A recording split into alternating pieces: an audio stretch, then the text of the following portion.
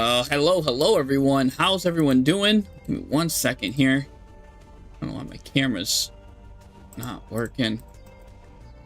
Having a little bit of technical difficulties. That's just why it's... Oh, I had to move that to the... I had to bring the camera to the front. There we go. Okay, sorry about that. All right, a little technical difficulty, running a little late, but we're gonna jump into Enneacraft here, Enneacraft. We're gonna talk about that. There's a lot of text and stuff, and I got a huge glare in the window. Give me 1 second as I take care of this glare. Oh my gosh.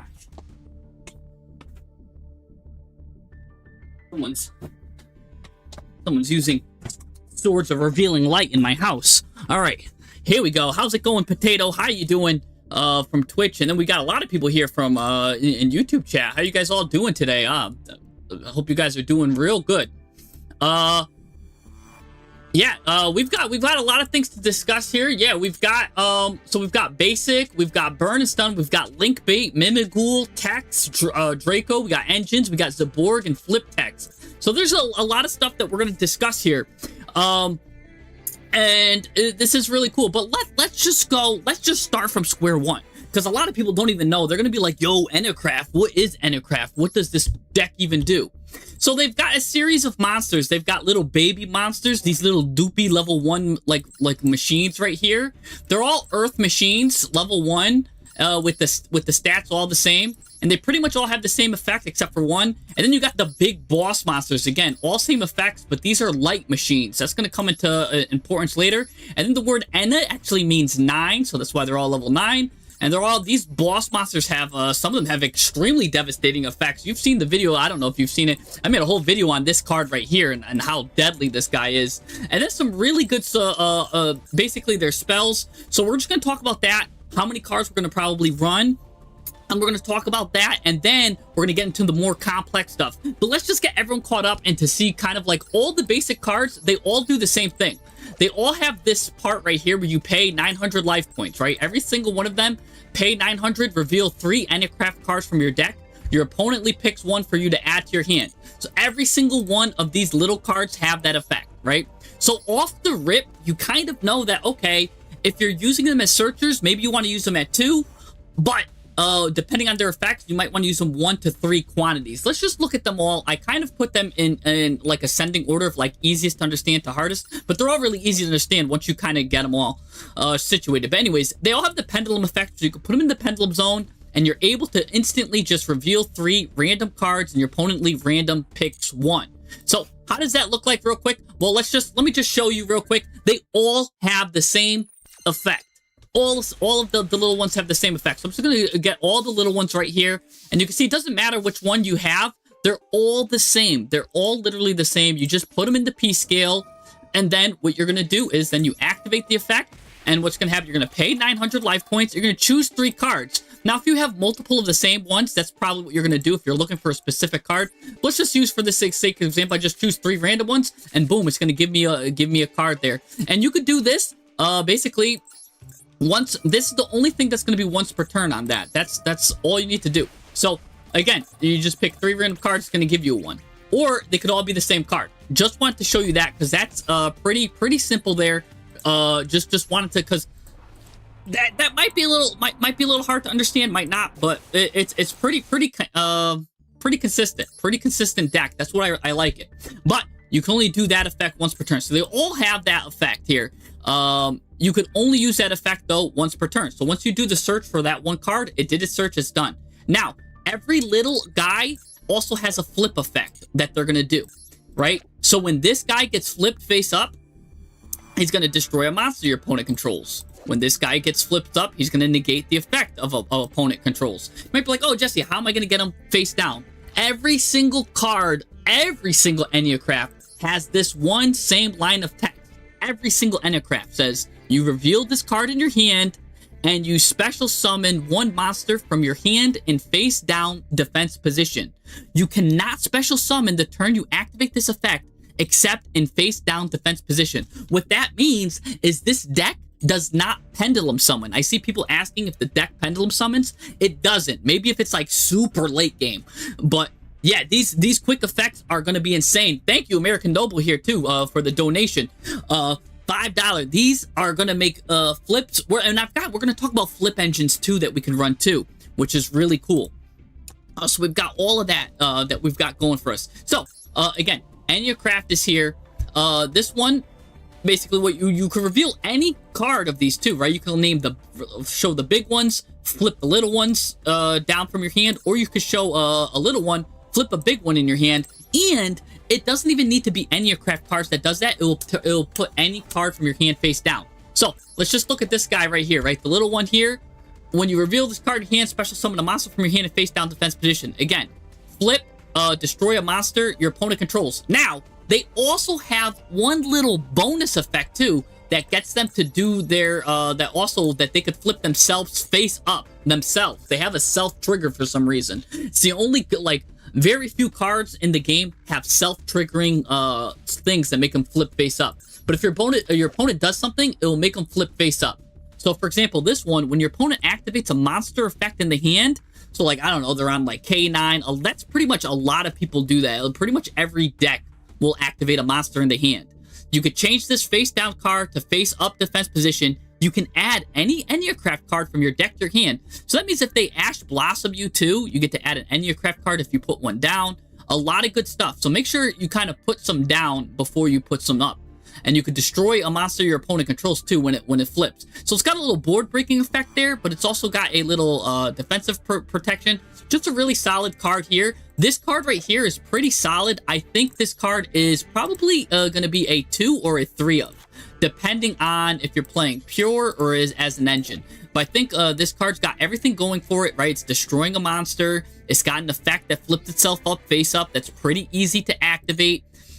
Let's just put it at 2 for now, right? Because we're going to kind of go and see. We're going to be like, oh, this is good. This is not. This is really good. This is not. Okay. Let's look at this one right here. The Enneacraft, and I didn't say their names. These guys got crazy names. Like this name's Orgia. Which one? This is Tromaria. I don't know. We've got the blue triangle here.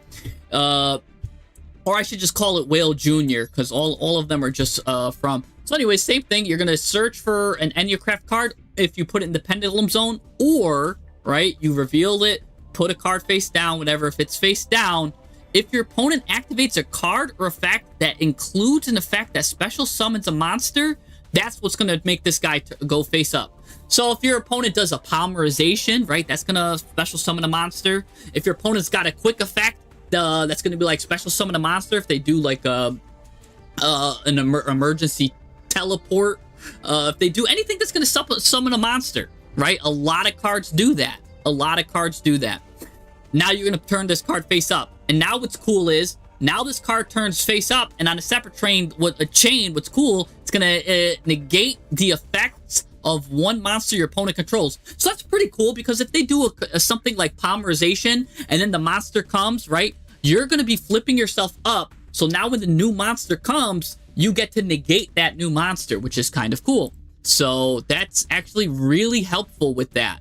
And then, of course, also, by the way, when this card, whenever they flip face up, these little baby ones, you're also going to be adding an Enneacraft card from your deck to your hand. That's really good to know.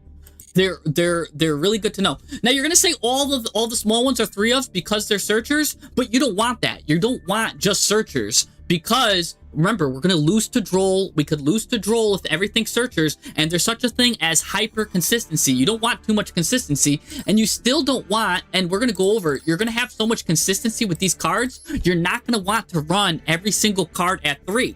So some of the small 3-ofs are not going to be, the small ones are not going to be 3-ofs, right? This card is pretty good, though, so I could see us running this one at 3, right? I could see us running this one at 3. But just in case, right, we're going to put it at 2 for now. We're going to look at our consistency. If we need more consistency, after we look at our consistency, then we'll start adding cards. That's the reason why a lot of Enneacraft players are having trouble, because they're having too much consistency. Then they're just drawing the same cards. You're going to need certain cards. But don't forget, the consistency part of it, you can only do once per turn anyways. So it's good to get different variety of the cards. So, very important. No, you don't need to see any of the small ones. No, you don't even need to see any of the small ones at all. So, because this alone could make some stuff work, and you'll see. We'll get into everything. Just don't worry. All right, let's look at this one right here. This one, same thing. It's got the searching ability here, and then when your opponent activates a card effect that includes an effect that adds a card from the deck to the hand. That's a lot of stuff. So your opponent will definitely do that, right? I don't know any deck that doesn't add a card from deck to hand. Change this face down to face up defense position. Add an Enneacraft card from your deck to your hand. And what it does is it's going to banish a random card from your opponent's hand until the end phase when it flips itself face up. So that's really cool, because if you notice the synergy here, right? So if you notice the last one, when your opponent did something, right, with the poly, the flip effect negated kind of that monster that's trying to come out. And it had a small chance to kind of do that. See here, the same thing's going to happen. When your opponent searches a card, guess what? Now it's going to flip face up. And now it's going to try to banish that card that they just searched. It's going to be a random card, but now if they have, let's say if they have still 5 cards from their hand, you've got a 20% chance to banish the card they just searched. Now, what's interesting to know is this is a really good going first card. It's not going to help you going second, really. Against some matchups it will, I guess against Cool Tune, certain things like that. So that's another thing to know, is some of these cards are good going first and second, while some of these are only good going second, and some of these are only good going first. So this is a card that's only really good going first. That said, we're probably running at 2 for the consistency, right? And you can see here then how a card like this kind of works when they activate an effect in hand. Like, oh, that could work going first or second, right? With Ash Blossom and stuff. So now maybe, because this card of all of them kind of works going first, going second, I might want to run this one then at 3, because it's so versatile. These two right now I might run at 2 and see how we're kind of thinking and getting our brains churning. And that's why I kind of wanted to start them all off at 2, so you could kind of see oh wait, some of these are going to be more valuable than others, right? This one right here kind of works going first again, because you want to set it, have it ready for your opponent's turn. But also I could see it going second too, if you flip it and then they might special summon something, right? Well, a lot of cards will special summon during your opponent's on your turn. Labyrinth, White Forest, right? So I can see this card being good going first, going second too. So maybe this one we run at 3, this one we run at 3, just because they work both going first, going second. And maybe we just keep this one at 2, because this one only really helps you going first, because they're not really going to be... Some decks will add cards from their deck to your hand on your turn, right? The opponent might do that, but not a lot. So let's just keep this one at 2 for now. Okay, let's look at this one right here. What's this little guy up to, right? All right, what's this guy? This guy is going to, when your opponent activates a card effect in the graveyard or banishment. Okay, that's interesting. You could change this face down card to face up defense position, add the Enneacraft, and then it's got a flip effect. Shuffle up to 3 cards from your opponent's graveyard or banishment into the deck. So that's interesting again. It's kind of got synergy with itself. If your opponent's activating a card in the graveyard, this one's kind of upsets me though, because by the time it let's say it's a Luna card, you know, like Snow, Fairy Tales Luna, right? That's what I mean. And it kind of activates in the graveyard. It could kind of dodge now by the time it's face up, because that's going to be on a separate chain.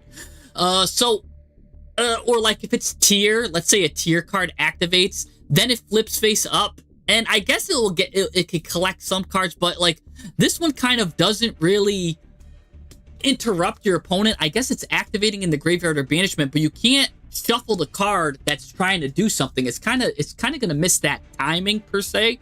And also your opponent, you can't really rely on your opponent doing graveyard stuff on your turn. So maybe it's a go first card only, and then maybe the shuffling cards in the graveyard or banishment. So you know what? This card might be a 1 of, unless we find ourselves lacking the consistency, it's going to be a 2 of. But you could kind of see here how we're getting into an echelon of, wow, some of these little guys are better than others, right? So this guy's probably going to be a 1 of, but if we need the consistency, it will be a 2 of, right?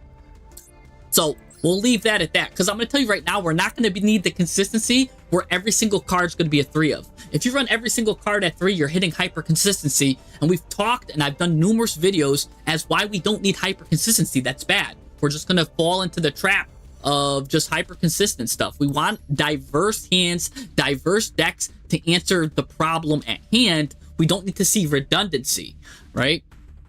All right. So we're going to leave this guy at 1 for now. Let's go into Trito Enneacraft Expansia. This is actually the newest one of all of them. So this one's a little bit slightly different than other little ones, and that's kind of why I'm leaving it for last, all right? Speaking of which, let me put the spider then for last too, because every little guy has a corresponding big guy, right? So I'll put like this guy goes with the whale, this guy goes with this guy goes with him, this guy goes with him. So every little shape turns into a big guy. So that's kind of cool there. Anyways, so now let's talk about this little guy. He's kind of the new one of the bunch. So he's going to do something a little bit different here. So he's still got the fact, right? You get to search for 3 cards or pick. You reveal 3, search 1 card. You reveal this card in your hand. You can special summon a thing. But here we go. Let's see what's this right here. When your opponent activates a card or effect that includes an effect that sets a card. Now, that's interesting. What decks set a card? The only decks really I could think of off the top of my head is something like Odeon, right? Might set a card, right, from their field spell. Or you got Draco Tail. All of them like to set the traps, right? That lets you flip this card face down to face up defense position. So this would really be a really good side deck card already. I could tell you right now, if these were side decks. Also, you could put, let's just say your opponent's doing a graveyard deck. Don't forget, some of these are really good at being side deck cards. If it kind of like answers the question at hand, you could put like the missing amounts as side deck numbers. If it was, right? So like I would put the 3rd copy here in the side deck. I would put these 2 if I was playing in TCG or something, right? I would put these already in side decks like this because these are very tailored counter cards. Anyways, so what happens if we flip this? Now, if itself flips up, we're going to destroy a spell trap your opponent controls. Look at that. It's destroying the spell trap your opponent controls because if something's getting set, it's likely a spell and trap. So the fact that it flipped and it flipped itself adds an Enneacraft and it's going to destroy a spell trap, that's really good. So again, this makes it double good against Odeon and really good against Draco Tail because you destroy the trap that they just set. So it's almost like this card is tailor-made to counter Draco Tail, which is really funny. Oh, and if you do, special summon 1 monster from your hand in face down defense position. By the way, destroy a spell trap your opponent controls, and if you do, special summon 1 monster from your hand in face down defense position. That is mandatory, by the way. You have to special summon a monster, which actually won't be a problem because remember, you get to add an Enneacraft card from your deck to your hand. So whatever card you just added, guess what? Now you can special summon that card from your hand in face down defense position. So that's really good knowing that. So this is a really good card, really strong, but the problem is this card is like tailor-made for only certain decks, right? Only certain decks. So I don't really want to see it in my hand for its like to put it face down on the field unless I know I'm against Draco Tail.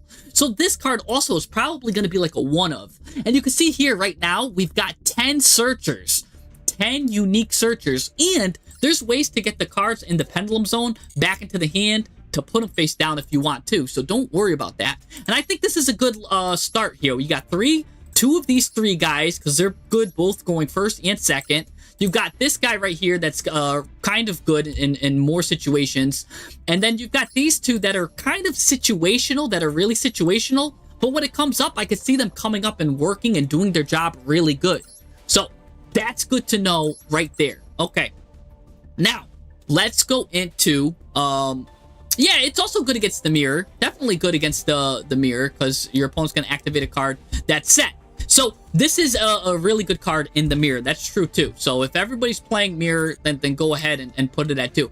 Now, don't forget, if you find yourself lacking consistency, then you could put these cards at 2. But I don't think I would go more than that with these guys because then you're approaching hyper consistency. We have 10 searchers right now anyways, or 1, 2, 3, 4, 5 unique searchers, right? Like, okay, how many more searchers do we need? But let's look at the big guys, because already we're not winning off of those effects alone, right? None of these cards are doing anything crazy. They're just searching. There's no win condition laid out for us. So far, we're just searching. But what are we searching, Jesse? Just Enneacraft cards? You know what I'm saying? So again, yeah, you're negating maybe the effect of a monster, but nothing really got you closer to the win condition, right? This could have been an imperm. How are we getting close to a win condition? We need win conditions, right? All of these are just consistency, and that's the problem I see with a lot of Enneacraft lists. They put everything at 3, and then they're like, why am I losing? Why am I bricking? What's going on? Or not bricking, they're like bricking on consistency, if that makes sense. It's like, imagine just having a deck full of like bonfires or something that you can only use once per turn, like what you would call reinforcement of the army or something that you can only use once per turn. I don't know, like Signet mining. You have a deck of like 30 Signet minings. Like, you don't need that many Signet minings. And let's continue. Let's move on to the big boss monsters now. Now, the first guy I want to talk about is this dude right here, because this whale is absolutely nuts. This whale does it all. It does your taxes. It will comb your hair. It will file for unemployment for you if you're not working. It's good if you are working. It will help you get a job. It will be your recruiter. And then even when you get the job, it's going to be your boss and help you get promotions. This card does it all. It'll be with you through every step of life. It does everything. So with that said, I'm already going to tell you you're going to play this card at 3. This is the reason why Enneacraft is so sick, because this card is like 5 win conditions on its own. And let's go over this card, because people are gonna be like, oh, Jesse, why are you glazing this card so much? I've never seen a card get glazed so much. And I'm telling you, when I read you what it does, it's gonna be well worth the glaze. I'm gonna glaze this like a donut. Let's talk about it. Let's talk about this card. So all of the big guys have the same effect, by the way, right here. If a monster is flipped up, right, and it's in the pendulum zone, you get to place an Enneacraft counter on this card.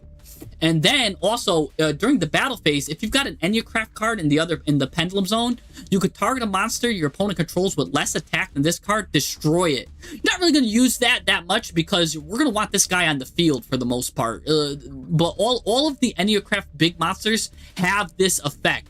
And it's worth noting that it's nice too, because if you've got an Enneacraft card in your other pendulum zone, which is probably we're going to be chock full of at least one little guy, all of the big guys will have that part. You can target one monster controls with less attack than this card. Basically, it lets you destroy any monster with attack less than this card. So anything with 2,900 or less attack. A free little pop. Again, you probably won't use it that much, but that's nice that you got a little pop on the big cards if you need it.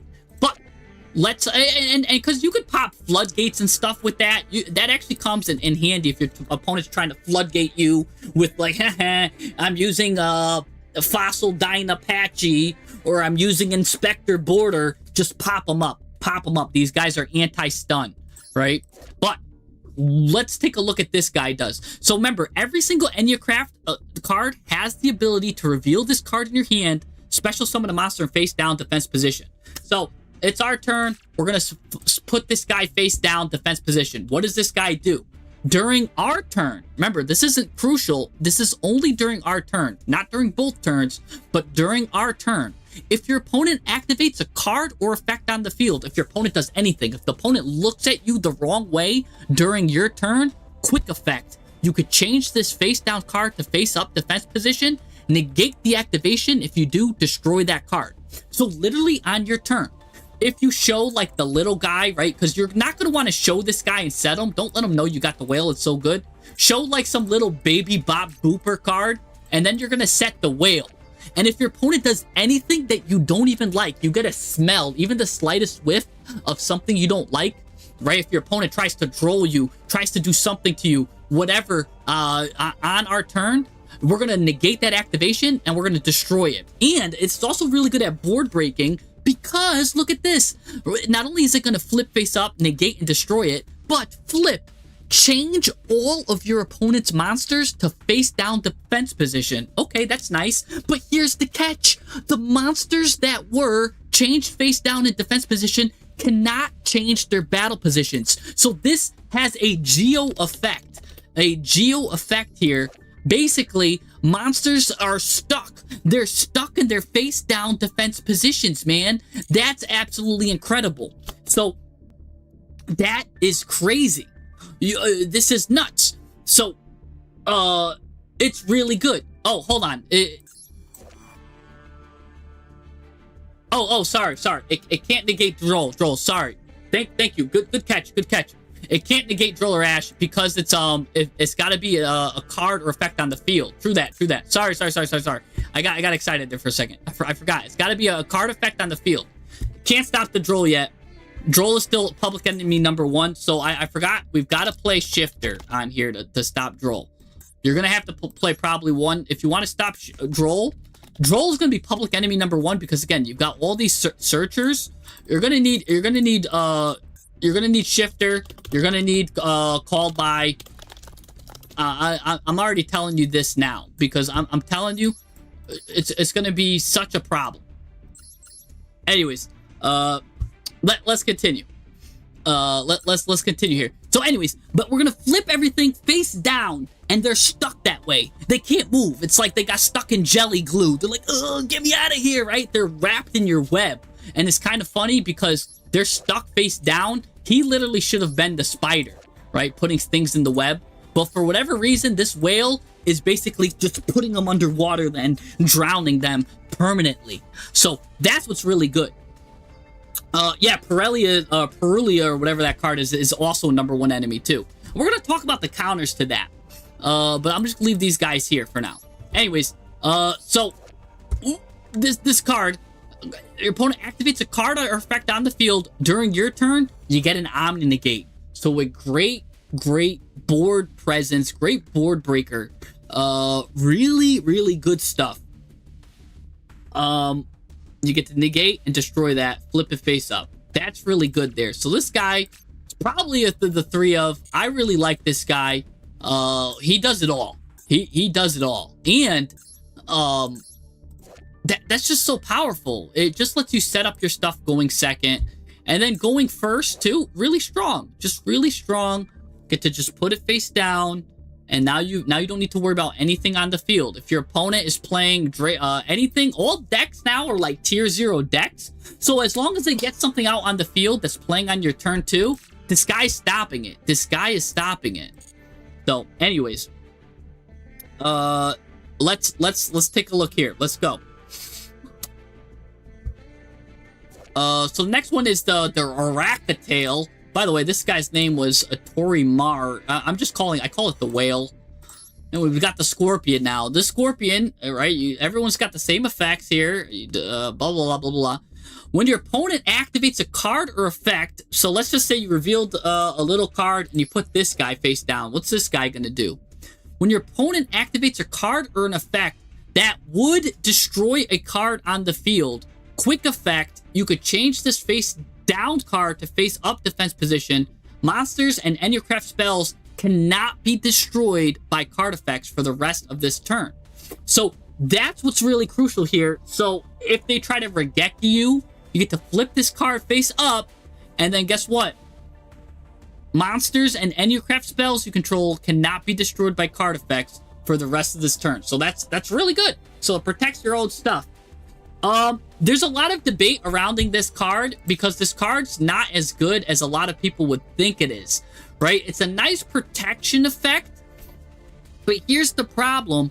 It says when a card or effect that would destroy a card, if the card has an optional effect to destroy a card, like if it does something, then it says you can destroy a card, you can't flip it up. And so that's what a lot of problems, and it's causing a lot of ruling issues with that. So this card's not really as good as you think it is. This card's not that crazy. And also it says here, when opponent activates a card effect that would destroy a card on the field, change this face up defense position. Monsters and Enneacraft spells cannot be destroyed. So that's really good too, because that's protecting your face down cards, because it just says monsters and Enneacraft spells, but it won't protect your non-Enneacraft spells. So it doesn't know if something's a non-Enneacraft spell if it's like face down. So it could also destroy face down spells, until it knows it was an Enneacraft spell. You know what I'm saying? So it doesn't protect your face down spells. It will protect your face down monsters, but it won't protect your face down spells. So that's interesting to know too. So if they do a Harpy's Feather Duster, right? You flip this card face up. Yeah, it's gonna protect your field spell, but it might not. If you have a quick, like, if you have some like quick effect stuff, like face down, like a super poly or something, it won't protect that, and that's gonna get destroyed if that's the first thing your opponent does. So again, it's not protecting everything, right? It's not protecting everything. But here's what's cool though, right? So the whale had a win condition on its own, in that it's changing all of your monsters permanently to face down defense position. How is that a win condition? Because you clog your opponent's field if it's certain decks, right? If your opponent's playing a Synchro deck or an XZ's deck, and you flip them face down, you're slowly clogging your opponent's field. Or maybe it's a Link deck, and you slowly start clogging your opponent's field, right? The regular monsters. And then they can do less and less plays. And eventually, if you clog the whole field, if they have nothing to tribute or like clear their field or like no droplet, you kind of created a win condition there. Same thing with this. This guy now, when he flips up, he activates his win condition. What's his win condition? After this card is flipped up in the monster zone, each time a monster is sent to your opponent's graveyard, they take 900 damage. Now, that's no joke. If your opponent does a combo, when they just do a regular combo, they're probably sending like 10 monsters to the monster zone by the course of their combo. This card alone can win off of the win condition. So although its protection effect is really lackluster, the fact that it's got a really good win condition is kind of what makes up for it. So the protection effect, I think I would give that like a D or C tier effect. It's self-activating stuff. But the fact that it's got a really good burn clause here is really nice. Also, these EC counters will also come into effect here. So because of that, I think that you do play this card, but you play it at 1, right? You play it at 1, and you got to keep them honest too. By keeping this card in the deck, they'll be less likely to play cards like Regeki and stuff like that. So it's nice to keep this guy in at 1. All right, let's go to this guy now. The Astrapixius. You can start seeing now that, okay, we're starting to get some kind of win conditions on the board. All right. Because just reading the little guys, we didn't have anything to make us win. What's this guy going to do here? What's this guy doing? This guy is Pixia. I don't know what this animal is, really, because, I mean, we got a scorpion and a whale. I still don't know what this thing is. It just looks like the Nine Tails from Naruto. But except it's got a bunch of lasers coming out of it. So, anyways, this guy, what's this guy do? What makes him flip? And what makes him flip himself face up? Right. So let's say you put a little guy. This guy's down on the field. What's this guy doing? When your opponent activates a card or effect that targets a card you control, okay. So like Imperm. If they target a card that's gonna pop something, right? That targets a card. So also they could target one of your face down cards. They could target one of your face up, right? If they MST you because they're on Typhon or Typhoon, you change this face down to face up defense position, negate that effect. All right, that's great. Then banish a random face down card from your opponent's hand. So that's nice. So now this is a 2-for-1. So not only did you target a card, right? And a lot of cards target too. That just target a card you control. And it might try to target and banish you, target and destroy you, target and bring you back to the hand. That's really cool. We're going to negate that effect, and then we're going to banish one face down, by the way. Banish a random card from the opponent's hand face down. Gone forever. Good. 2-for-1. I like that already. That sounds good. I kind of like that. That's good protection. This guy could just chill face down the whole game. I don't care. Knowing that I have this kind of protection is really good. I'm already liking this a lot. Now, what happens when we flip this guy face up too? He's not even done.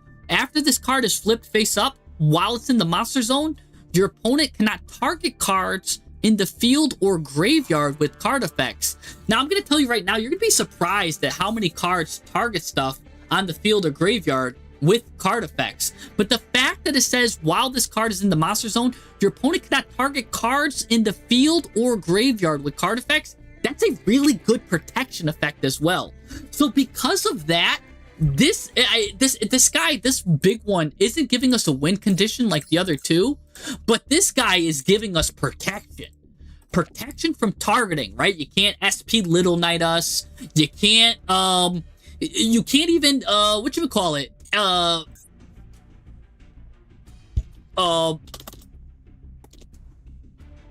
Not SP Little Knight. You can't, right? You can't WP Fancy Ball us. Fancy Ball. What's going on here? What do you mean there's no Fancy Ball? Did I? Hold on, I gotta fix my thing here, my search. But you guys know what I mean. You can't, I don't even think you can IP Masquerena. Alright, look at this. Well, they could IP Masquerena, but here's the thing. If they IP Masquerena into Fancy Ball, right, let's just do WP. I don't know why WP Fancy Ball's not in here.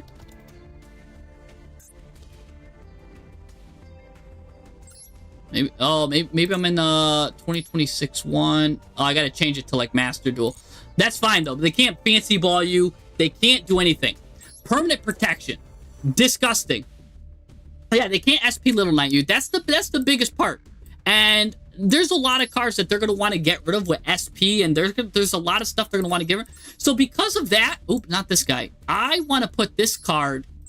I would put this card in at 2. I think that's a good 2 of, right? Like a good hot 2 of, you know? Because here's the thing. It's really good. You really want to see it. Maybe we could argue 3 of, but I don't want this card clogging my hand. It's not searching and it's not giving me a win condition. So I could see this is a good hot 2 of, and we're going to just put it at 2, right? Maybe have 1 if your opponent's got a really deadly deck. Put it in the side deck. Same thing with this. You're going to want probably all the Enneacraft cards in the side that aren't doing anything, except this guy. This guy's not really doing much. You could just leave him at 1 and just call it a day. Now, maybe just have 1 extra one in the side for him. But that's neither here nor there. Now let's go to this lion guy here, Leon. This guy's a jaguar, even though his name is Lion with his mane, I guess. But he's got the body of a jaguar. Anyways, what's Leon doing here? You reveal this card in your hand. Yeah, special summon a monster from your hand face down defense position. That's what all of them do. Now, when your opponent activates a card or effect in response to your card or effect activation, you could change this face down card to face up defense position. Return up to 3 cards from the field to the hand. That's really good. When your opponent activates a card or effect in response to a card or effect activation, that's pretty much anything, right? A chain link, like whatever that you do on your stuff. As long as you do something and your opponent responds to it, now this guy just puts himself face up. And then you can return up to 3 cards from the field to the hand. Not to mention, that is non-targeting returning from field to hand. Non-targeting, and not only is this non-targeting, but you could target our own cards too, right? Maybe some of the baby cards that already did their effect, bring them back to the hand, right? Maybe bring some of the, like if the whale activated his effect on your turn and used himself up, maybe you want to bring that guy back to the hand. We could bring our own cards up here too, back to the hand. It could even bring itself back to the hand if you want, but I don't think maybe you might not want to do that because of the effect we'll read. But know that you could choose even some of your own cards to bring back to the hand. Maybe some of the cards in the pendulum zone, you might want to bring it back to the hand so you could use them again. Or like just like deceive or put them on the field. It's got a lot of versatility with this. What does it do when it flips itself face up now too? So we're bringing up to 3 cards back to the hand. And then after this card was flipped face up while it's chilling in the monster zone, each time your opponent adds a card to their hand by card effect, they take 900 damage for each card. So this is an Enneacraft counter because Enneacraft searches Enneacraft so many times. In fact, if this is any like slop pile deck, they're taking a lot of damage. I don't know if they're going to do 10 searches or 9 searches because that's 81. That's enough to OTK. But this is again a really good card to do at least some damage. You're probably thinking your opponent's going to do at least 3-4 searches if they're playing a modern deck. So you're looking at probably about like 3,600 damage if they do 4 searches, which is pretty good. Not the craziest thing. And again, you're returning 3 cards from the field to the hand. It's not likely that they're going to have a lot of stuff to set, so or that they're on the field. So although this effect seems crazy, I don't think it's anything like game breaking. I don't think this is a winning effect, as much winning as this Scorpion was doing. Like, that's a game winning effect, while this one is just kind of complementary damage. It's kind of complementary. And the same thing with this, return 3 cards from the field to the hand. Probably you're only going to be returning like 1 or 2 from your opponent's side. Maybe you're using it more for yourself. So because of that, I think this guy's going to be a 1 or a 2 of, depending on the decks you're playing. I would definitely play 1 and then keep 1 in the side. But I don't think that this guy's doing anything game-breaking that's going to be making us win. This is a good, helpful thing, but you do give him the cards back, right? So if it's a spell card that's on the field, right, you could essentially, right, if it's an extra deck monster, you're putting it back to the extra deck. It is good removal, though, because it's non-targeting. So very strong. But I think we want it at 1, because again, we don't want to overclock ourselves with too many of these boss monsters, but they're really good to have and where they are. This card's only good going second? No, because you could put it going first, it sets itself, and then it's just chilling face down, waiting for an opponent to activate a card in response, right? So it's good going first. It's just, it's not going to do anything for you when you go first. It's just going to be chilling face down, but it's waiting for your opponent to do something, because then it'll flip itself face up and be a win condition. Technically, if you combined Leon with a Racktail, you're gonna get a really good win condition really fast. So you could do something like that. If you're trying to play like the burn version, I would kind of focus then more on like these 2 guys working together in tandem. But if they're not working together in tandem, you kind of want to keep them each at 1 to keep your opponent honest. But if you're playing like a burn version that's trying to burn, maybe this card you want it, maybe even at 3 then, right? You probably want this card at 3 if you're playing a burn version of the deck to really burn yourself. But if you're just playing it basic and just trying to just, you know, cover all bases, and you're not really doing a burn victory, just leaving this guy at 1 should be enough. Now, what's the Spider doing? The Spider here. The Spider. I think its name should be Spider. Anyways, Spia here, the Spider. Reveal this card in your hand, and set a card like they all do. By the way, each time a monster's flipped face up, you'll be placing an Enneacraft counter on this card if it's in the pendulum zone. Yep.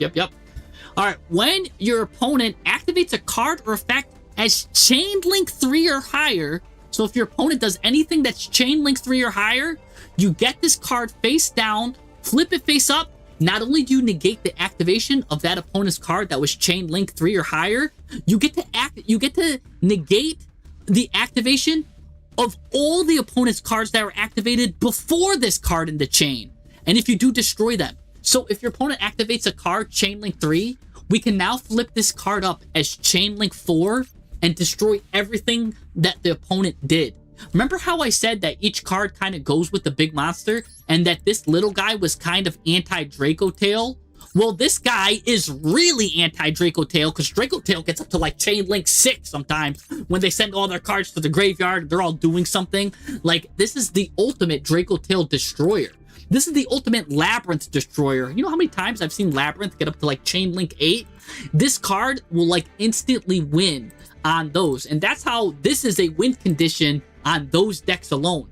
If the Draco Tail player can't get that Chain Link 4, or the Labyrinth player can't get that Chain Link 4 or higher, you pretty much just sealed the deal, bucko. This thing literally wrapped your opponents in its web and sucked the life out of them. Literally, you could look at their face and like, this is a great card to play in person, because when they do like a Chain Link 6 and they're getting all excited, they're like, Chain Link 6, bucko! And you flip this guy out, you can literally look and see the life, and you're sucking them as if you literally did a real life soul drain, right?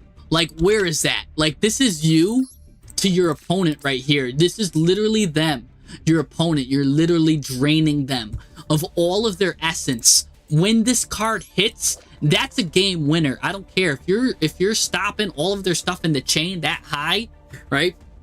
It just sucks them up, right? You just mosquito suck their soul. You're a Dyson vacuum cleaner sucking their soul out. Anyways, you're Kirby from Kirby, the pink guy that sucks and eats the food, except instead of the food you're eating their soul. Now, what does this guy do now? And by the way, I didn't get to read out what else it does. So not only did we just suck our opponent's soul out, what else do we do? When this card is flipped face up in the opponent, when it's in the monster zone, your opponent cannot activate cards or effects in response to their card effect or activation. So that means they cannot, if this card is flipped face up now your opponent can't activate cards in response to their own cards. So that means now they're limited to just doing one chain at a time. Do you know how deadly that is against some decks? This is absolutely insane. This is a nuts card, and this is a deadly floodgate on top of that. This guy is really the spider web, because this thing is crazy. Now, you're going to say, cool, thanks, Jesse. I'll always stop and chain link too. I have a deck here. I made a deck. Hold on, I'm going to save this. Where I'm talking about stuff that's going to force the chain link. This should be called chain link bait. We're going to force the opponent to automatically do stuff on chain link 3. And we're going to talk about that later, because that's such a good win condition. We could focus a deck around the spider alone. So you think that okay, I'm just gonna make sure I don't do anything chain link 2 or higher. But already, that's so good, because even the threat of that, right? Let's say you reveal an Enneacraft card, and you flip down and you put some whack card face down position, right? Like you just flip down, put one of these face down or whatever. They might think it's the spider, and that alone does subconscious damage. And that they're like, man, now I'm playing against Enneacraft. I can't do anything chain link 3. They're going to take the risk. They're going to get greedy. Like you know how like you play against Nibiru, you're like, they won't have it. You know what? We are going to have it, because this card is so delicious. I think we want to play it at 2 or 3. It's so good. Like, it's such a good feeling too. It's probably want to play it at 2, but the feeling is just so good that I think we want to play it at 3, guys. I think that's such a good win condition, and it might be mathematically imperfect to run it at 3, but because I want to give you that feeling of just the good feeling of that good soul drain, I think we got to play it at 3. Because then your opponent won't know if you got it or not, especially if you play it at 3. If it doesn't work, if they're playing a chain link 2, then put them back into the side. But I think at minimum, maybe we play this card at 2. What are you guys thinking? Would you guys think this is a 2 of or a 3 of? Because I've been debating, looking at this card, and what do you guys think? It's a 1, 2, or 3 of, right? Let's do a poll on this one. I don't know. Is the spider a 1, 2, or 3, right? So 1, 2, 3. I'm not even gonna leave 0 as an option, because we know that we're playing at least a 1 of this.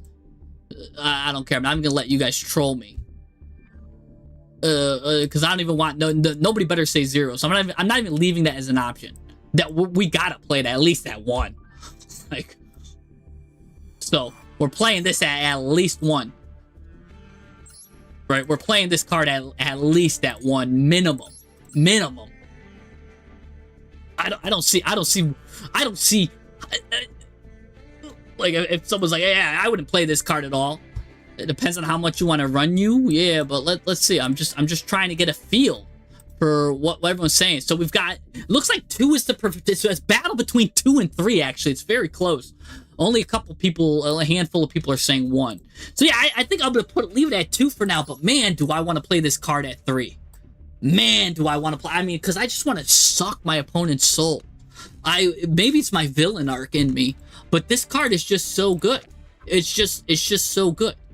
And that's why I'm making a specific deck, and I'm trying to get specific cards that are going to focus on just raising the chain link, just so I can get that feeling, just so I could feel what it's like. Because that floodgate effect is really good too, by the way. Having them not being able to activate stuff in response to their own things means they cannot do a quick effect. If they have quick effect cards, like, they can't chain the quick effect to their own stuff. and they can't chain block. You know how many times your opponent tries to chain block when they're doing searches and stuff? It's really good. So I think that spider is really nice. Yeah, so all right, let's just end the poll here. I think you guys have discussed this enough, and let's see where we're at. Let's just see the results. Yeah, you guys are just stuck between 2 and 3, and I think I'm feeling the same way. We're gonna leave it at 2 for now, because again, we've got so many different ways to search the spider. I think we're fine putting it at 2, right? We don't need to see 2 spiders in our hand if we don't need to. And we've got about, all right, we've got 10 little guys, 9 big guys. Okay, that's cool. There's probably someone that has extreme OCDs, like I need 10 big guys, 10 little guys. I need the math to be perfect. Like, no, I'm sorry. I'm gonna put 10. I'm gonna do 10 and 9, because I'm trying to get the right ratios here, and I think probably this is the right one to run. And that brings me back to this whale too. But this is such a good card, right? Pretty much really good. Make sure you get your stuff, getting done. So yeah, I'd probably do with this as a 3. This is going to be a UR, by the way. I'm pretty sure this spider is going to be a UR. These cards are going to be SRs here. All of these are probably going to be SRs. Maybe they might be a little sneaky and give one of these little guys a UR for whatever reason. But I think they'll put a lot of URs on these spell cards. Because let's go to the spells now, and I'm going to show you just how good a lot of these spell cards are going to be. So let's first talk about the field spell, because that's going to be kind of, right, like a main thing that we're going to want here. Once per turn, during the end phase, you're going to remove all the Enneacraft counters from your field, and if you do, your opponent takes 900 damage for each. And just to remind you how to get the Enneacraft counters again, remember, if you put any big guy in your pendulum zone, right? If the big guy's in your pendulum zone, each time a monster's flipped up, you're placing Enneacraft counters on these cards. So the only real way you're putting a big guy in the pendulum zone, kind of is if you're going second and you already have the corresponding big guy on the field, or you're just trying to burn your opponent for a little bit more damage. Because most of the time, you're going to want to put the big guys on the field and not in the pendulum zone. Or if you really want to use that pop effect, right? But yeah, each time a monster's flipped up, you're going to be placed in an EC card, an EC counter on this thing. So this thing is saying, during the end phase, remove all the EC counters from your field. If you do, your opponent takes 900 damage for each. Now, a reminder, probably a typical combo, you're probably flipping about 3 or 4 of these a turn, maybe a little bit more if you've got certain card effects, but like during like a first turn, second turn, so you're not really going to be finishing your card off with this. Now, there's some decks that try to do a FTK with it. I think that's very inefficient. I think if you're trying to do the Enneacraft FTK, you're going to see why that's not a good idea. But this is a great card to do consistent burn damage over time. Probably about, again, like 2,700 burn damage per turn or something like that. Might be good, right? Might be good. Might be only getting you like 1,800. Might even just do 2. It's not that crazy, or it's not doing that much burn as you guys think, but it is very consistent. So, nice to know. Anyways, also the thing here too, it's also each time a monster is flipped face up. So it doesn't even have to be an Enneacraft monster itself. It could be your opponent's monsters, right? Maybe you hit him with Daruma Karma Cannon. It could be it could be your own monsters that you have flipped face down. So in some regards, this can get pretty heavy damage on it. It all depends on what you want to do there. Oh, I'm going to talk about Subspace Battle. I have a lot of these. Don't forget, we're just talking about the basics here, guys. I'm going to get to text. I've got a whole thing on text here. We've got flip text. Well, I'm just trying not to confuse you guys by putting a lot of stuff on the screen. We're just on the basics right now. We're going to get to all the text and cool stuff, because people are saying stuff like Subspace Battle. I've got that covered. We're going to talk about that. And by the way, I do not think, spoiler alert, I actually don't think Subspace Battle's that great a card. I know, sounds crazy. Yeah, it is 1800 burn if you've got both pens. It is 1800, but then you kind of clogged you make sure you put both pens in there. We'll talk about it. We'll talk about it. We're gonna get there. Don't worry. But yeah, you got to think that's why I said it's getting you about 1800 if you've got one pendulum, and about 36 damage if you've got two of the big guys. But it's really not going to be doing that crazy, because how many times are you flipping on your turn? Probably like once or twice maybe, and on your opponent's turn once or twice, depending on how many big guys or little guys you've got, right? So it's not that crazy. It's good, but it's not crazy. But the fact of the matter is, let's say if you get just a singular 3,600 damage with this, don't forget, if you get the tail out, that's doing a lot of damage. Same thing with this guy. Together they can add up, right? It adds up cumulatively. So you're gonna kind of want to tailor and get that damage to where you need it. But let's continue, because right now it's just doing damage here. You could target any number of pendulum monsters, the Enneacraft pendulum monsters you control, return them to the hand. So that's really good, because you're going to want to first do the searches with your little guys. Search for like a big guy or a spell, right? Whatever you need. And then get another little guy. Try it. You kind of want to use like the little guy spells up. Then once they do their searches, you want to probably replace them again with more little guys or maybe a big guy. But these guys can now, you target those guys that you controlled that were in the pendulum zone, return them to the hand. That's why we don't want to play these cards at 3, right? That's why we don't want to play these little guys at 3, because they're already kind of clogging our hand. We don't want to see that many little guys, because we can already search, bring them back to the hand, put them face down. These guys can probably activate, search some more little guys, right? You don't need to like crowd yourself with the little guys. And I didn't even get to the other spells yet too, and you're gonna see something else. So that's really cool there. Now, if an Enneacraft pendulum monster you control is flipped face up during the main phase, you could choose one of them and return it to the hand or place it in your pendulum zone. So that's cute. So now, right, you might want to leave your pendulum zone clear. So when you flip up, maybe it's a card that you're like, oh man, like my opponent's not doing that much targeting or something. You could put the card into your pendulum zone, and then now you're going to start collecting the burn counters if you have other stuff, other win conditions that way. Or you could just return it back to the hand if it's something like the whale that they flipped face up on their turn, right? You want to bring the whale back to your hand because you want to make sure that that's going to go face down again during our turn where it's going to activate. So kind of cool there. So really nice. That's pretty cool. And now before the other support came, I would have said, all right, that might have been a 3 of, right? Because you could manipulate your, manipulate this. And I'm still debating if it's a 3 of, but let's move into, let's just go, we're going to skip right into this one right here. This might be a 2 of now, just because of this card right here, Reset.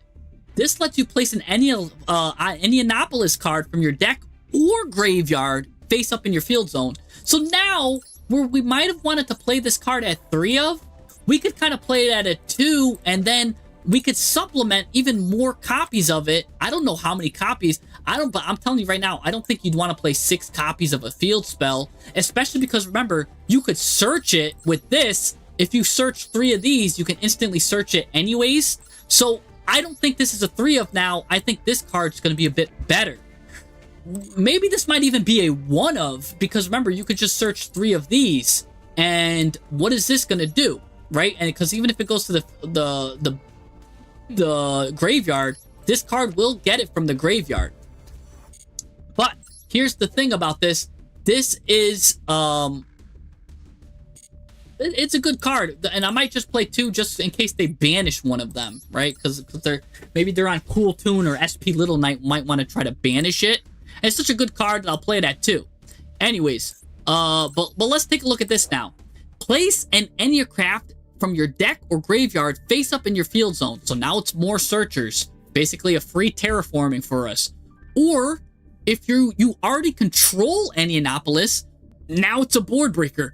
Why? You can negate the effects of face-up cards your opponent controls up to the number of cards in your pendulum zones. So that definitely makes me say like, okay, we'll play this at 2, and then now we've got a nice little board breaker effect if we're going second, right? Because we could just do 2 little searchers, board break, or maybe we'll put a big guy in there, board break, bring it back to the hand, put him face down, right? So we've got this card can now negate the effects of face-up cards. By the way, non-targeting. You can negate the effects of face-up cards your opponent controls up to the number of cards in your pendulum zones. So non-targeting, you could probably negate 2 pendulum or 2 cards on the field that are face-up. Great.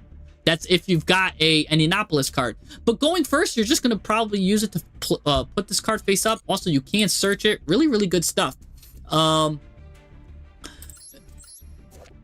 What else does reset do? If your opponent activates a card or effect while this card is in your graveyard, you banish this card, change an Enneacraft monster you control to face down defense position up to the number of cards in your pendulum zone. So if your opponent does anything, activate a card or effect, you get to just banish this card and take any of your face-up Enneacraft cards and put them face down. So that means your little guys, right? Probably these 2 little guys, which have effects that can easily flip themselves face up. If your opponent does something, guess what? You're going to flip them face back, face down.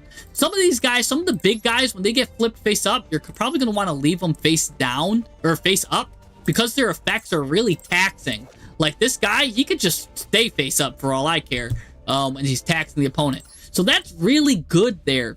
Now, like I said, how many of these do we want to play? So this is really good. Again, we've got 2 and 2. If we play it at 2 and 2, and we've got a little one, you could always reveal 1, 2, and 3 if you're going first to ensure that you're still kind of getting the field spell out, because this plays under droll anyways. So you're still good if you want to play 2 and 2. I think that's fine. I think that's really fine. That probably might be the right ratio, honestly, because again, you don't want to see how we didn't want to overcrowd ourselves with the Enneacraft cards. The same thing applies with the field spell. You don't really want to overcrowd it. I would just use, if you're looking for the field spell, I would make sure I would reveal like 1, 2, and 3, or I would reveal, let's say you do a little guy, maybe I'll do like a big boss I'm looking for in 1 and 2. And then in my second one, if I don't hit, then maybe I'll do like 1, 2, 3. You know what I'm saying? Because maybe the boss might be more important than the field spell for the first search, just in case you get drolled or something like that. So really good to know about that. But let's continue. So probably like a 2-2 or a 2-3. I'm not quite decided on what we like to do. Yeah, I do think out loud, and because this is a good one. I am. Buddy is not even remotely looking at the chat. I am, but I'm getting lost in the sauce sometimes, and I have to think about what we're doing. By the way, Two-Tone 114 is on a watch streak. Nice, 5-stream streak, man. Nice.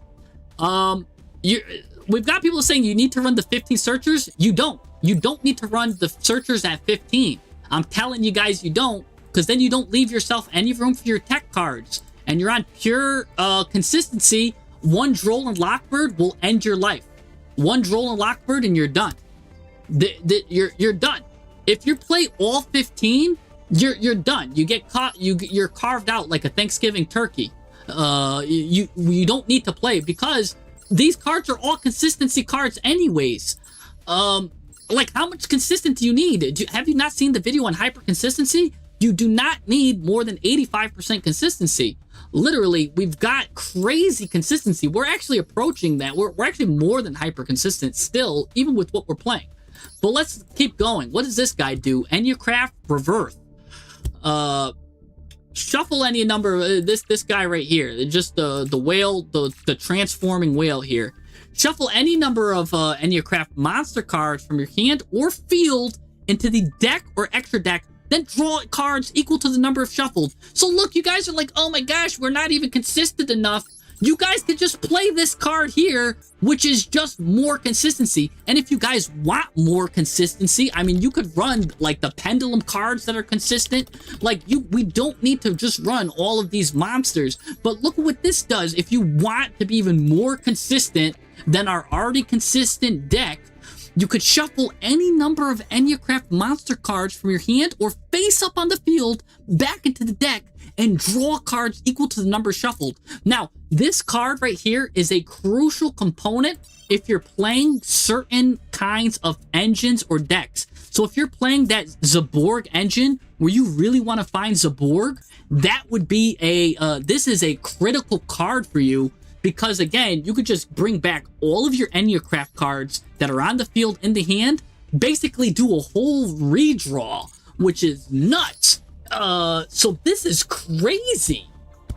And during your, if your opponent normal or special summons a card while this card's in your graveyard, we've got a graveyard effect, guys. You banish this card and activate one of these effects. Special summon an Enneacraft monster from your hand in face down defense position, or change a face down defense and Enneacraft monster you control to face up defense position. And that could be really good if you've got like something like you're doing a burn, but you know your opponent's not really targeting or destroying cards. You could just flip this guy up. So if you're doing a burn strategy, this is a 3 of. If you're doing a targeted card where you really want to search your deck and kind of thin your deck, this is a 3 of. Maybe in a pure list, it might be a 2 of, because you could like search it and do other stuff, but this is definitely between a 2 or 3 of right here. Same thing with this. It was like a 2 or 3 of. This is like a 2 or 3 of. This is probably going to be a UR also. On top of that, by the way, if your opponent normal special summons a monster, you might be like, oh, I could special summon an Enneacraft monster from my hand face down defense position. But Jesse, won't I already have done that anyways? And to that, I'm going to say no, because remember, all of your little guys have an effect that when they're turned face up, they're adding an Enneacraft card from your deck to your hand under certain conditions, right? So now that card that you added to your hand, thanks to the little guys, this big guy can now set one of the big ones, you know? And these guys will be searching, especially you want to get these little ones right here, face down. These two, the first 2 ones, you probably want on your field face down, because that's going to trigger this, and it's going to now allow you to target the one Enneacraft monster that you really need. So what's really cool about this is, yeah, when you're, because here's the thing, people are like, it's not consistent. I don't know what you're talking about. We've got we get a random Enneacraft card out of 3, right? And if we don't even get the one that we want, when it flips itself face up, we could just add the exact Enneacraft card we want, and then have this one put it face down.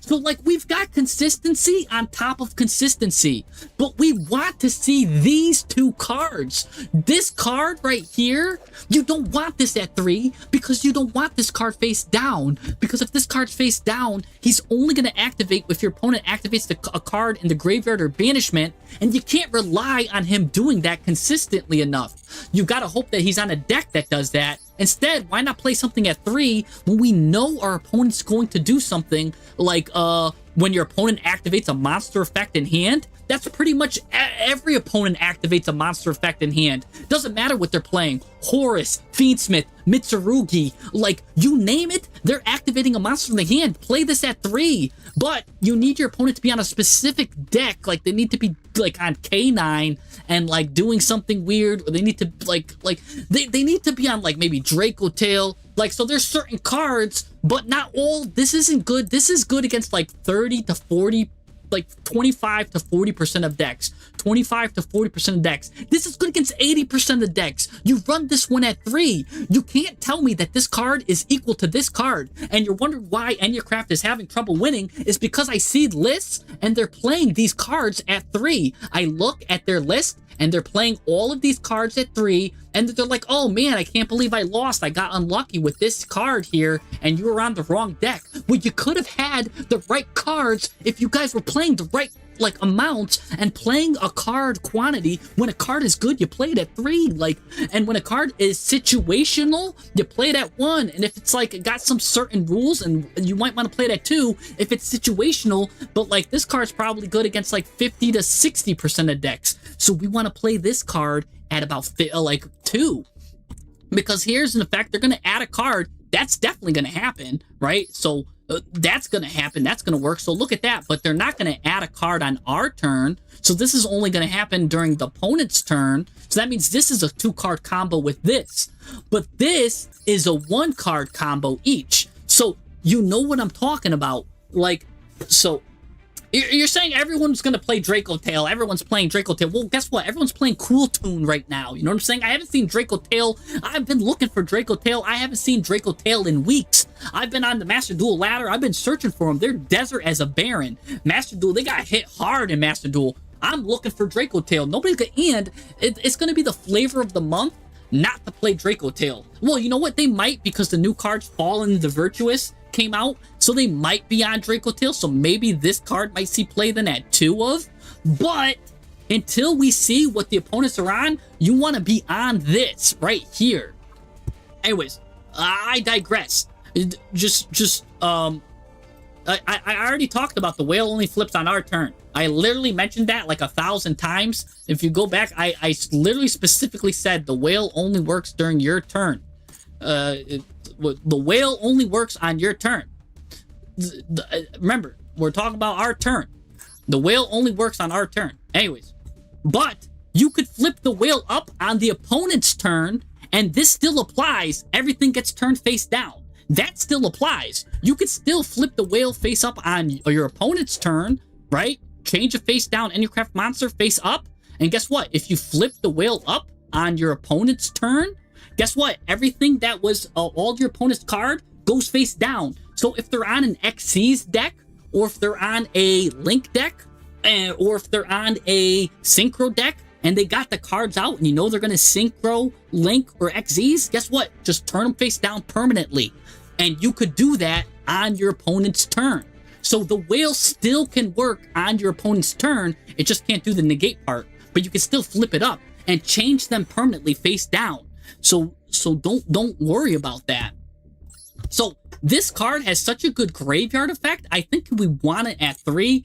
I think I'd rather see 2 of these in my hand than not see one of them, right? You know what I'm saying? So I'm fine with playing this card as a 3 of, right? All right. So we've established that this card's a 3 of because it's shuffling. It's doing the craziest shuffle I've ever seen in my life. It's getting me, like, it's deep drawing me. On top of deep drawing me, it's also gonna allow me to special summon an Enneacraft monster, flip it face up. It's doing everything. I think it just filed my taxes and I was late on it. Like, it's doing everything. So it's literally doing everything. Now let's talk about release. No, I didn't get to release yet. So what like, how many are we gonna play? 1, 2, or 3? I'm going card by card here. We're talking about the card by card. It's not a deck list yet. You missed. People are like coming in and they're like getting stuff out of context. I'm literally going card by card with how many we're running, and I like that. They're like, I just walked in and I can't believe I seen this card at 1. Like, we didn't even talk about this card yet. We're going card by card. You're late to the party. It's like everyone's already like singing happy birthday, and you walk in with the presents. Now everybody's looking at you like, oh man, this guy's late, man. This guy didn't even know what we're doing here, and he's just yapping. He doesn't even know what's going on. Like, you know, you just ruined the happy birthday song. We were singing happy birthday, and now you took all the focus, sir, off of the person whose birthday was. He's blowing out the candles, making his wish, but now everyone's like, oh man, this guy's playing it. No, we didn't even read this card yet. Let's look at it together right now.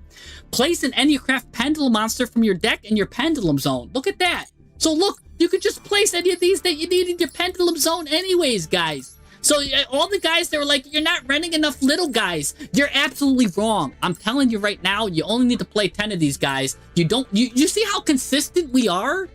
How much more consistency do you want? You guys are becoming too hyper consistent. You're not leaving enough room for text. hand traps or board breakers. You guys are damaging yourself if you guys play a pure list with like 50 cards of just all Enneacraft, but now you put too many of the little guys in that aren't going to do something during the right matchup. You're hurting yourself. We've got literally so many consistency. I've never seen a deck with this much consistency, and people in the comments are like, yeah, we need more consistency. That's the craziest thing I've ever heard in my life. That's nuts. I can't believe that. Like, what? This is probably the most consistent deck in the history of deck building, and people are still saying we need more consistency. I can't believe what I'm seeing and hearing. Like, that's nuts to me, guys. It's nuts. Anyways, place an Enneacraft Pendulum monster from your deck in your Pendulum Zone. That's great because it gets to search anything you want. So even if you got these guys, you can even get the little guys that you're missing. Perfect. All right. If this card is in your graveyard, accept the turn it was sent there. So on a follow-up turn, you can banish it, add a face-up Enneacraft monster from your extra deck to your hand. So we've got a search and a search. This card is so consistent. So play this card at 3. So look, all of y'all, so like if you need more consistency, it's right here. You got it here. You got it here. You've got your 2 big searchers here, and then you've got mini searchers here, and these all search twice. These search once. This could search once on your turn, once on the follow-up crackback turn if any card went to the extra deck because it got destroyed or something. Like, literally, you don't need to play the little guys all at 3. If you're playing all the little guys at 3, you're doing something wrong. I'm going to tell you right now, I'm going to say it again. If you're an Enneacraft player, if you get one thing out of this and you play all the little Enneacraft cards at 3, you're doing something wrong. It's too much consistency.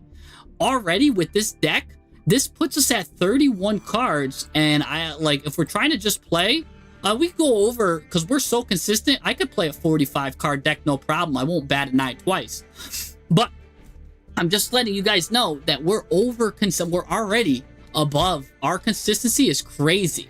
I could tell you right now, I could search any card. Like, if there's a certain 5 card hand I need, I can get to it. I can get to the whale, no problem on the field. I can get this guy in the field. I can get whatever I want with this core right here. What I need out on the field, no problem. And in fact, I could do it probably too good, right? I need more diversification. We need to diverse our portfolio here. Now, with that said, Icarus, Droll murders this, right? That's why I'm putting, right, immediately we have to talk about Droll. We have to talk about Droll. When this deck comes out, I am positive everyone and their mother is going to be playing Droll and Lockbird at 2. Or, like, the maximum amount that they could play. Because Droll is the card. Now that we're down with the basics, we're going to talk about the public enemy number 1 is Droll. And public enemy number 2 is going to be this guy right here. Because remember, everything special summons from the hand. So we've got public enemy number 1 and public enemy number 2. I think we've got to play Called by the Grave. Like, absolutely, you got to play a Called by the Grave. Because otherwise, what are our options, right? You just put these guys in the... You got to put the big guys in the Pendulum Zone and hope for the best. Like, it's not going to cut it. So a good card is Dimension Shifter here too. You could Shifter yourself, but here's the problem with Shifter. And maybe it's not a problem either. So Shifter will turn off Droll, but it will also turn off these cards that have beautiful graveyard effects. These cards have beautiful graveyard effects, but we'll be turning them off. So because of that, I'm hesitant to play Shifter. Now, people are saying the same thing with, like, you want to play like Ash Blossom, all this stuff. You don't want to play Ash Blossom, right? And you guys might be like, what? Why am I not playing Ash Blossom, right? Let's say Ash Blossom's at 3 in Master Duel. So let's just say, let me get Master Duel. Ash Blossom's at 3, right? You don't want to play Ash Blossom because the hand trap alone is not good. It's 2026. People are playing, like, if you Ash Blossom them, it's not doing anything. Yeah, it's gonna stop Pirellia and all this, and it could stop Pirellia and Maxi, but that's 4 cards. I don't want Ash Blossom alone because it's not stopping my opponent doing anything in 2026, right? There's better cards you could play. If Droll really is the public enemy that you want to play. Look at, I'd probably want to play like a Prohibition or something like that, right? You might be like, what? A Prohibition, Jesse? What? Prohibition's infinitely better than Ash Blossom, in my opinion. Because look at this. Declare a card name. If I'm going first, I could declare Droll and Lockbird. Now, the cards with that card cannot be used. Now, cards on the field are not affected, including face-down cards. So, what if I'm going second, right? I don't have to declare Droll. If I'm going second, I could play Prohibition, and I could say, you know what? You're on Cool Tune. I'm going to declare Cool Tune back-to-back. Or, I'm going to declare Zaylin, right? And it's not on the field yet. I kind of know what you're going to want to go into. Or, I could declare Rico, RS Rico, right? So, Prohibition already is infinitely better than Ash Blossom. Infinitely better than Ash Blossom. I would rather play Prohibition 9 out of 10 times more than I'm playing Ash, right? Because Prohibition works going first and going second. Ash Blossom's not really going to help me. It's going to like, if you go first, it's stopping Pirellia and the 12.5% chance max C. Or if you go second, what's it going to do? It's going to help you versus a lot of boards that aren't established yet, or they're going to be getting like stuff set up. Like this works against a lot of stuff. It works against a lot more things that you think, like Labyrinth, again, Cool Tune, Vanquish Soul Canine, because you could say Werewolf, right? You can hit the Werewolf before it even comes out. Like, there is some crazy stuff. No, you don't want to play Crossout because Crossout would only hit Droll. So, anyways, but Prohibition infinitely better than Ash. But I'm not even gonna say, you know what? I don't even think we play Prohibition that much. I think we just play it at one, just whatever, right? Because you're gonna be saying Droll if you go first, and then maybe hit something you go second. You know what I'm saying? Let's let me see Sales Ban real quick. I just want to. I forget if this is gonna be good or not.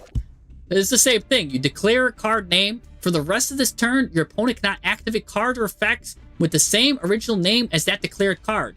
The same restrictions apply to you, but for the rest of the duel. So, we can also play Sales Ban if you don't want to play Prohibition. Now, here's the thing about Sales Ban and Prohibition. Prohibition is a bit cheaper to use, right? So, if we're doing, where is it? I kind of wish that has the Master Duel display here. But I believe Prohibition is a rare or super rare. Sales Ban is a UR. I don't know if you guys got UR dust or not, but Sales Ban's an even better card because Sales Ban, you can actually hit cards that are already on the field and it doesn't stay like a continuous spell. So Prohibition is like Walmart and Sales Ban is like the Target. You know what I'm saying? Like, this is a little bit better. So I do need to mention both of them. So now you're saying to mention Fisher, but again, Fisher is cool. It will work.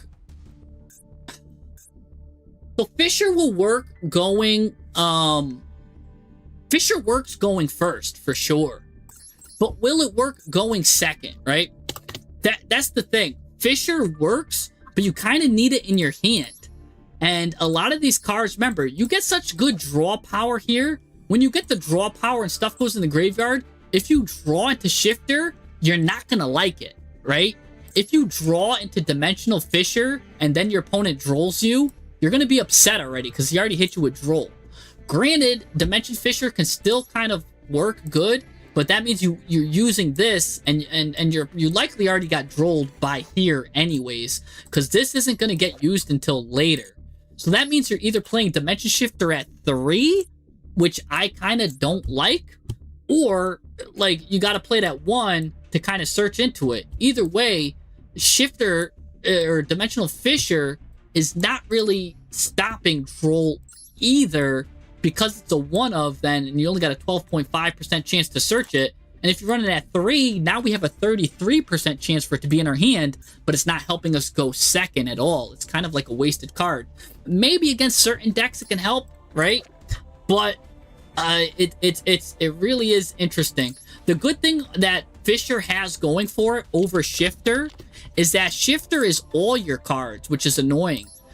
Fisher only targets the monsters, and these cards don't get banished. They go face up to the extra deck. So that's really cool there. So Fisher, maybe, I don't know. If I play Fisher, I think I like Fisher more than Shifter, right? And I think I'm playing this card maybe at a 2 of then, because it's so easily searched, but by the time we search it, we already got hit with Droll. So this might be something that I might want to see 22% of the time, right? So just, it's like, if it's there, it's there. We've got it. It is a great card. It could kind of help going first, kind of help going second, right? Like, it's pretty good, but because it's not helping us all of the time, I don't think I want it at 3, right? I don't think we want it at 3. Is it like a good, is it such a good board breaker that we want to see it at 3, guys? Like, that's a tough call, right? Because I didn't get into the text yet. We're kind of still in the basic stuff, but we're talking hand trap, because we can go into text and we could talk cards like Lava Golem, right? Because we've got extra deck cards. We could talk Lava Golem.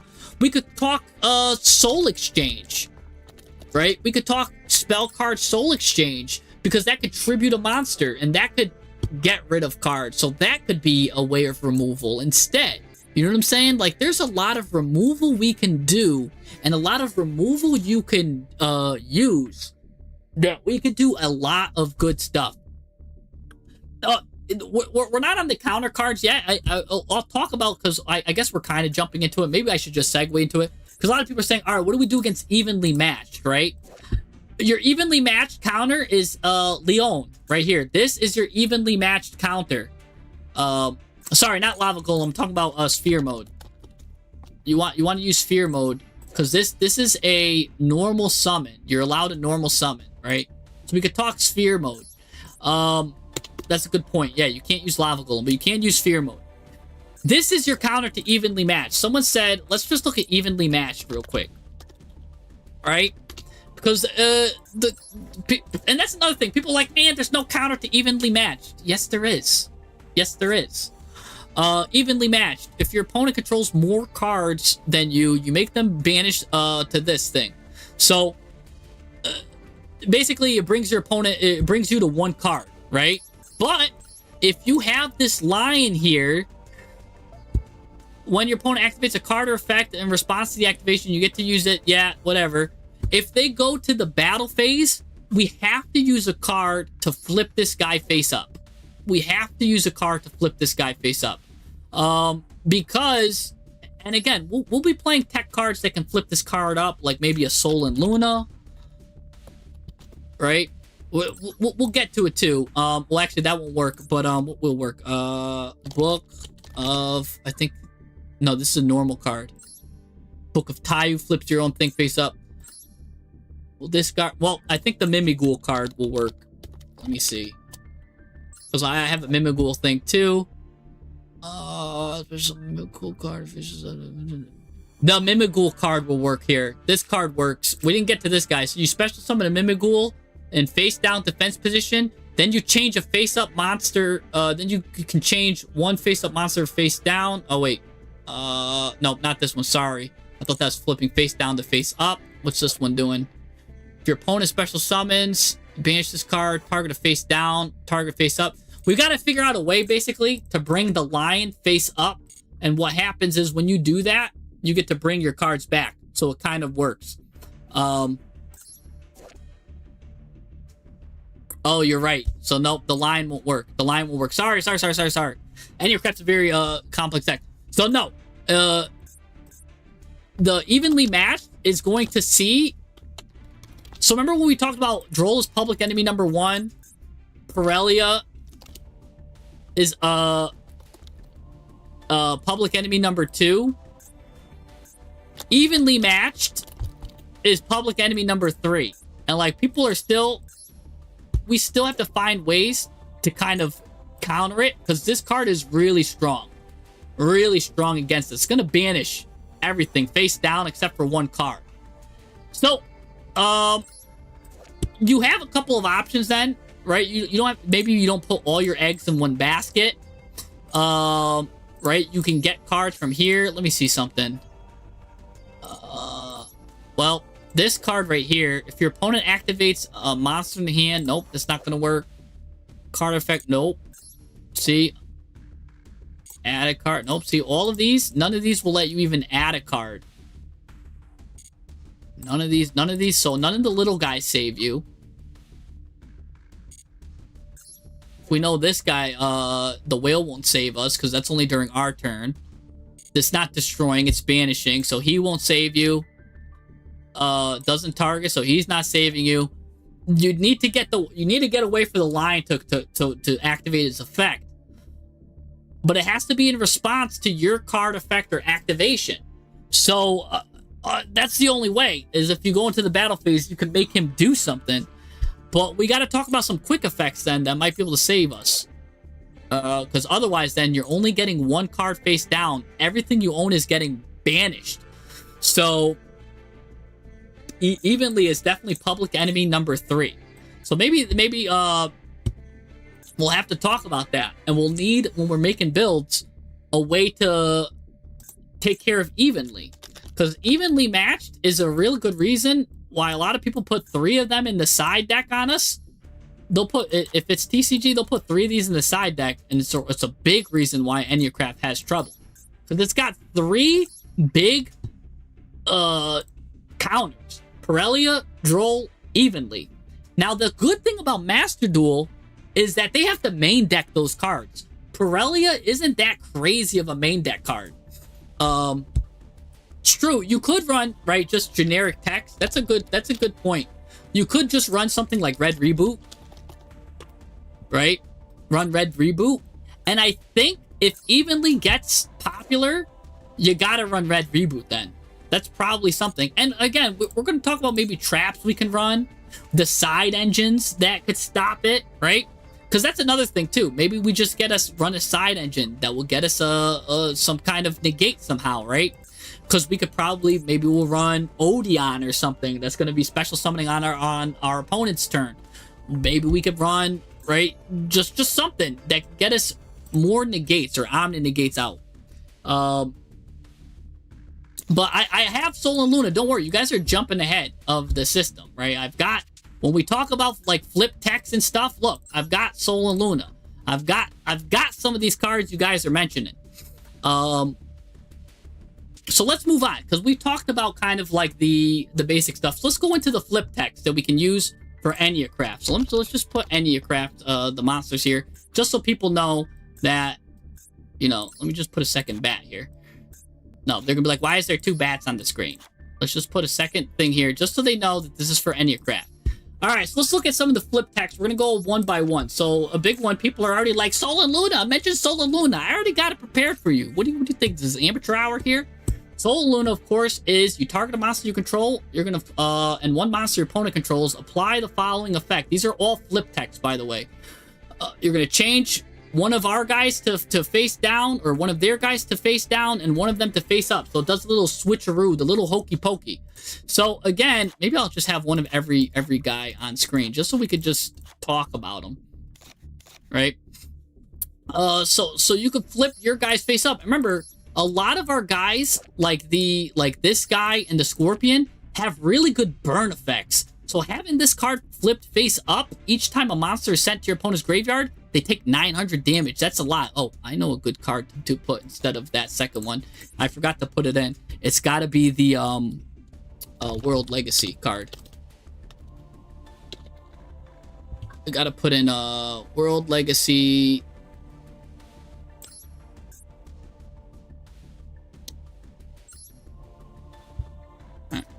Crawler. This guy. We'll just put this guy in for now. Anyways.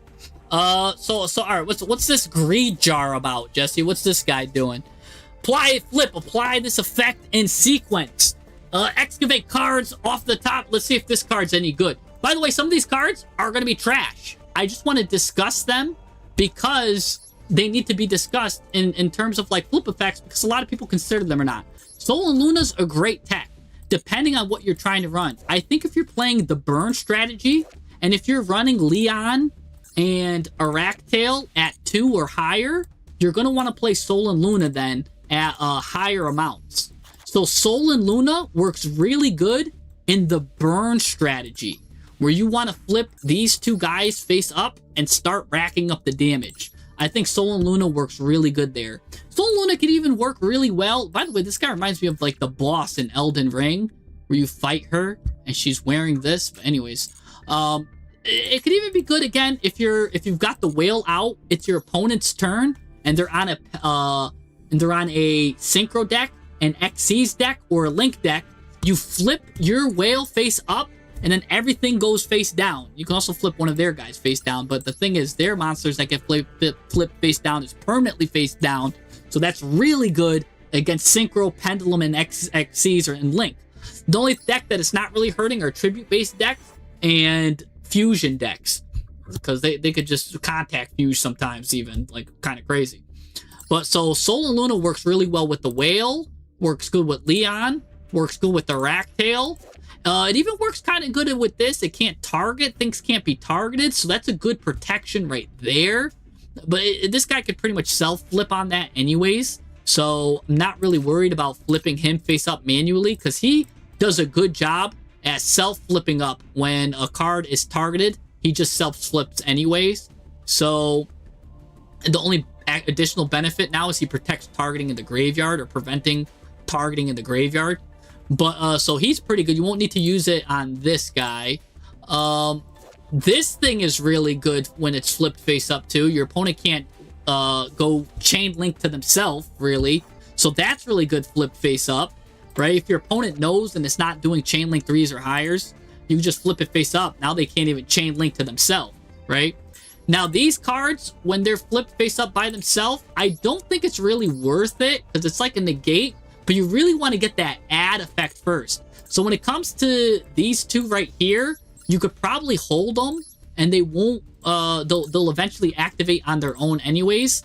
The rest of them, these other three, you might need to flip them face up to get them, right? To destroy spell trap, because your opponent might not set a card. So there's certain times that maybe Sol and Luna can work with like these lesser known smaller Enneacraft cards. But these ones, the ones that I said to run at 3, that we talked about that we're running at 3, these cards will just self flip anyways, so you don't need to worry about that, and you'll still get the benefit. But these cards might be a little bit harder to go. Anyways, so let's take a look at what I do with the little. I was talking about a jar here. Little jar. We're gonna talk about the little jar here, or is it a pot? Oh, here it is. All right. Oh, it's right there. So let's talk about the greed jar here. It's a flip. Activate these effects in sequence.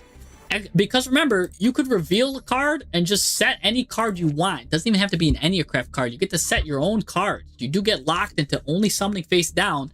That's why a lot of these flip effect cards, let's look at them, see if they're good or not. Apply these effects in sequence. Excavate cards, any number of cards from the top of your deck up to the number of cards your opponent controls. And if you do, add one of them to your hand. Send the remaining to the graveyard. Because remember, we'll be playing techs that can flip our own cards face up. Maybe I should show all the different techs that we can before I go into the monsters. Yeah, maybe I'll do that. Because remember, the Enneacraft cards here, even the even like release and stuff here, they're just really easy to just special summon cards face down. But anyways, so all of these cards here might have a useful thing. Target a face down field, change it to face up attack position. That could be useful with our cards. Book of Eclipse does kind of the opposite. This changes everything back to face down defense position, which means you could reuse certain cards if you need to. Because, by the way, when they flip up, they're not once per turn. They could just keep doing their stuff over and over and over again. So that's really good. So if you know they're on a deck like Draco Tail, and they're just keep activating stuff, Chain Link 3 and higher, you could reset the Spider if you want to with some of these stuff. Book of Moon's a good thing to target a card, put it back down to defense position. Really nice. Anyways, but let's look at this guy. So, excavate cards. We'll talk about the card mechanic last. Excavate cards. Your opponent, up to the number of cards your opponent controls, add one of them to your hand. Send the remaining to the graveyard. So we're not on a very graveyard-focused deck. So having a bunch of cards, like waiting till your opponent gets a nice prime number of cards before flipping it up, isn't the craziest thing. And it's kind of like a pot of prosperity then, in that sense. So in that regards, we have really good search power anyways. So the search, so if you use this for its searching ability, not really good.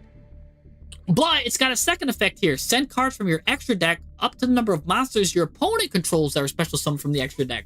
That could be good, right? Because we're going to load ourselves up. When we look at Zaborg, some really good cards that we could use with that. But again, if we're doing that, we might as well just play Zaborg. I'm pretty sure Zaborg could just do a better job. So with that said, then I think this card probably not worth it to play. Honestly, I think it's a trap. I think anybody that says you should play Greed Jar for its like consistency option, it's a trap. So let's cut that guy out of here. All right, Pot of the Forbidden. This is level 9, and you can just put this face down because again, all of the Enneacraft cards have that ability where you just reveal this card in your hand, special summon a card from your hand, and face down defense position. I'll tell you right now, this card looks pretty cracked right here. What's this guy doing? Flip. When he's activated, you activate one of these. You can either Pot of Greed, draw 2 cards, Giant Trunade, return all the spell and trap cards to the hand. You can Regeki, destroy all monsters your opponent controls, or you can Delinquent Duo here. Look at your opponent's hand, shuffle a card from their hand into the deck. Oh no, that's Confiscation. Sorry. You can Confiscation your opponent. Look at your opponent's hand, shuffle 1 card into the deck. So we've got Confiscation, Regeki, Giant Trunade, or Pot of Greed if this card gets flipped face up. Now that's pretty cool. That's really, I mean, all of these are really good. If you wanted to play a Pot of the Forbidden at 1, I would not blame you for it, but I wouldn't like turbo this thing out because drawing 2 cards on your opponent's turn, that's not going to do anything because you're not really playing anything that's going to activate from the hand. Destroying all monsters your opponent controls, though, that could be really good. That's kind of nice. And also, this isn't too bad, especially because we know one of these guys also was hand ripping too, right? Where is he? The, where's my hand ripper? Did I leave out the hand ripper here? This guy's damage. Where's the hand ripper? Where's Jack, the hand ripper? Oh, this guy was hand ripping right here. This is a banish until the end phase. Oh, it is the lion, huh? No, where's... Gosh.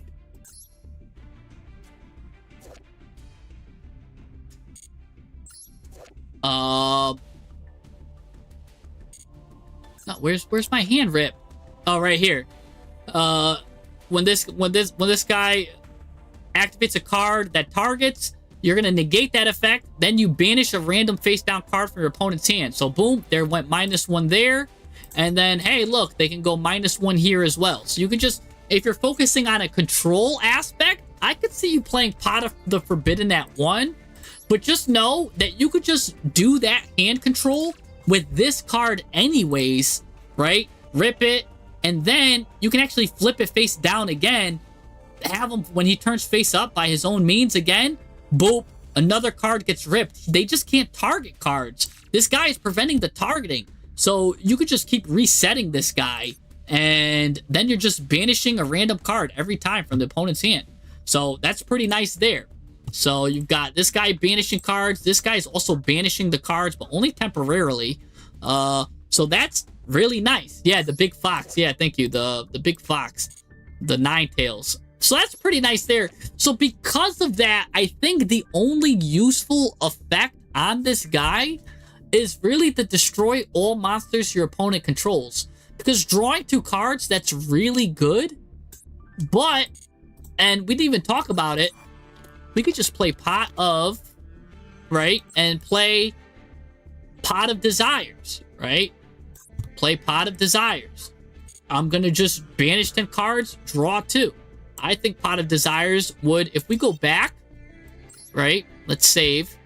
If we go back to the original, if we go back to the basic list that we were just talking about here, and let's say we're playing these cards at 2, we have all these cards at 3, right? We have some of these cards at 2. I might try playing a Pot of Desires. I think Pot of Desires is a fine specimen to be in my deck, because there's multiple ways to win anyways, right? He's a win condition, he's a win condition, he's a win condition, he's a win condition, these are a win condition.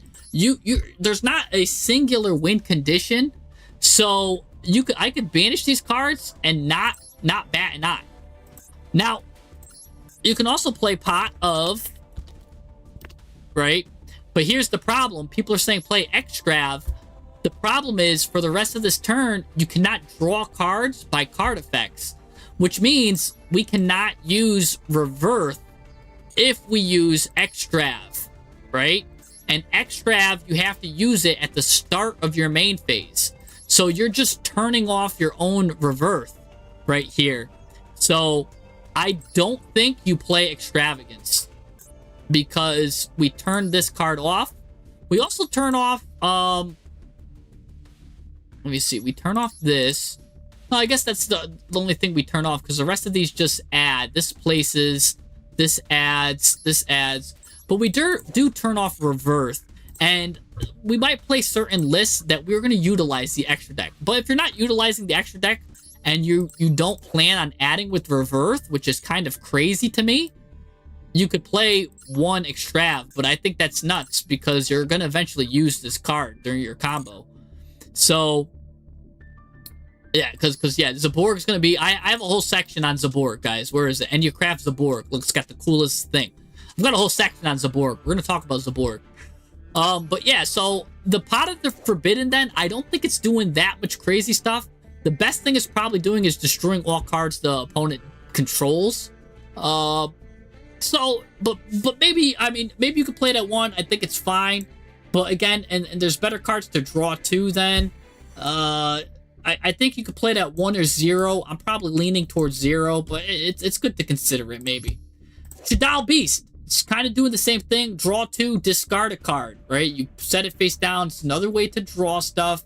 I don't think any of, like, the Shadal cards are all good flip effects. They all have kind of really good effects when they're flipped. But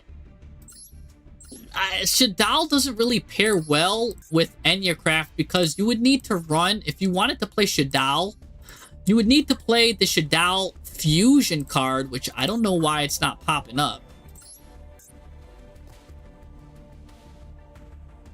We'd need to play Shadal Fusion, which lets you fusion summon using your hand or field as material, and you'd have to kind of do it on your opponent's turn, because you're not able to summon on your turn except face down. So playing the OG Shadal Fusion isn't good here. So Shadal isn't really a good supporting archetype unless you're playing like this. And just for that, this is the best Shadal card with its flip effect, drawing 2, discarding 1. I think you're just better off leaving this guy and the Shadal package at home. All right, Beaten Bat. I don't know what you want to call it, but this card, spoiler alert, I think has a lot of potential. And it doesn't look like it. This card looks innocent and it's just chilling. But I'm going to tell you, it's not chilling. It's actually thrilling. These teeth are going to suck your opponent's soul out. I don't know what these little hands are or whatever this is, but this card is absolutely disgusting. Let's talk about it. Up to thrice per turn, 3 times. If your opponent normal or special summons a monster, so that means even like you, this is our, let's pretend this is our normal summon, right? We are allowed 1 normal summon that we can do face up. If this is our normal summon, right? Up to thrice per turn, if your opponent normal or special summons a monster, you get to target one of them, toss a coin, and if it's head, now you're going to turn that face-up monster to attack position. Well, that's probably is, so that's fine. But if it's tails, you're going to change it to face-down defense position. So you could do this 3 times per turn, which means 3 times per opponent summoning 3 monsters, there's a chance that you turn 3 monsters face down. Now, what are the odds of it being heads or tails? Well, everybody knows the odds is 50-50. If you do 3 coin flips, you're looking at about 1.5 flips being tails, right? So if your opponent's summoning 3 monsters, probably the odds say there's a good chance one of them at least is getting flipped face down. But that's not even the why we're playing this card. That's just a bonus. That is just a bonus card. That is the bonus effect. So bonus, we're flipping them face down. We don't really need that. We've got ways to flip our opponent face down anyways, right? With this guy, right? Because we could flip them on our turn with the spells and stuff, right? Right? Like by right? We could just flip them face up with this. Change a face down Enneacraft to face up if your opponent's normals or special summons a monster. So we already got the beaten back effect kind of built into our deck, but that's not why we would play it. We would play it for this second effect. What's this? Once per turn, if another monster on the field is flipped face up, or a face up monster is changed to face down, even during the damage step, you could target one of them, change it to face up attack position or face down defense position. Face up attack position too at that. Remember, our big guys have 3,000 attack, 2,500 defense. So they're kind of chilling in defense mode. And when they flip up, they're flipping up into defense mode. But you can flip them back down again to be used again. So again, a couple of things. If a monster is flipped face up, we get to flip it back face down. So if, let's just say a little guy gets used, right? They didn't affect that special summons a monster. Great. Now we can search an Enneacraft card. Now we get to negate an opponent's monster. And guess what? Now we get to flip this card back face down again to use it again. When they special summon a monster again, we'll get to, again, negate an effect. Because this is not once per turn. That's why you play this card at 3, because it's that good. So if we could beat and bat and use that card again, that's disgusting. What else is disgusting? All right, let's say your opponent activates an effect in the hand. Guess what? We're going to destroy an opponent's card. Also, we're going to add an Enneacraft card to our hand. And guess what? We can put it face down defense position. If they do another monster effect in the hand, same thing. We're adding a card. We're going to destroy another monster our opponent controls, non-targeting. So we're able to really use, thanks to beat and bat, it works better with the little guys. Beat and bat is also a level 1, like these guys, so you know that he's trying to work with the little guys. You know what I'm saying? And so really, I think he works best in tandem with this guy.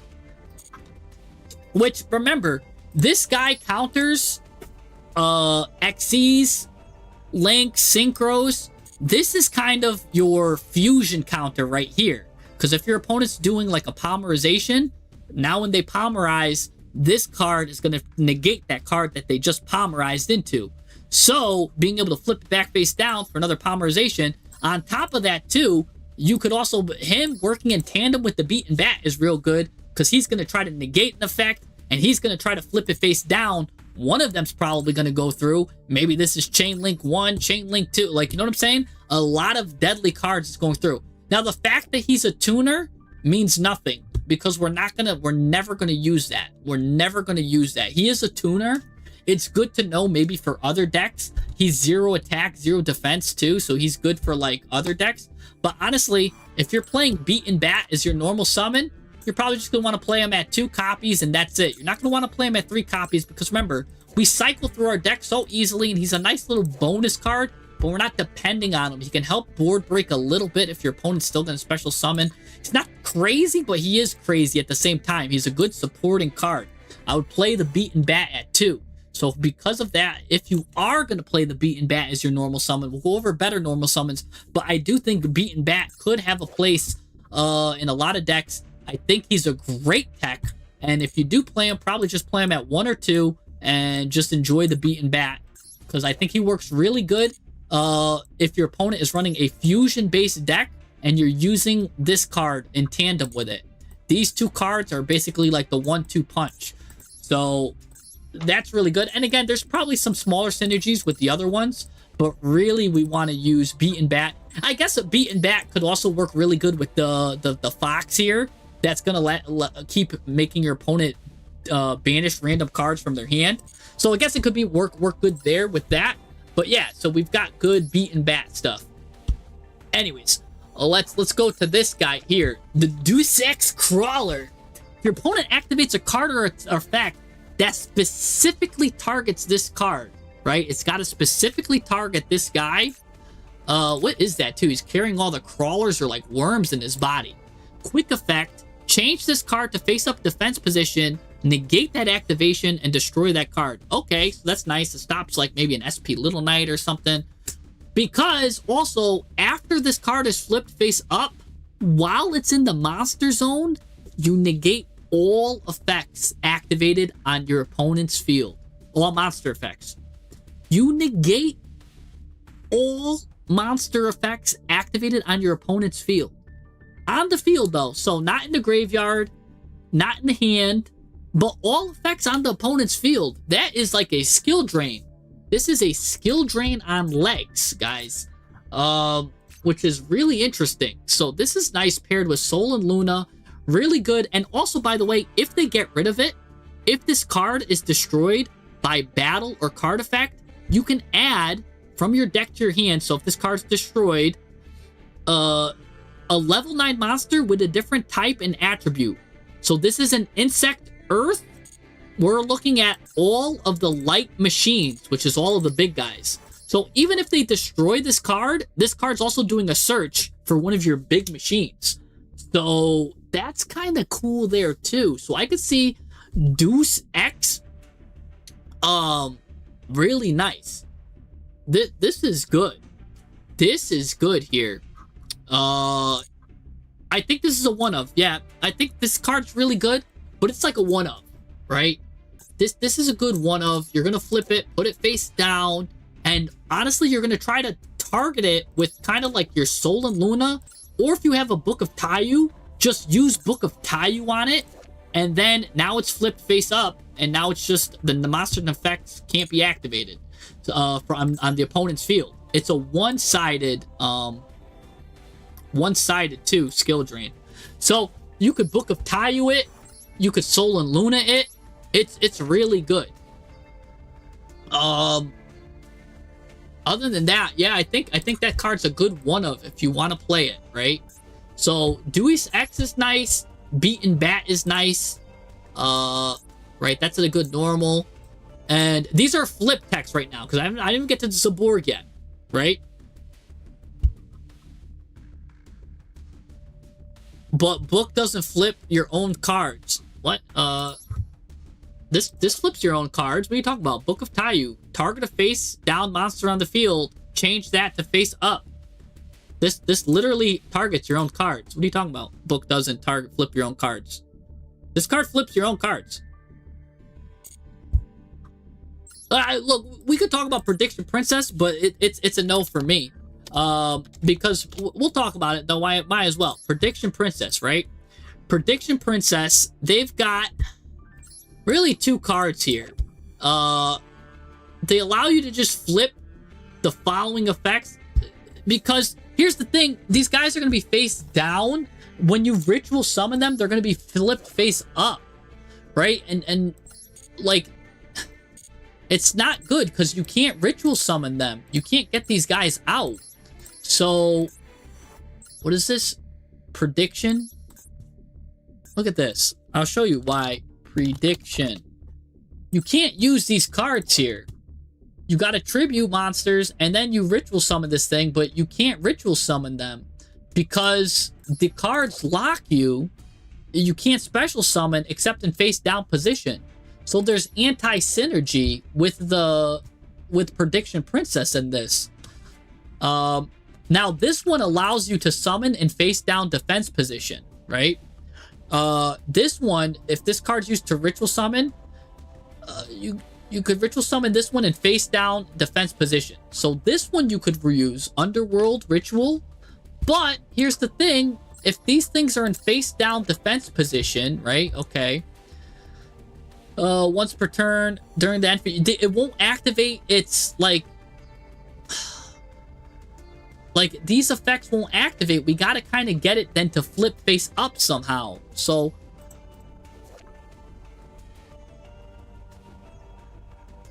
like they don't self-flip, right? Does this have a...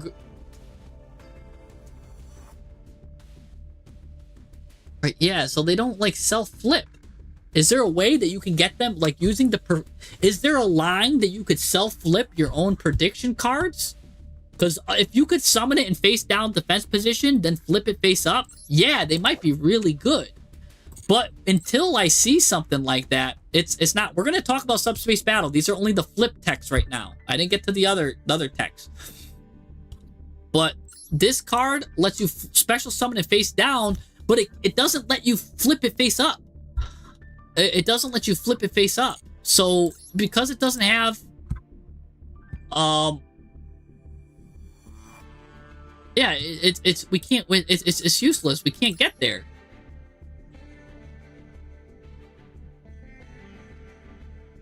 Yeah, there's no way to flip them face up. So yeah, no prediction princess. That's a no for me, guys. Junk sleep, but now we're talking about a 4-card combo, right? Like junk sleep. Because now, this is a 4-card combo then. If you wanted to use Prediction Princess, you might as well just play Prediction Princess pure.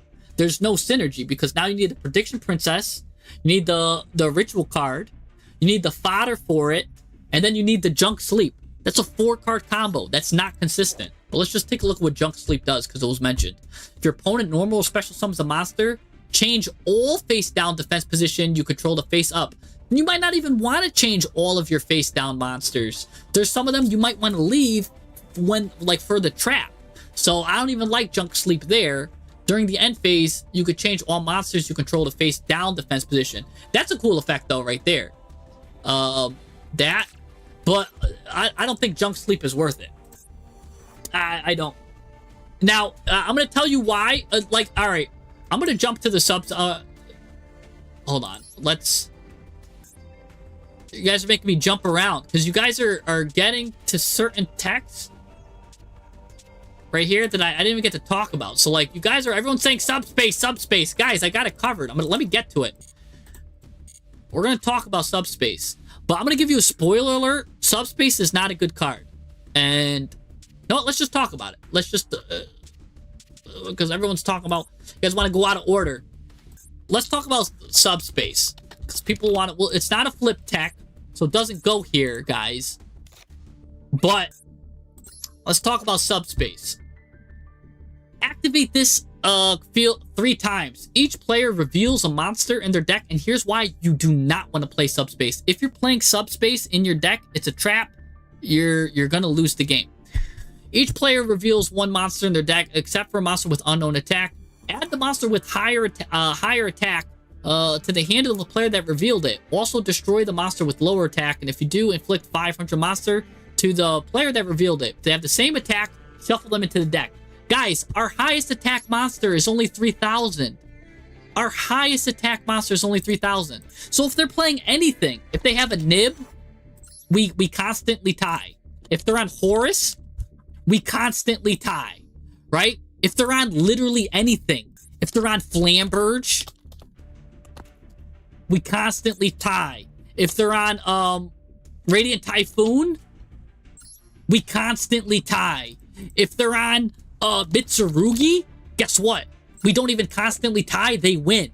And now we just gave them Murakumo for free. Guys, what is Subspace doing? Why are we playing? No. You play Subspace at 0. There is no world in which this is a good card besides maybe in the side, and you could see your opponent was on maybe like Fluandaries or something. Like, this is not a good card because this is not a good card. It's just, yeah, I know it's not in Master Duel yet, but it might be coming out this pack. I'm pretty confident it probably is going to come out this pack. But it's not good. We're just giving them free Mitsurugi cards. Like, thank you for the free Mitsurugi cards. We just gave them Murakumo. We gave them 3 Murakumo. Thank you. You apply it 3 times. Doesn't matter, too. Like, yeah, reveal 3 separately. Okay, I'm going to reveal my 3,000 monsters, and they're going to reveal, whatchamacallit, they're going to choose Mirakumo, then, they're going to choose Nib, and they'll just constantly tie. Because Nib ties. You're not adding, and the card you add, mind you, you're not going to be able to activate them on the same turn. So the only ones that you're getting are the big guys. That means if the whale, which is one of your best cards, won't be able to help you on your turn. You'd have to get like these weird cards, and then maybe you're going +2 at best. No, guys, I'm telling you, subspace is not it. It's not. Like, you also give them free foolishes. That's a good point. So like they might be like, all right, I'm on a trap deck, right? Fine, I'm just gonna choose Backpack Jack. Backpack Jack won't be able to activate this turn, but you know what? I'll send Backpack Jack to the graveyard, and I'll load up my graveyard with effects that won't activate now, but maybe they'll activate later, right? Maybe they're on a Fairy Tale Snow deck. Maybe they'll have, like, they're on one of those deep, whatchamacallit, tier decks. It might be like, all right, I'll purposely lose, put Snow in my graveyard, and now thanks for the free interaction. You know what I'm saying? Like, it's just, it's so, and by the way, there's so many cards that just tie this. Anubis, right? What's Anubis's attack? 3,000. Blue Eyes. If they're on a Blue Eyes deck, you're just getting tied. Right? Like, there's, like, what deck? What deck is it beating? Let me know what deck is it beating. It's maybe beating Cool Tune, and that's about it. Like, Cool Tune, like, oh good, you beat Cool Tune. Like, that's all you're beating. You have to hope your opponent's on Cool Tune. Other than that, it's not really beating anything besides Cool Tune. Subspace Battle is not going to beat anything. And then wait until you have the rough day where your opponent was on Liberator Ito or something. Like, but, Yummy, Draco Tail, and Branded. So Draco Tail, yes, it's beating all of these, right? But we're loading our graveyard up with Draco Tail cards, which is fine.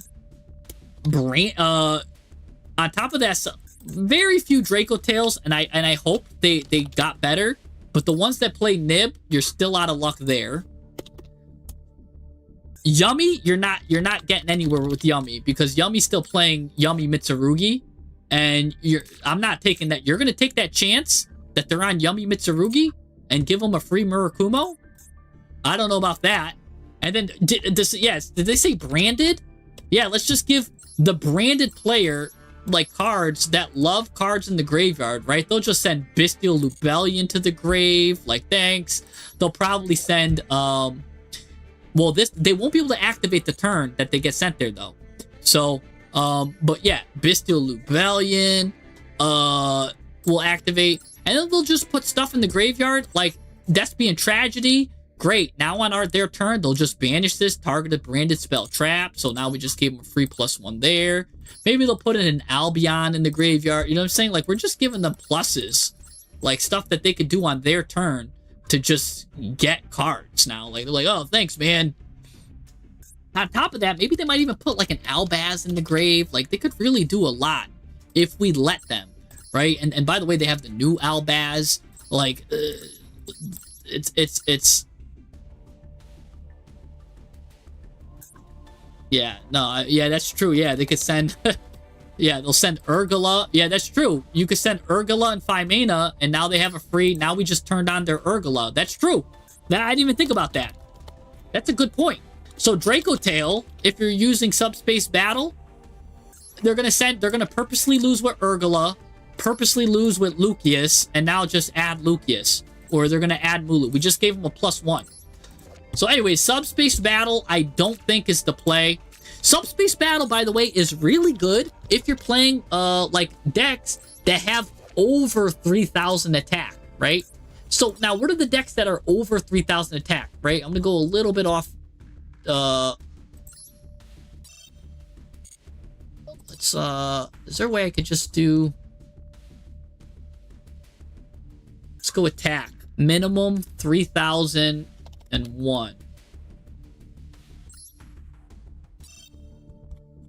That's it. I just want 3001 minimum. Tell me there's no card with over. The searcher doesn't work sometimes. All right, minimum 3,100. Maybe because I gave a weird number.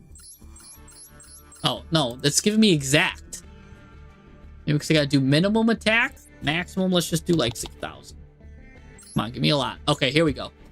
And so, like, decks that will be good with this. I mean, that's a pretty good card right here. So Power Patron might be able to utilize it nicely. Let's see what else. Can't really search any of these. So Power Patron maybe. I don't think. I mean, this if you're going first, he's not bad. So Memento. I don't know about Gate Guardian, but that could be good. I know the new version of these cards is probably gonna be really good, right? They came out with the new versions of them. So the new Sacred Beast cards is really good. So yeah, you probably got like the new Sacred Beast cards. There's like a couple of decks that could run it kind of good, but other than that, I'm not seeing anything crazy. Crystal Beast? Like, and we don't forget, you can't even if you win, the cards that get added, you can't activate their effects as the ones that you got added. So they have to have like stuff for next turn. So Subspace Battle is probably going to be, again, really good in like that like Sacred Beast deck or something like that. But yeah, Kaiju or Lava Golem. Yeah, I could see it there. But even Lava Golem's only 3,000 attack. But yeah, the 3,300 Kaiju is pretty good. So yeah, and Skull Servant, I guess, can like maybe if you have decks that want to lose intentionally. So like Skull Servant can get their cards to the graveyard, but they're just baby Skull Servants. Yeah, the Kaijus you can get, which is nice. Maybe the Machina cards. But none other than that, I'm not really seeing anything good with the minimum. So Subspace again is a good card, but usable in very few select decks. Also, maybe some ritual decks that won't be like, that will just be using the negates on the opponent's turn. So maybe Drytron could be a good one. Drytron could be a real good one if you don't plan on using the negates and you're going first. You can get Meteonus, both Meteonuses, and Dad. So Drytron's pretty good. Megalith might be alright. Again, the Blue Eyes we mentioned is good. But yeah, you have to watch out for Murakumo. Everybody's playing Murakumo. So, anyways, enough on Subspace Battle. I don't think that's a good tech. Alright.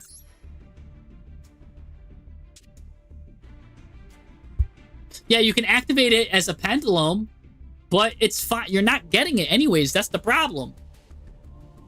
Because, okay, alright, I'm not going to activate this card. You're going to put it as the Pendulum Zone. The big guys don't really have a good pendulum effect.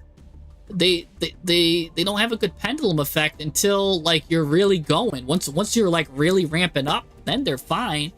But then like, all right, you just searched one of these. You could just search them anyways. It's not that great. I don't know. It's not worth the risk. Just for like because you're trying to get greedy and go +3. But I'm gonna tell you that's not happening. You're not gonna go +3. All right, let's look at the what other Enneacraft packs there are. So the Fallen, the Virtuous is coming. This is an insane card. I'm going to let you guys know right now, this is probably a 2 of or a 3 of. It does a lot of things for the deck that you guys might not even know why this is a 2 of or a 3 of. So let's go back to our basic list, right? And let's play Fallen and the Virtuous, right?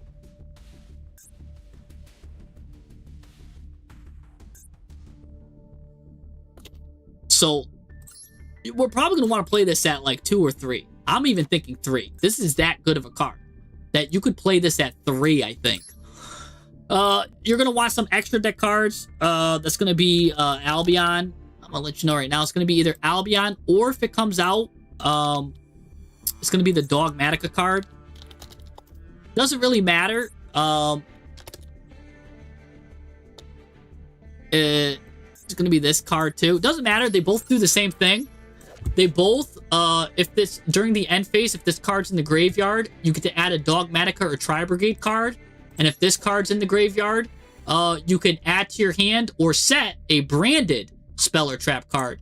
This card is both a Dogmatica and a branded card. So it doesn't matter if you're playing this at 3 or this at 3. Whatever you got 3 of, enough for, is good. You just need to play these at 3.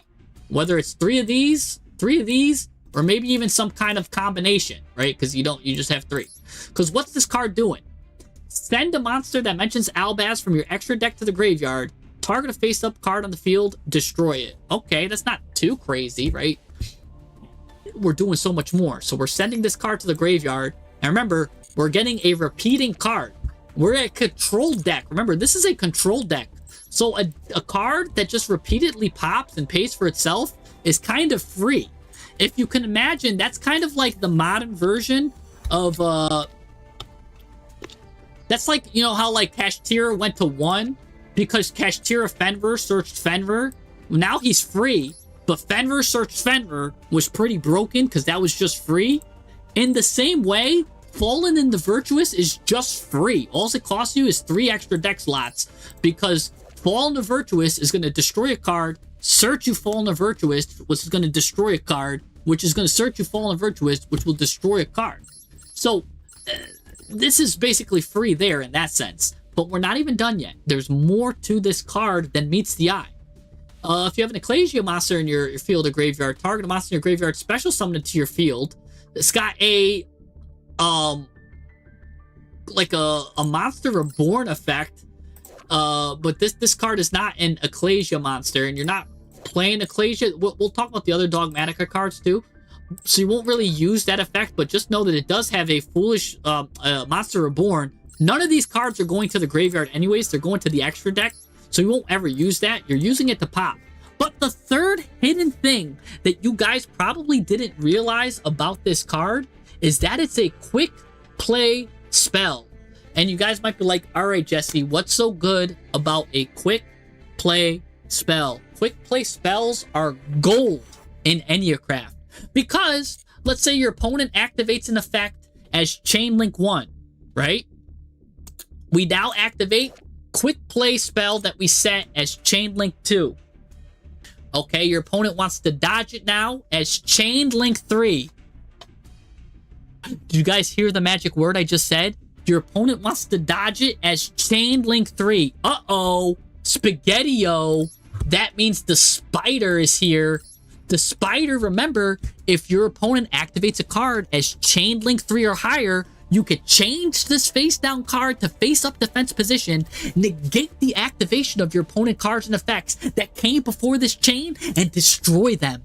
And now when this card is flipped face-up, your opponent cannot activate cards or effects in response to their own chain links or activation.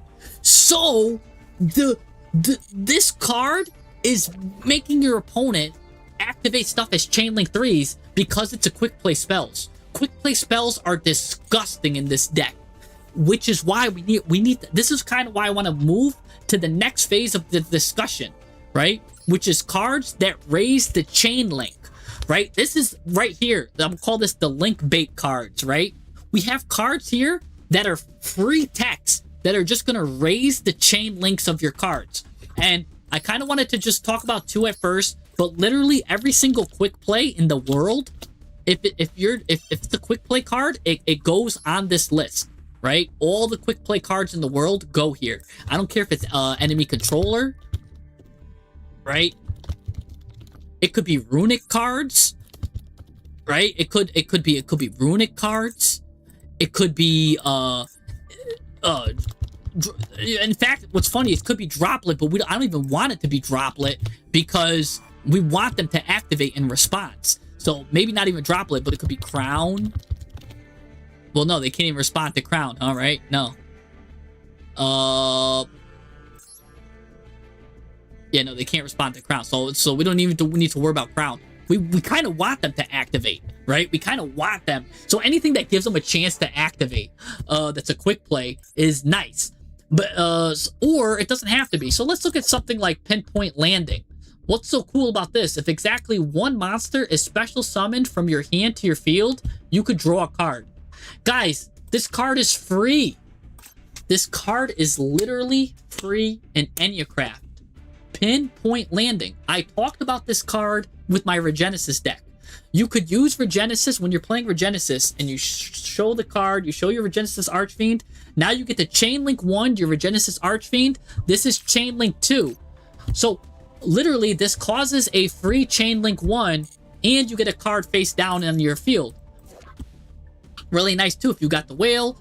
They got something out. Like, it's just really good. So by the way, this card is free, gets free chain links. You can get it on, you get a draw on your turn, draw on your opponent turn. Really, really good stuff here. So Pinpoint Landing, I think that could be a 1 of, or maybe a 1 or a 2 of, depending. But because like there's so much search power and all this stuff, I would probably just play Pinpoint Landing at 1.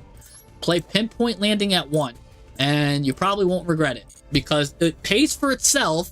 And now you got a card that if one monster is special summoned from the hand to your field, you draw a card. And don't forget, you could do this on your turn as well, because the Enneacraft cards have multiple ways to do that, right? Remember, this card right here, you get to add an Enneacraft card. Then you destroy a spell trap your opponent controls. This is mandatory, by the way. And so even if your opponent doesn't have, it doesn't say you can. So you're still mandatorily, even if your opponent doesn't have a spell trap, you get to special summon a monster from your hand and face down defense position. So this guy lets you special summon a fake card from your hand, face down defense position on your opponent's turn.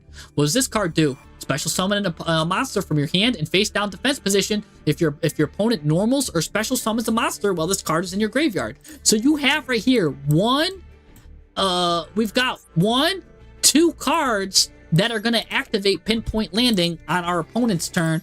So on top of us drawing on our turn, we're now drawing on our opponent's turn with Pinpoint Landing. On top of that, when this card activates on the opponent's turn, that's now going to cause, again, another chain link. And if they do some stuff, we might actually be able to do stuff. So really, really good. No, you summon no matter what. This is not when you do. Oh, this is and if you do. Sorry, I missed that. Reverse. Destroy a spell trap your opponent controls, and if you do, you special summon. You're right. So you do have to destroy the spell trap. My bad. Let me back that up. For a second I got confused with the trap tricks.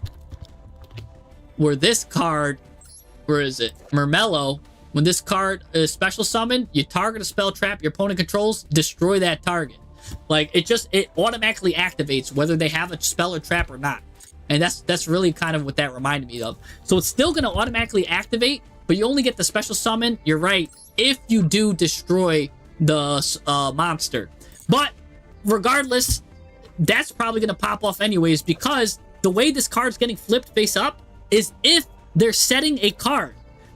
If they're setting a card, this card is getting flipped up. So what's setting a card? Draco Tail and Odeon. So when this card gets flipped face up, it's got a target anyways. You're never, 99% of the time, there's always going to be a target for this card because it self-flipped itself up. The only way it's not going to have a target is if you purposely flipped it up with like Sol and Luna or something. But why would you do that? You know what I'm saying? That's just weird if the timing's not right. So yes, it's true to an extent. Yes, it's true that it's and if you do, but it's always going to have a target. So yes, you guys are technically correct, but it's always going to have a target. Because if you use it in its proper channel, because again, it's self-flipping up when your opponent has a card that includes an effect that sets a card. Unless they're playing Enneacraft itself and it's a mirror matchup that also sets cards. But the cards that are setting cards, like on the field or graveyard or something, are always traps. They're setting the field in traps, and then you get to add it. Like think of whatchamacallit does that too. The oh my gosh, Tenpai, right? Tenpai does it, right? This guy sets a Sanguine spell trap from the deck, so they're gonna set that, and now they get destroyed, so that you destroy their trap. right? What other decks does it? We talked about Odeon, Man with the Mark, which is just Temple, right? What's Temple doing? When the card is activated, you set a trap, right? So boom, that's another trap. Draco Tail. What are they setting, right? If this card's sent to the graveyard, you set a Draco Tail spell trap. So it's always going to have its target. Malice, thank you. That's another good one, right? They set the spell and traps. Right? Where is it? Where is she? What's the one that's best? That's right here. This card's normal summoned. You set a spell trap. Thank you. What else is setting spells and traps? I believe Centurion has one, right?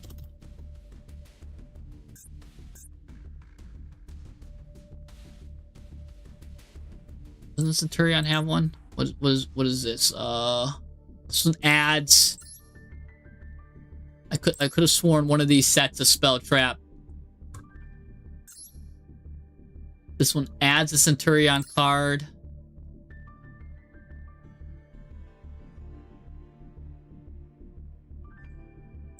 I'm pretty confident one of them does.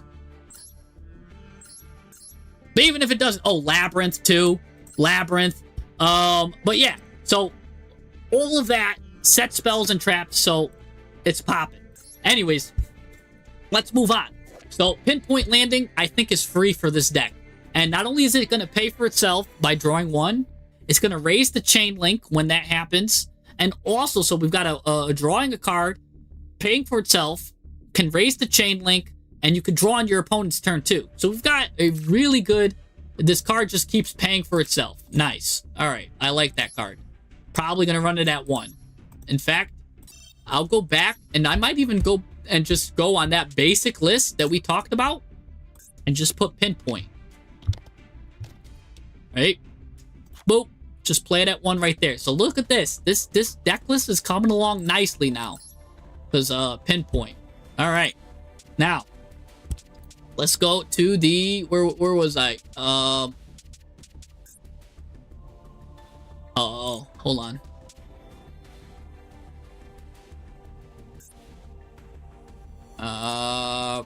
Enneacraft Pinpoint. Oh, the link baits. All right. Now, that's 10. Each time a card or effect is activated, you can place... Oh, U-Bell's another good one. That's a good one, Richard. Yeah. And Hidden Hecka Hands. Yeah, see, you guys are really hitting them now. A lot of decks proc that. Each time a card or effect is activated, except that's 10, you can place an access counter on this card. Okay. Place an access counter on this card. So if your opponent does anything, literally anything, if your opponent looks at you the wrong way, if your opponent does anything at all, you get a counter card to this. You get, it adds a counter. So if your opponent does something as a Chain Link 1, this activates as Chain Link 2. If they respond to it, that's Chain Link 3. Guess what? Now the spider's activating. If your opponent draws a card, this activates as Chain Link 2.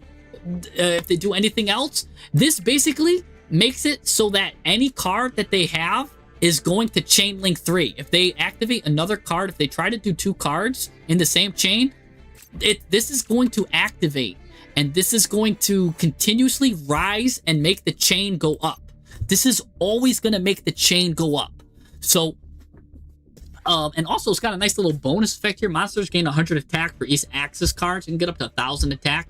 And if the 10th counter is activated on this card, which is very easy to happen. I've used this card multiple times in my Odeon decks. And the amount of times I've seen this card get its 10th counter is really... not surprising at all. You get to set a continuous trap with an effect that special summon itself as a monster. Normally I like You're Finished here, and I'm probably going to still like You're Finished because they activated so many cards, and then our cards was raising the amount of cards that was activated. So if 10 or more cards or effects have been activated, special summon this as an effect monster, and this is during the opponent's turn. Now you get to special summon it, and then if your opponent activates in the card or effect, well, this card's in your monster zone, guess what? You can destroy as many cards as your opponent controls as possible, and then reset this card. So this card is actually really good, and I could see probably playing it like, I could see some lists, and even myself, trying like this at maybe 2-1 or like even like 3-1. If you do maybe like an Odeon package, I'm thinking of it too. Like if you're playing some of the traps, because there's a lot of Odeon cards that could probably work good with this, right? Like Man with the Mark.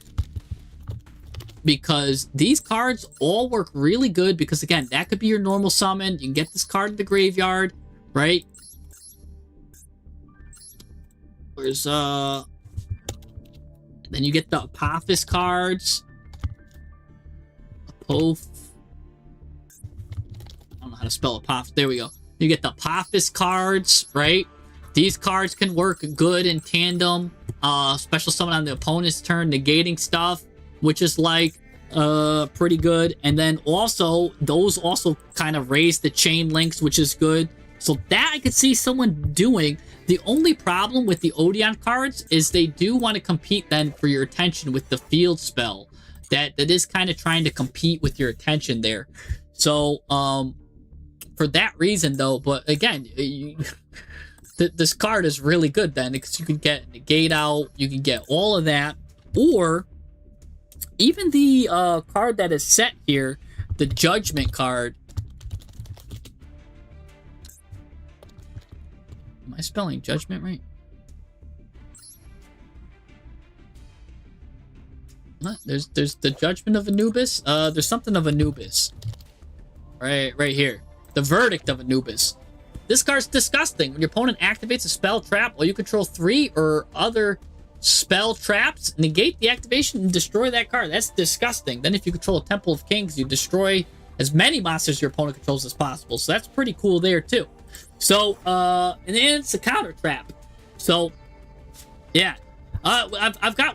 We could talk about Mimighoul and all that. And then, of course, I do have a thing where I have Mimighoul, Enneacraft Mimighoul. Don't worry, we could talk about that. But yeah, we're just trying to see which cards can really rise that link thing. And we talked about any quick play card, right? So the Fallen and the Virtuous here, this card is literally going to raise your opponent's link, or chain link up really high. Any quick play spell is going to really make that spider go mad. So, and then again, you can even play Runic if you want another win condition or something. But again, Runic then would be competing with the field spell. So I don't know if I like that, right? I do like, though, because we are going to be doing so much searching that it might be pretty good. But again, there's certain things I don't like about it because you won't be able to summon Hugin. You'll have to search this naturally. But searching it naturally through tip is going to be very easy because of all the way Enneacraft works anyways. It's not that crazy to do. So I could see people playing a Runic package with it, and I think it could be fine. I think some people can make it work if you're into that kind of thing. Besides that, then if you're playing this Runic at a big package, you're really going to want to make sure you're playing that spider at 3. The spider, you're going to want that at 3, especially if you're playing with Runic, because that'll really just ruin their day.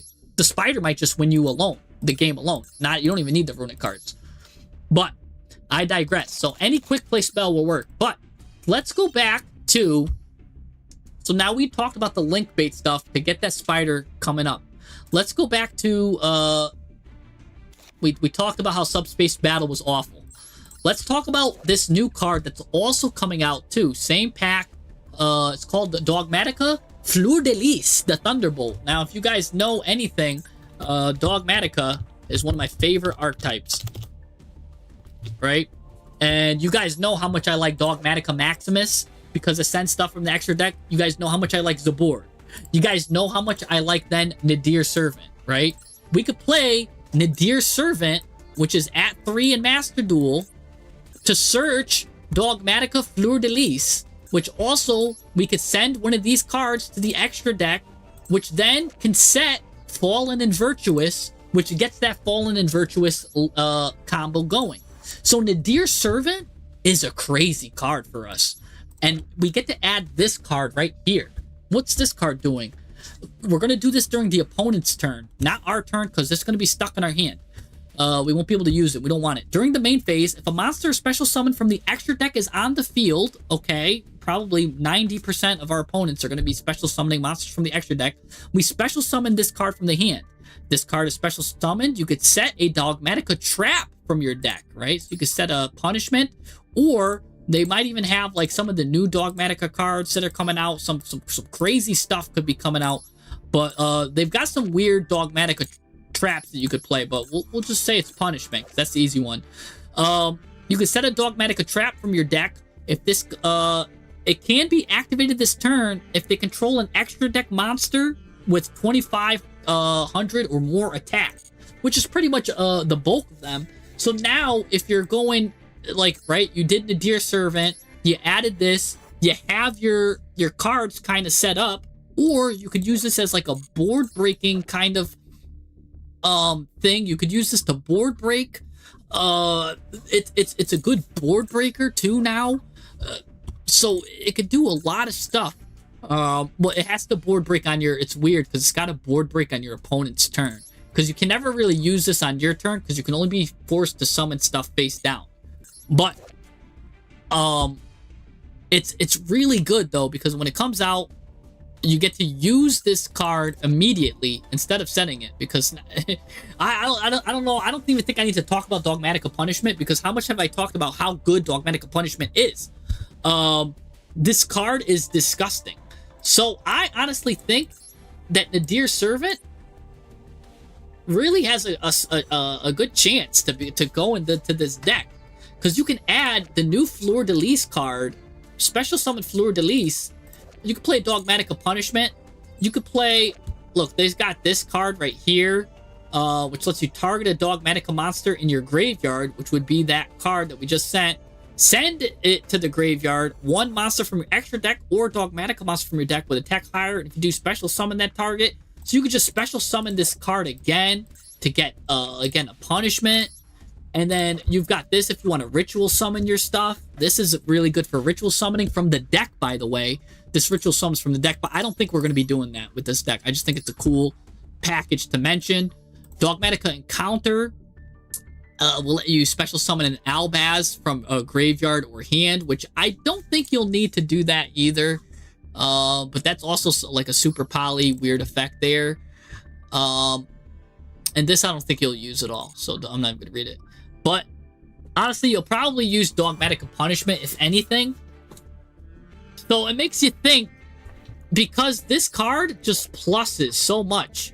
You're adding a card here, sending this card to the graveyard, which will set this card up for a free pop. So this one card kind of gives you 2 layers of disruption, which is really nice. Normal summoning Condemned Witch. That's actually a good one, guys. Condemned Witch lets you search for Forbidden Droplet or Forbidden Crown. It will add a Forbidden Quick Play spell from your deck to your hand. Now, that's a really good normal summon. When we're talking about good normal summons, I guess that should go in the Zaborg section, but or normal summons that compete with this. If when this card's normal summon, you add a Droplet or a Crown, that's pretty much what you're gonna do from your deck to your hand. That's going to force interaction. If they negate that, you can also special summon a level 4 from your deck, except Condemned Witch. I don't know if there's a good target for Condemned Witch. Why aren't you playing Ecclesia? Because you can't special summon Ecclesia. You'd have to normal summon her, right? She'd have to be your normal summon. And I'm going to give you a spoiler alert right now. The best normal summon is probably going to be Zaborg. Unless you're talking about the new Ecclesia. But in that case, you're getting ahead of yourself here. But whatchamacallit? Yeah, but these cards, you don't want to, because you can't. So if you're playing Ecclesia, she can't special summon herself because you're locked into face down cards only. You can only special summon in face down defense position. So then she's your normal summon.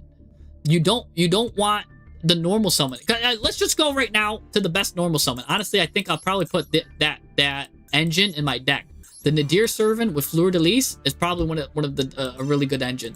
But let's just jump right now to Zaborg, right? Because Zaborg, one card right here, is the best normal summon in the game, guys. If this card goes off without a hitch, right? You set your whale down, right? Enneacraft, right? As long as you got the whale set, they can't imperm this guy. They can't imperm him because then that's a card on the field and you stop it. So the whale protects Zaborg.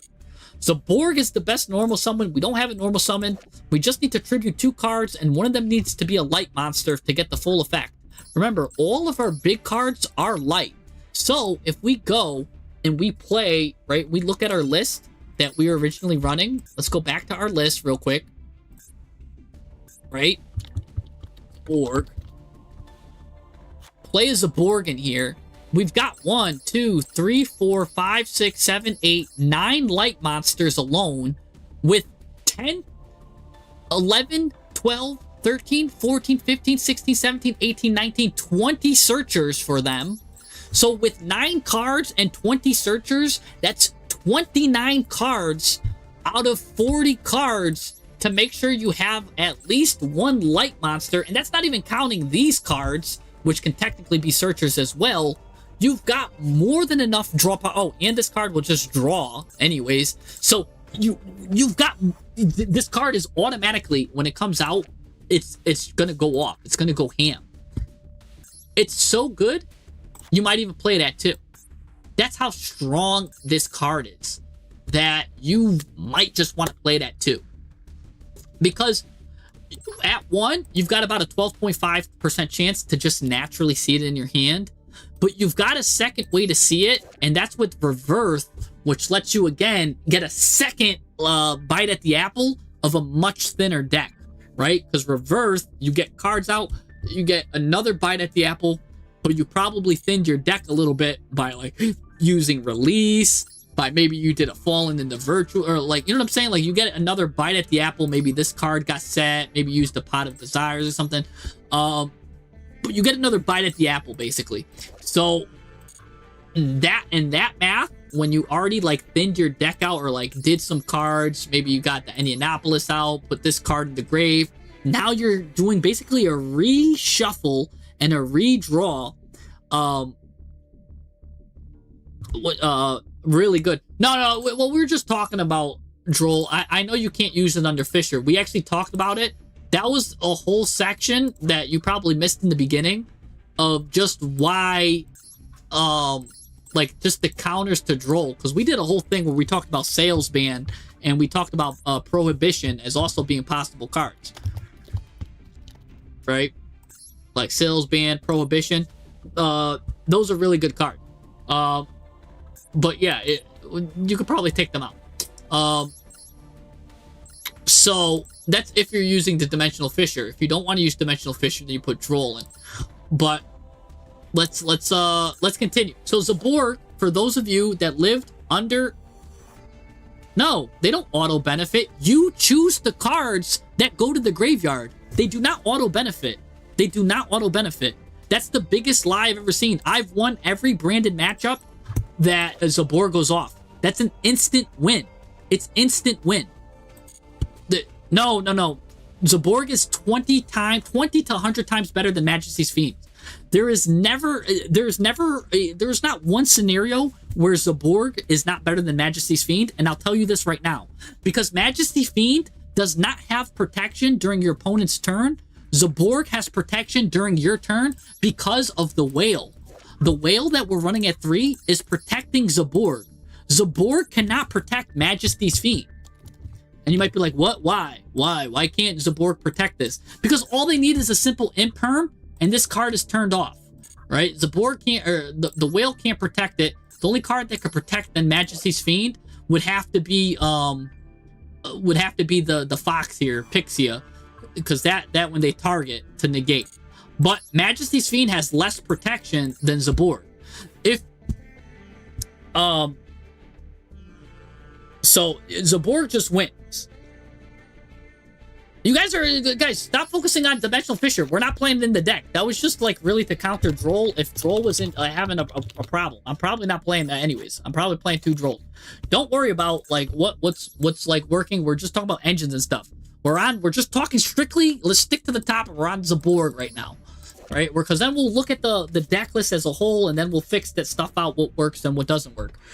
People come in out of context, like someone that's like a surprise birthday party, but like before the guy comes in, like you're looking at it out of context. We talked about all of that already. So let me just move that because that keeps confusing people. Anyways, so Zaborg is protected by this because this is during our turn, and that's what we want to do. And by the way, if this card is tributed, you target a monster on the field, which is himself, you destroy it. Then if it was a light monster, which he is a light monster, both players send as many cards from their extra deck to the graveyard, but not more than the level rank of that destroyed monster. So we're gonna send 8 monsters each, but here's the catch. If we tribute summon using a light monster, which we will, that's why I was talking about all the big guys are light, we get to choose the cards your opponent sends to the graveyard. So we could send their Mirror Jades, we could send their Chaos. Look at any branded list.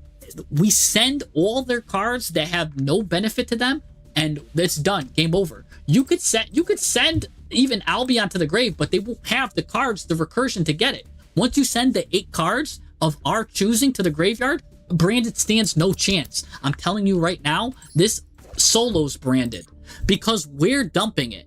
We choose. No, we did a whole conversation of Subspace Battle of why it's a good card, of why it's a bad card.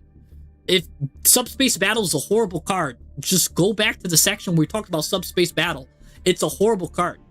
Because if your opponent's on Mitsu or Nibiru, you're done with Mitsu, you're done with Nib, you're cooked if your opponent's on Nib, you're cooked if your opponent's on Horus, Typhoon, Flamberge. Like, there's so many deadly cards with 3,000 or more attack. If they're on Kaijus, like anything, you're getting cooked. Anyways, so Zaborg, we're also sending our own cards to the graveyard. And now, I've talked about this so many times, but if you have an extra deck set up to send cards to the graveyard, this cannot lose. You cannot lose. You don't need to, so there's a couple of things. So, you cannot lose, right? This Jirac Asterio, the Jirac package, I don't know how many times I've made videos of the Jirac Meteor package, but you cannot, I've pretty much, it's like I've got a 90% win ratio or higher, maybe it's even 95 when Zaborg goes off. The only times I lose is to time. Literally, I lose to time when that happens. So, but other than that, like the 95%. So you're gonna want to send the Jirac package, which is 1, 2, 3, 4, 5, 6. So there's 7 cards here, but you only send Asterio and Velveto Cheese to the graveyard. Once Velveto Cheese and Jirac Bottom is in the graveyard, you hold it, and you can do whenever you want Jirac Meteors. Boom, bop, boop, bop, boop. And there you go. So you're going to have these 3 and Velveto Cheese, and you could do 3 Jirac Meteors whenever you want. Now, you're also going to want to Wing Pegasus in the graveyard. If your opponent destroys something, you get to just shuffle it back into the deck. They go -1. On top of them just getting board wiped 15 times, because, by the way, this is not once per turn, and at any time during your opponent's turn, you can just destroy all cards on the field. So someone's like, Jesse, what do you do against evenly matched? This was a question that came up way earlier. The answer is Zaborg. You don't care. You've got everything you need where you need it in the graveyard, and you're just gonna go off. So Zaborg goes off there, and that's why we're probably not running. We're not gonna be running Shifter or we're not running Shifter or Dimension Fissure, because we're gonna be on Zaborg. We're going to be running all these cards. You could play a Fossil Machine or a Skull Warrior to just destroy monsters at will you want. You could do Garura to draw a card. And then you could do Axe and Kicker here. If this card's in your graveyard, except the turn it was sent there, special summon a level 10 Psychic Fusion from your extra deck. So you could just special summon this Axe and Kicker Oracle here, which, by the way, if your opponent was special summon a monster, quick effect, negate that summon and banish that monster, there is no way your opponent can take out this, and this, plus lose 8 of their cards from the extra deck. Because look, you're sending 1, 2, 3, 4, 5, 6, 7, and either this or this as 8 as your cards to the extra deck, or you can even send, don't forget, we're going to be playing Fallen the Virtuous, so you're going to have Albion, right? We're going to have one of these, we're going to have the other one too, right? It's probably going to look something like this. We're going to have one of these. This extra deck right here is the best extra deck probably. There's probably maybe we could switch out like a Fossil Machine, but if your thing goes off, you're winning. You're not losing. This is just straight up win. Oh yeah, and what's funny, yeah, that's funny, is if this card is Synchro Summon, you destroy all cards on the field, then you can special summon a tutor from your graveyard. I forgot that you're right. Prior of God, that the Bat Tuner, if we're playing Beaten Bat, where I said it didn't matter that this card's a tuner, it kind of does, because look, this card can get special summoned with Zaborg once you do the Meteor. So you're right, that's actually really funny. But the thing is, you can only normal summon once, so Beaten Bat won't be on the field. He'd have to get into the graveyard somehow, so that'd have to be a prolonged game for that ever to happen.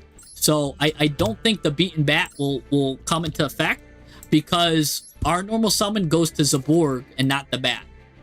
Unless we're playing a card like we're going second and we're playing like a spell card Soul Exchange. Right? If we're playing spell card Soul Exchange, then maybe we could get a Zaborg out because we've got this. Now people are saying, how do you get Zaborg?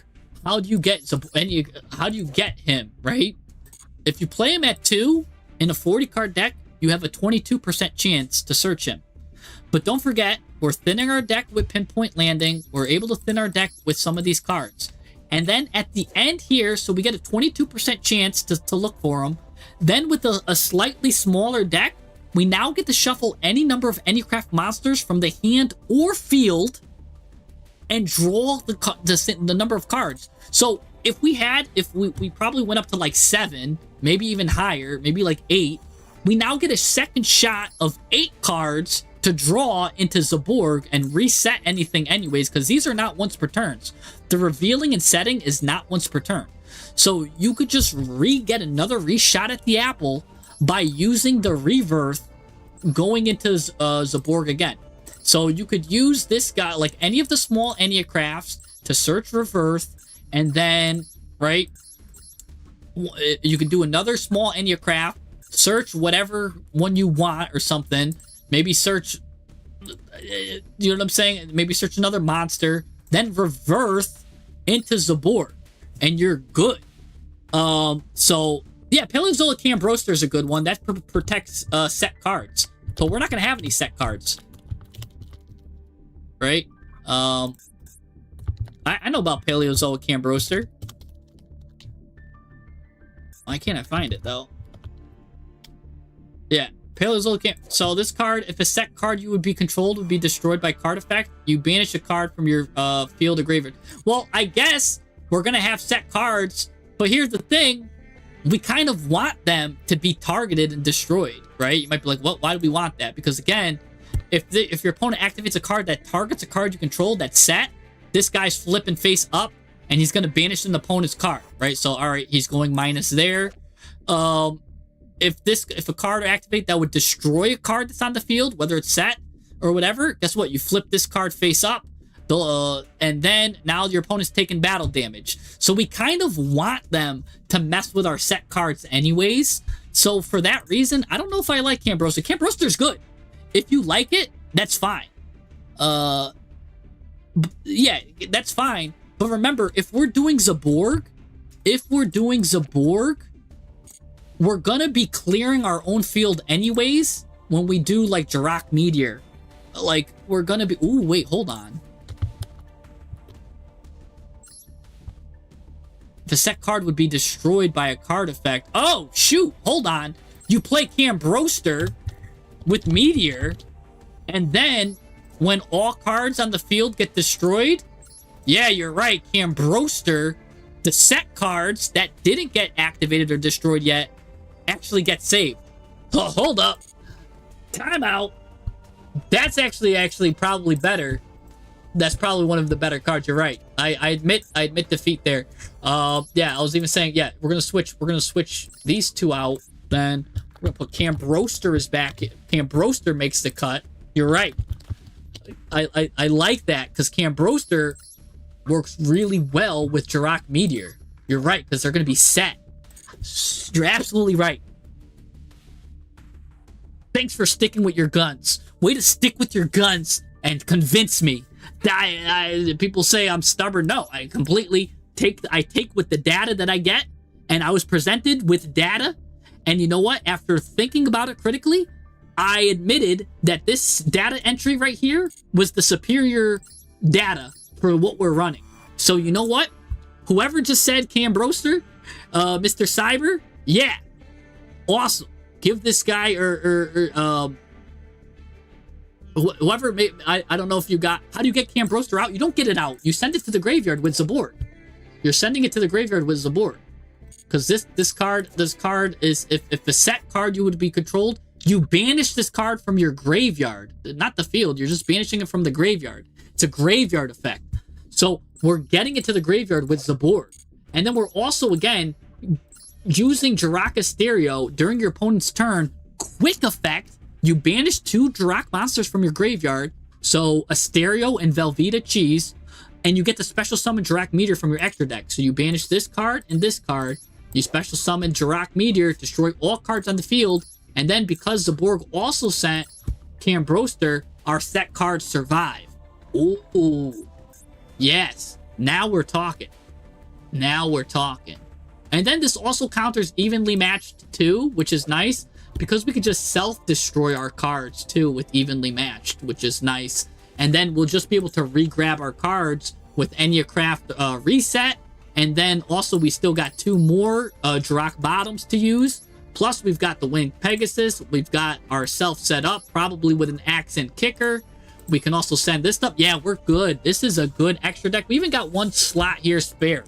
So, oh my gosh.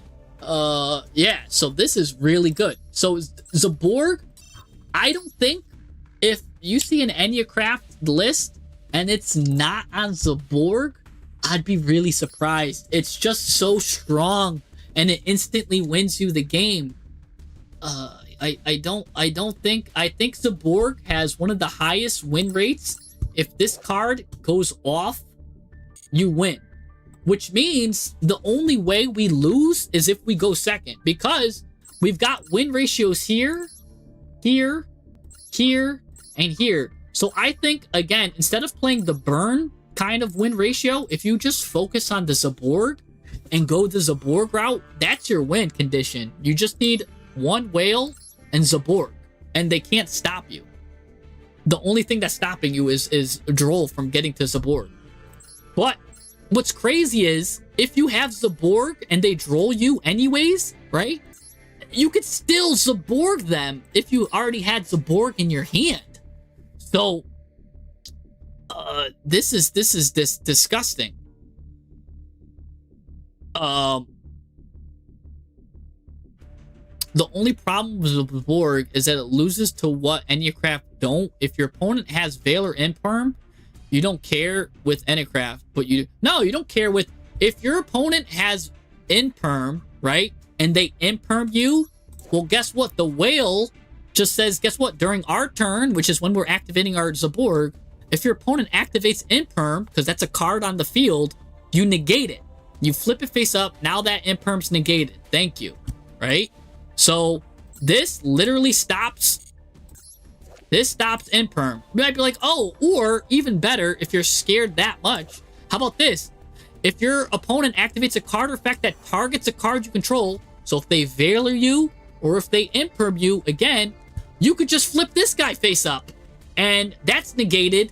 And we banish, now we also banish a random card face down from the opponent's hand. So there's literally, this card right here stops Veiler and Imperm. This card stops Imperm.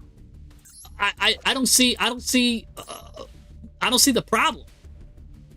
That's true too. This card can no, it can't dodge Imperm because the Borg needs to destroy itself. It needs to get destroyed. Destroy it. See, then if it was a light monster, the Borg does need to get destroyed. So the Leon won't work. That's why we play Leon at 1 anyways. When your opponent activates a card or effect in response, you return it to the hand, but that won't work because Zaborg needs to destroy himself. So he can't, if he's back in the hand, he can't destroy himself. So yeah, Zaborg, disgusting. Now,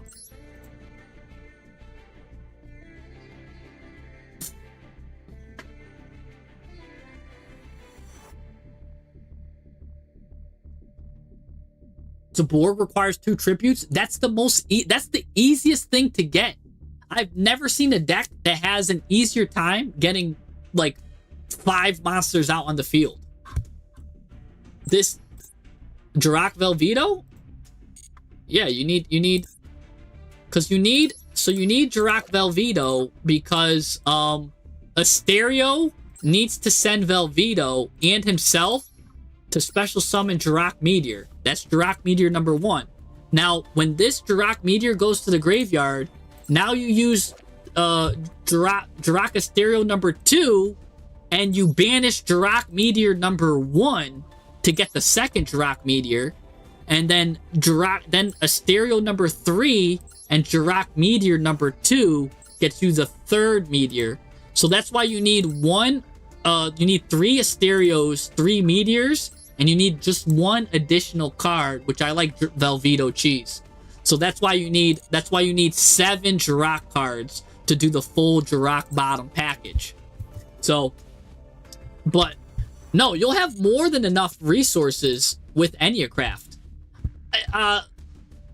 Like, let's just see how it sorts it here. Okay, let's shuffle it, right? I'm not looking. I'm not looking, right? I'm shuffling. Right? Let's just test, hand test, right? You're gonna have more than enough cards to set a Zaborg. Look, here's Zaborg, right? Look at this. Place a card on the P scale. Nice. Give me a search. I already got the Enneapolis, so I just need to get monsters, right? Maybe I'll just get this. Right. Actually, the big one's really easy to get. Let's go. Let's look for some little ones, right? Because okay, give me a nice little one, good, that I don't care about. So I'm just gonna shuffle it back into the deck anyways. We're gonna activate this effect. Oh no, we're gonna P-scale it. Sorry, P-scale it. Right now we just need a big guy because the big guys are light, right?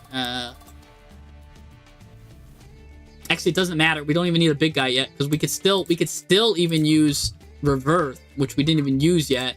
Plus, we can use yeah, we can do a lot of stuff here. But let's just look. You just got it. It's just so easy to get.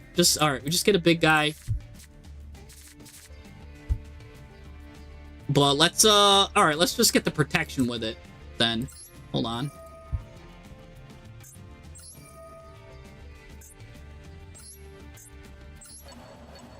Right, boop, bop, boop. Place an Enneacraft card in the Pendulum Zone. All right, which one didn't we use? We didn't use this guy yet. Put them in. All right, activate this effect. Let's get the Veiler protection, or let's get Imperm protection or whatever. Now we're pretty good. We're looking. I mean, I can make Zaborg off of this. Maybe I should have added the whatchamacallit instead. But you're never gonna have trouble. Get the whale out. Right? You're never gonna have trouble getting the amount of cards on the field. Right? Like I'm just showing you, like, you've got more than enough here.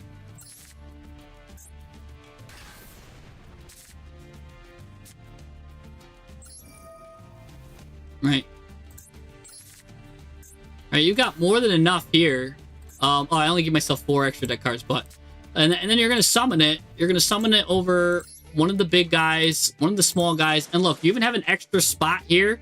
Really, that should be the Ninetales guy. And you're fine. I didn't even need to use this. But anyways, yeah, you get to send your own cards to the graveyard. You can even send, whoa, that's crazy. You can even send the extra deck cards to the graveyard if there's some certain cards you don't want to send, which is nice there too. But yeah, so that's really good there. You do that, and then you'd be able to rip your opponent's extra deck to the graveyard, and you're good. There's no scenario where I could do this probably 100 times.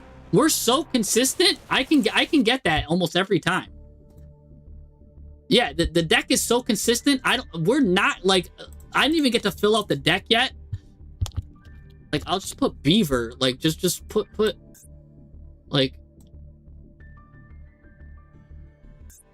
I'll just throw in 3 Beavers in the deck, right? Just to show it. We'll shuffle again. Like, the deck is that consistent. All right, let's go do a test here.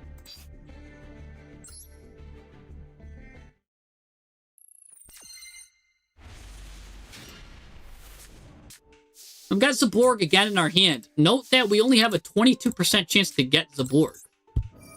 All right, let's set an Enneacraft card. Let's put this guy, because we have him at 1. Put him there. Nice. Now, even if we didn't have Zaborg, we'd have a great chance to get, because remember, you can always just do this. It's a 3 of. Just get this guy out. You can always kind of get what you need. Because you'd have to think that this would be another Enneacraft card.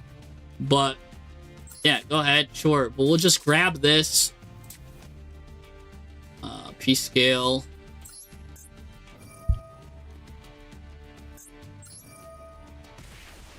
Right? You really want to get this.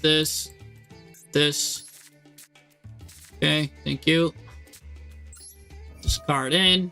Nice. Bring these guys back. And like, oh, whoops, I was supposed to select both of them. That's my bad. I think it doesn't even matter. It's like, I could just get them hand or face up field, right? That's my bad. I was supposed to, oh yeah, I could still pick it anyways. And I still had enough right here anyways if I really wanted to special summon them. But I'm just going to see what happens if I just even throw these 3 away. Can I even still get consistent? Ooh, I got the second Zaborg. All right, so even with this, with me messing up, I could set in my own Zaborg, right? Set a Zaborg.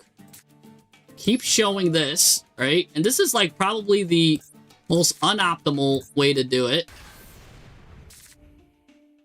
Let's activate this, set myself. Look at this. So even with me botching it completely, I'm still able to summon it over a Zaborg, which is a light card, right?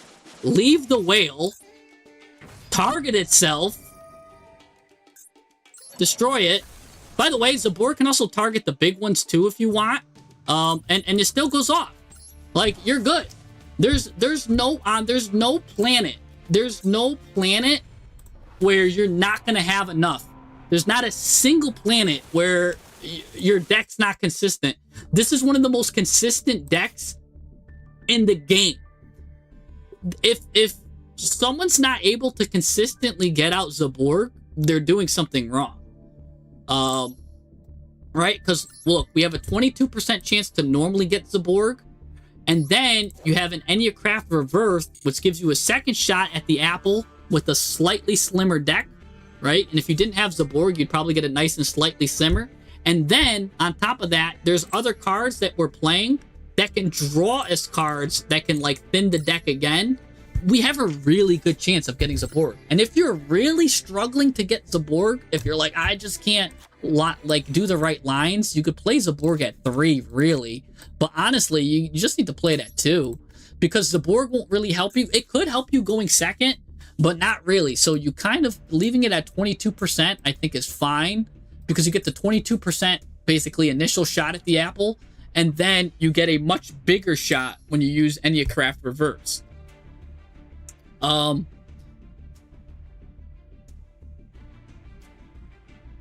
Vanity is not worth it over Zaborg. Vanity, because remember, this card can't protect you from Vanity on your turn, right? This it says during your turn.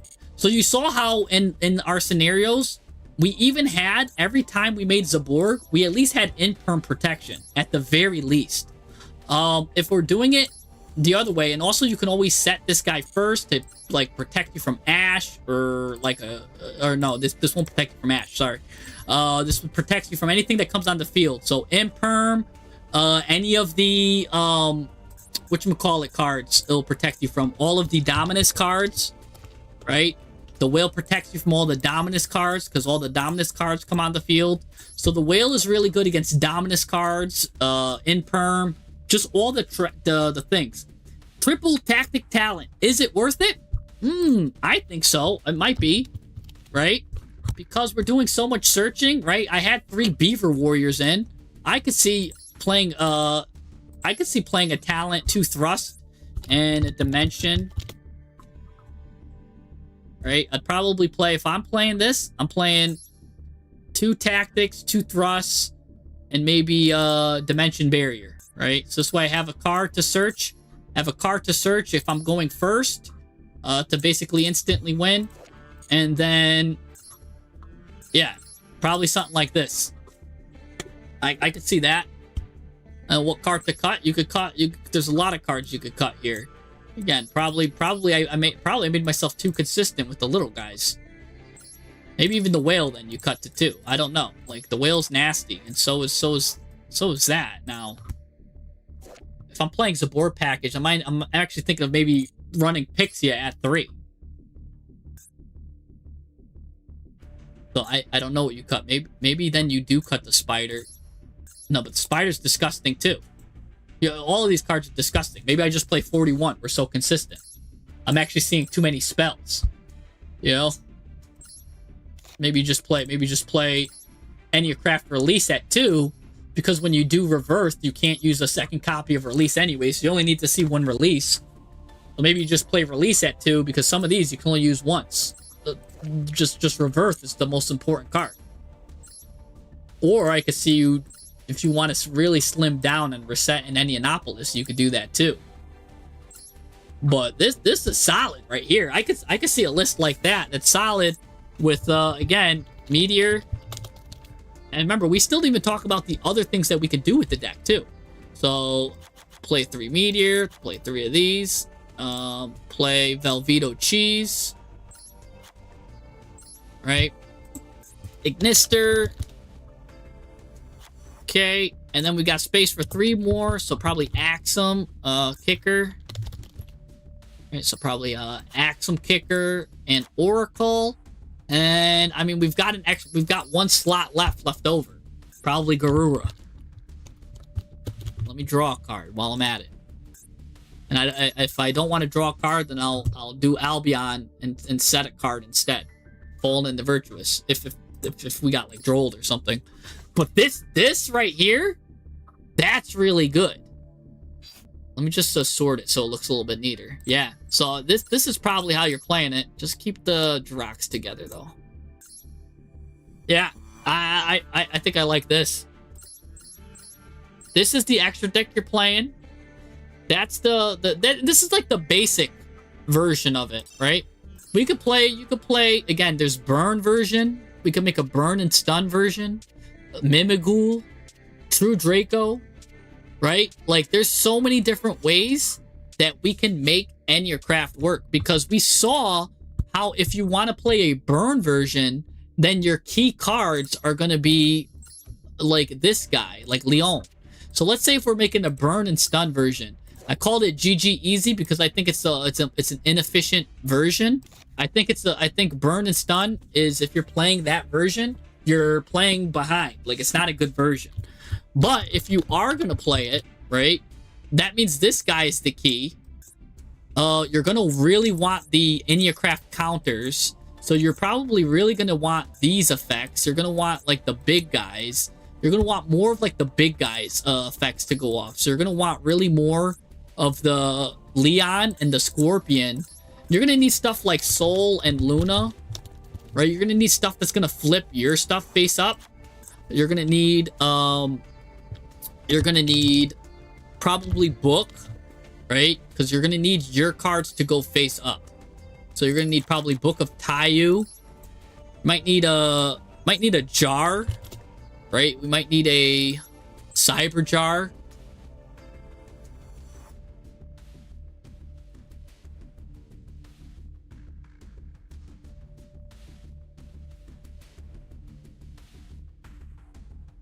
Yeah, you might need a Cyber Jar. I don't know if you want one or two. But maybe a Cyber Jar could work. Or even a Morphing Jar. Probably either Cyber or Morphing. Let me see. Are these... Yeah, no. It'd be probably either Cyber or Morphing to use in combination with this. We're going to use this. Then we're going to need to just get, like... You're probably going to now... Since your win condition isn't Zaborg, you're probably just going to play Whale at 1. Pixie at 1. I don't even know if you want to play the Spider at all. And then you're probably going to play each of these at 2 just for the consistency. You might actually want to play... The only reason why you might want to play these cards is because these cards are going to go into the extra deck spot. So you still actually might play Spider at 1. Probably might play it like this. And this is if you're trying to win by burn. Well, Leon, remember, if this card's flipped face up, each time your opponent adds a card to their hand by card effect, they're taking 900 damage. So once you pretty much burn them with all like, remember, because this card's flipped face up, each time a monster sent to the graveyard, they take 900. So they're going to be taking damage from this, but really, you're going to be Soul and Looning them on their turn, or you're going to be Book of Tayoing these cards just to get more cards to see. No, you're burning them on their turn. If they're adding a card by their card effect, they're taking 900 damage. Every modern deck in Yu-Gi-Oh does like 20 searches. Give me a modern deck that doesn't do 20 searches. This alone is basically stopping them from searching. You know what I'm saying? Like, it's because you're going to do enough damage to hurt them, because you're going to be doing a lot of flips. Remember, every time a card is flipped, you're adding an EC counter. Like, if you didn't destroy them, they cannot add a card by card effect, because if they even add one singular card, they're taking 900 damage, and that's not enough, like, for them to take. Because you're probably already knocking them out with that alone. This is just insurance, guys. I'm not saying that you're doing damage with him on your turn. This is just preventing. This is just the icing on the cake. This is just making your opponent go GG and leaving, because now they can't activate their preparation of rights, their pre-preparation of rights, their you know what I'm saying, like their rights that activate the preparation of rights. They can't activate their Mitsurugi card that's going to search a card, because now they're just going to take the damage. So they can't activate their 20 searchers. They can't activate their wanted, which was going to add Diabellstar, because now that's 900 damage. Then Diabellstar comes out, sets a card. Then guess what? That card that they set, oh my gosh, it was a card that was going to search for another card, right? You know what I'm saying? And then so they're doing 5 searches here, and they're doing so many searches. Yeah, imagine they're playing Sky Striker. Like, you just turn them off their Sky Striker. This is if you're playing the burn and stun version. And again, I'm saying this is not the efficient way to play the deck. You could play a burn and stun version like with this deck here, and this deck is only gonna win maybe going first 70% of the time, and then it's gonna have a horrible win rate going second. Now, you could play that version of the deck, or you could play this version of the deck, which is gonna win probably 80% of the time going first because Zaborg Turbo just wins, has a better going second, can play going right because we could play Virtuous.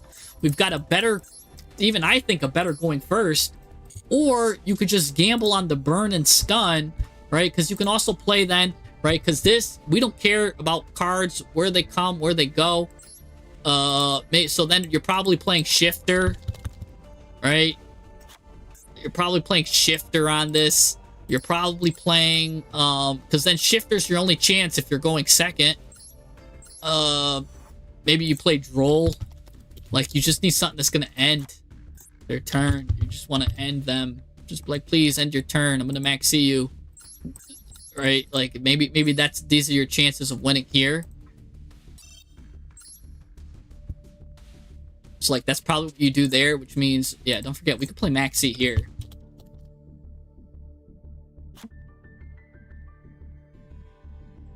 Which is nice.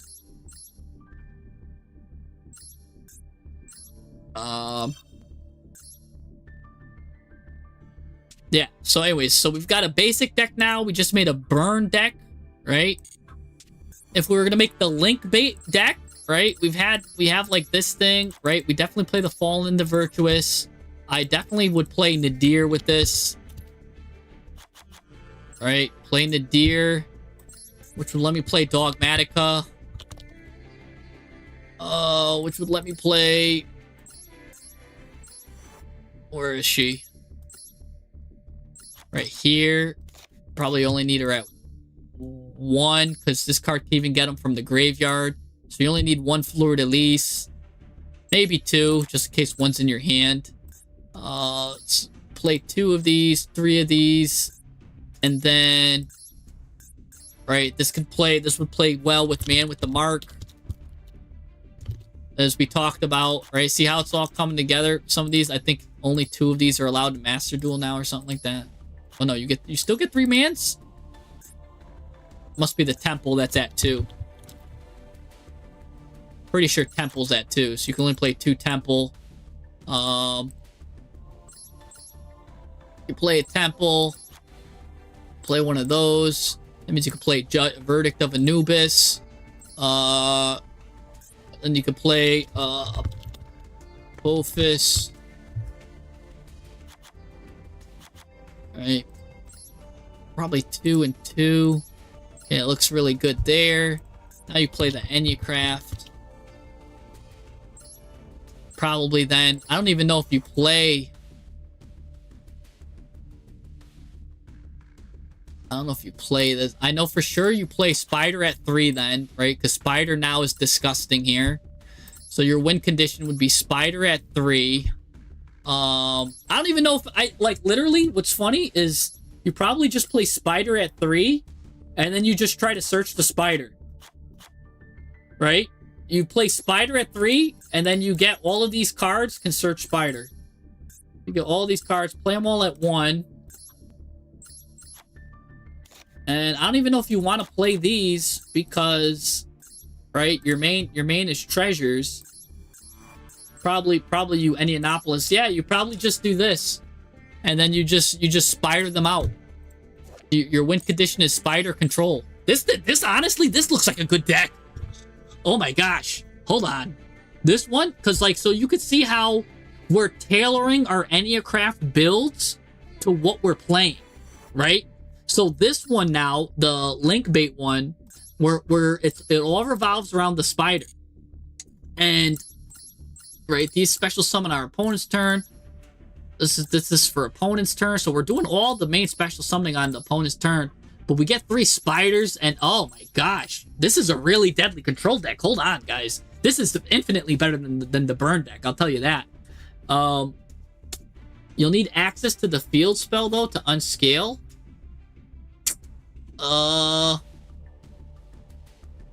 You're right. That's why, yeah, you're right. Yeah. So you still play Indianapolis at 1 with reset. Maybe you play...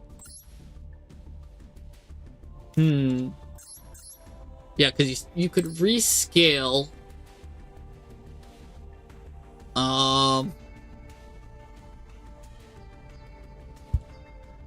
Well, this lets you rescale also. Reverse lets you rescale as well.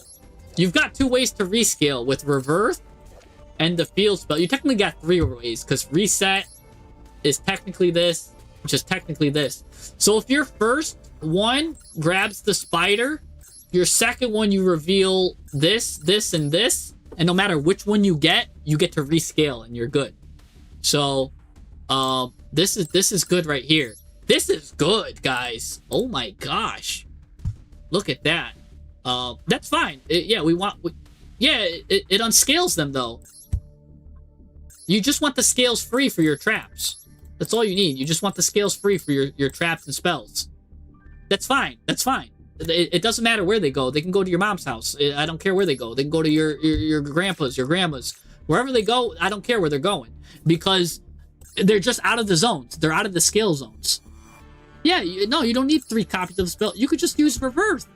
Reverse, you shuffle them, and then they go back to the deck or extra deck, and they just get out of the... We did this before. Watch, look. I'll show you. Let me just get a... Oh, let me just put reverse here. Hold on.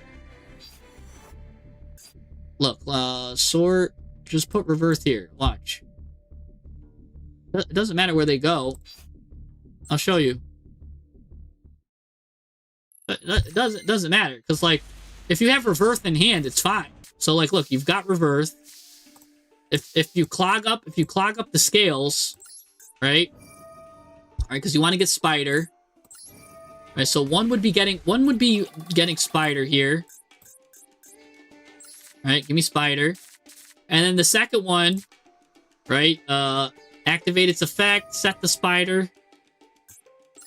Cool. Now you could just P-scale it, I guess. You could search again.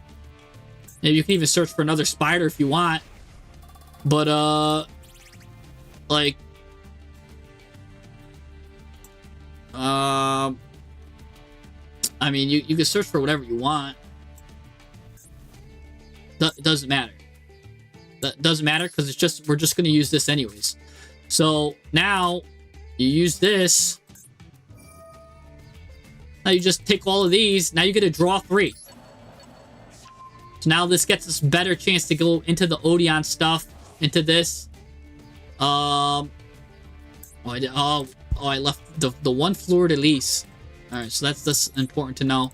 But you'd have this here, and that'd be one negate there. Not the craziest, but again, we've got 3. So we've got 3 ways to increase the chain link right here. So, oh, also this, we could flip this anytime we want face up, but I want to say that, look, if they activate something, right, like, oh, good, chain link 2, now if they do something chain link 3, which he probably won't because he's a whack computer, but if he did something chain link 3 right here, that's the spider. That's the whole point, is that we're bringing this out, and we're trying to bait him into getting a spider. So not only this now is, if your opponent does anything here, right, the spider's doing so much work here because we have a pop. If they try to dodge it, right, or if they do a chain link 1, we do the pop as chain link 2, and if they try to dodge it, that's chain link 3, we got spider. Or we've got a negate here, or we've got an enemy controller to take control of something. We've just got so much, even off of this, like whatever's going on here. Like, he's got his little wax spider. We've got a good spider. And at any time, too, we could just flip this face up. And also, he can't do anything more than chain link, whatever. But, honestly, and now he's got a link monster. We have Dogmatica Fleur-de-Lis can come out.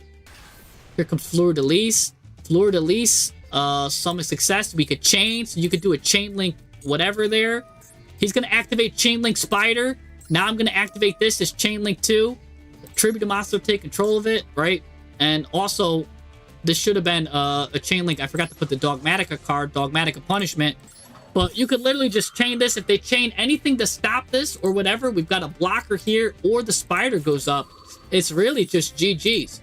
So you can see there, that's the whole premise behind what the spider's doing, right? So because we really don't care. Anyways. But yeah.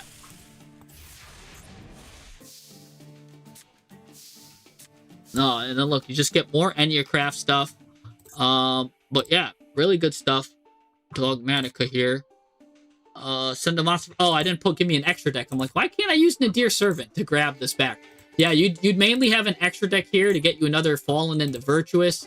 Because that'd be able to pop off. Really, everything would be popping off nicely.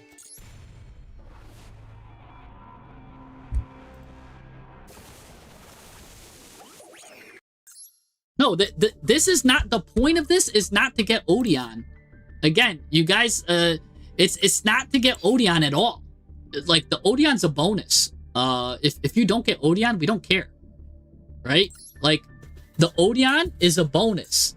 This is all really, again, it's for the spider, and everything is built around the spider. You saw how I had like 1, 2, like 3. And if I had the extra deck, I'd have like 4, 5 ways, even without Odeon, to activate the spider and to basically ruin their day and suck their soul. Because the spider sucks their soul. Again, for those of you, because it is a while since I talked about what the spider does, if your opponent activates a card or effect as Chain Link 3 or higher, you change this card face down, face up defense position, negate that activation, and all of the cards that were before that Chain Link, and destroy them. On top of that, now when this card's flipped face up, your opponent cannot activate cards or response in response to their own cards or effect or activation. So now they can't even do their own Chain Link 2s. They can't chain block themselves. So it's floodgating them. This is like ruining Dracotail's day. This is also anything Chain Link. It's crazy. So you've got an Enneacraft. This should not be called Link Bait. It should be called Chain Link Bait. So now we've got a deck that baits Chain Link. On top of this, we're playing Odeon, which is just a disgusting deck in general with one of the highest win rates on top of that. And we just combined it. You just combined it with Enneacraft, and you're looking at a disgusting deck here. I promise you this deck will get you to Masters, no problem. Especially if you learn how to use it. You can see here that you're just using Enneacraft as an engine to get to the spider, because the spiders, because every single, you got to think of Enneacraft too. When you think of Enneacraft, you have to think every single Enneacraft card is kind of like their own win condition. The spider is a control win condition. The whale is a control win condition. The well, the little ones just add you cards to get to your win conditions. The Leon and Tail, these are burn win conditions. And this guy's just protection. He's just chilling. He's doing his own thing. He's kind of cool though, because his protection is really good. But yeah, and then I guess he's also kind of got his a control. He's like half control, half burn, because his burn's not that good and his control's not that good. So he's hybrid. He's like hybrid control, hybrid burn win condition. This guy is full out burn win condition. Or you want to get the objectives to flip him up as fast as possible. Maybe even get like 2 of them face up. You know what I'm saying? You really just his condition is you want to get 2 of these face up on the field. So let's look. So we've talked, and actually let me just finish off probably the extra deck would be Albion, right? And the Virtue.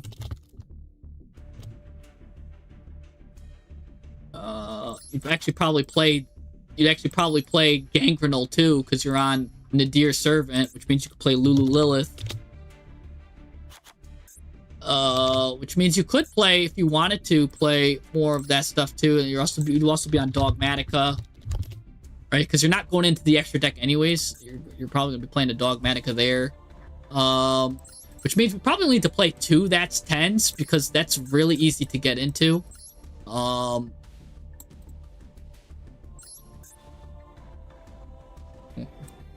Yeah, there you go. So yeah, this is looking really good. I don't see how yeah, this is really good. So you're playing that Lulu Lilith, also Dogmatica. You're gonna be playing this card, right? And look at that. You're just Malong. Play Malong. I don't know why not. And then you might even play Ecclesia at 1. I don't think you're playing the OG Fleur de Lis, but I think you're playing Ecclesia definitely. That remains to be seen if Ecclesia is good or not here. But yeah, no. Certainly there's a lot of extra deck stuff going on here. That's good there. So, Chain Link, that's the Chain Link bait one. This should be called, it really also could be called, Odeon Spider. Right? Because that's a good name for it. Right? You've got for the burn one, the goal is to really get 3 of the tails out, right? So it's burn and stun, right? Scorpion, right? Because the Scorpion's the main one for that one. But how consistent can we get Scorpion? Let's try it out. Let's do 1 shuffle, 2 shuffles. I always like doing 3 shuffles. I don't know why. Let's test it out. Let's see how much burn can we be doing. Let's see, can't really, let's see what we can get burn in here. I don't know if the burn, like I said, I don't think the burn is gonna be crazy for us.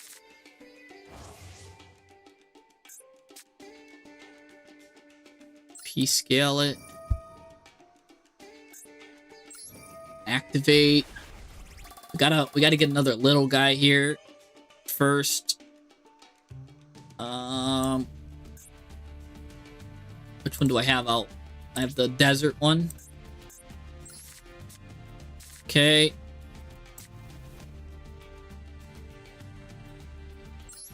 Gosh, you just gotta be careful. The activate effect and P-scale is gonna be very confusing.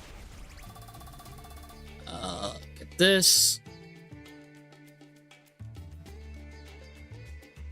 And we already got this guy. Oh, did I not add the, Oh, I'm missing, the one that sets a card. That's fine.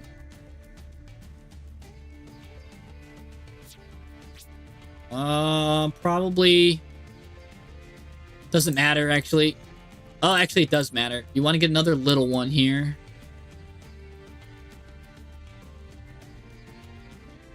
Well, I did desert and water. I gotta do wind and earth. Wind and earth. Okay, there's wind. Alright. Bring these back to the hand.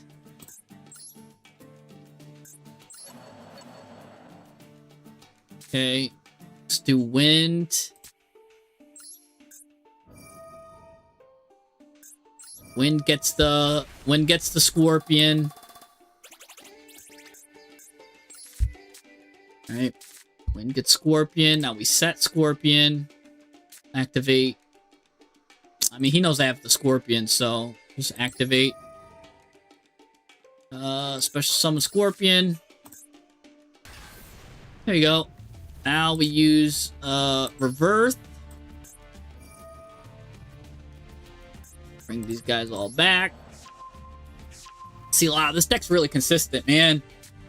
You know what you're doing. It's nice. Not the best. Not the best for burn. See, that's why I thought the burn was the weakest one. Maybe I gave myself too much. See, too much consistency. Too much consistency. And the field spells. It's not a problem with this one. So I'm not too worried about the. Again, now we can flip up though. We did want that because we just want to flip this guy up. There we go. Now and then he would be burning.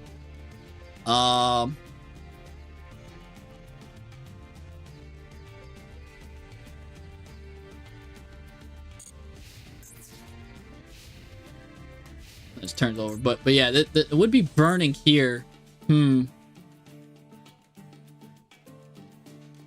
Oh, end phase, he takes 900 damage. No, wouldn't he take 900 damage? Because oh no, the card didn't get flipped up there. Yeah. See, I'm not really feeling the.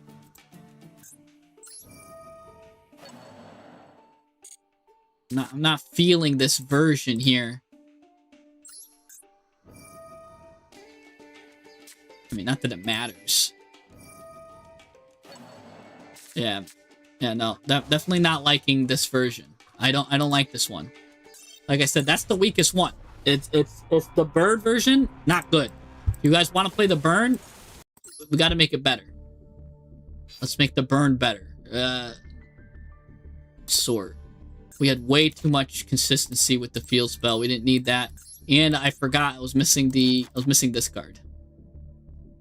Which would have actually came much more effective. Put that at 2. We only need really 3 of these. There we go. We're just gonna make the burn a little bit more burny then. I didn't have any trouble finding the little guys.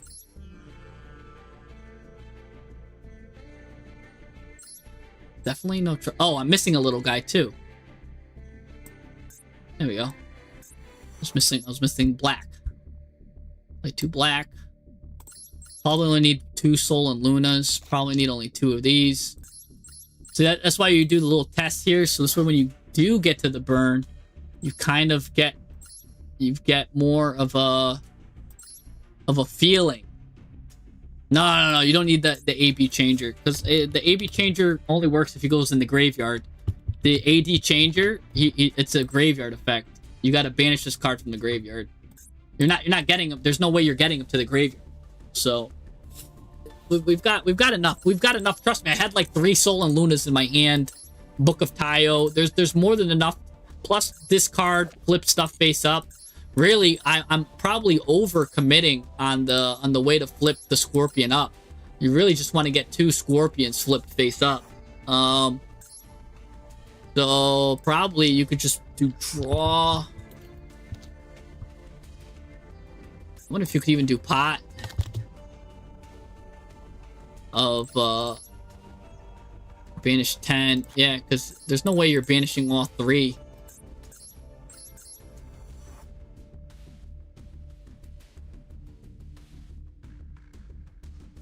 That looks fine. Let's try this.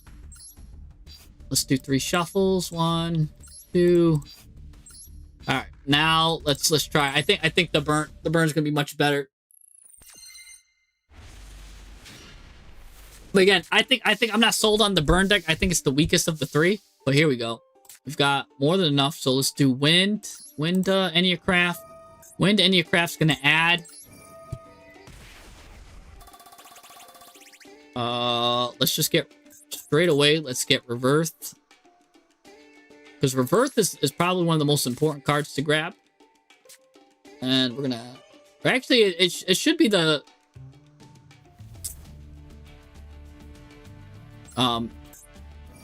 Even more importantly... Anyways, the black one. Now we'll get either the field... Now we'll get the field spell. Okay, thank you. Put that in here. Alright, bring these guys back.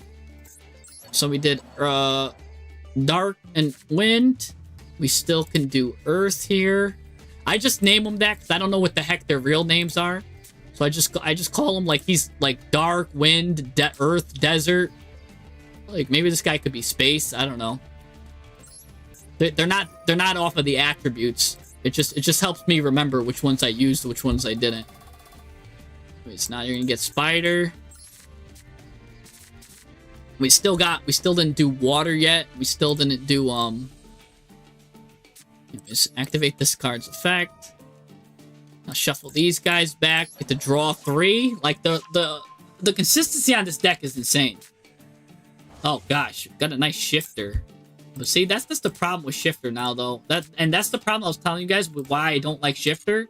Because look, once this card went to the grave, it's kind of out the way. But I guess you could banish it in certain circumstances. So let's activate this.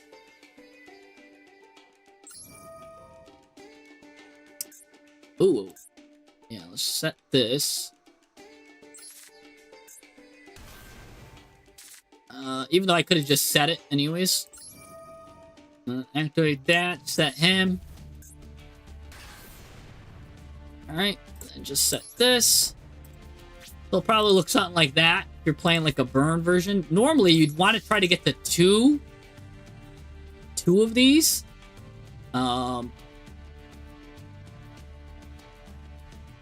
Yeah, I don't know if that's not doing anything.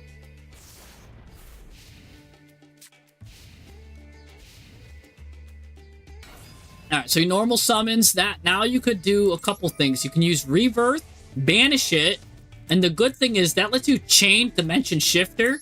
So that is a really cool thing about Reverse, is that it changed Dimension Shifter. So now, when you flip this guy face up, oh, but now nothing's going to the graveyard, so they won't even take damage there. Ew. So actually that's anti-synergy, because now a monster's not going to the graveyard. So I might as well just move this. I might as well just move it there. And then do Sol and Luna. Reverse that. That's going to give me a counter there. That's going to activate, banish all his stuff. Give me a fresh hand. That should be 900. It's not the best burn. Oh, but we're... But it is cooking, though. I will say that card, Morphing Jar, did cook. So let's Peace Scale. Here. Get to just add. Probably now you'd want either Leon, or again, maybe like even the... maybe another Scorpion. Of course, I got the one Scorpion I didn't need. Bring these back to the hand.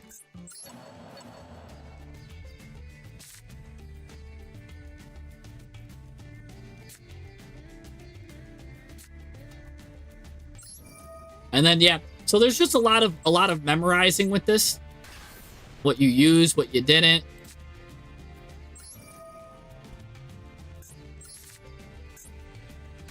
I'll say though, the Enneacraft cards are really strong.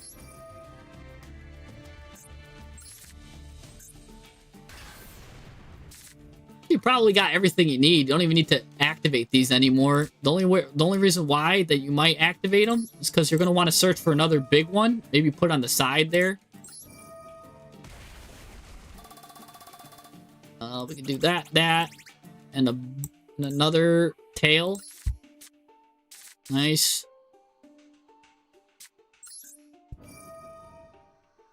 You can just put... You can just straight up put this guy in the side. And you'll get him back next turn. Then now he could pop. So now you've got a tail to pop. Alright.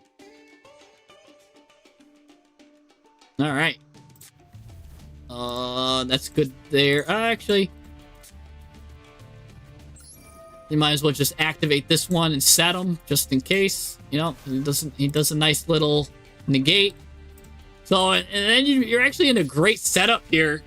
Even though we were going for a burn one, you're actually in a good setup.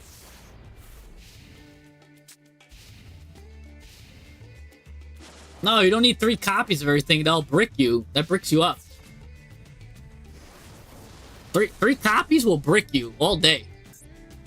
Yep.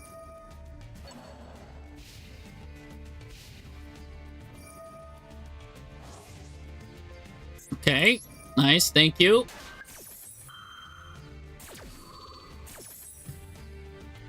Let me add to my hand. Get the whale. Not that we'd need the whale. I could have gotten another one of these, but sure. Looking to be slowly going up. Okay, negate that effect. Thank you. He kind of did his job. He can go back to the hand. I burn him. That's 1800. He got burned there. Now this guy, after this card flipped up, can't do stuff as Chain Link 2. When this guy's flipped up, he's in trouble. This guy's flipped up.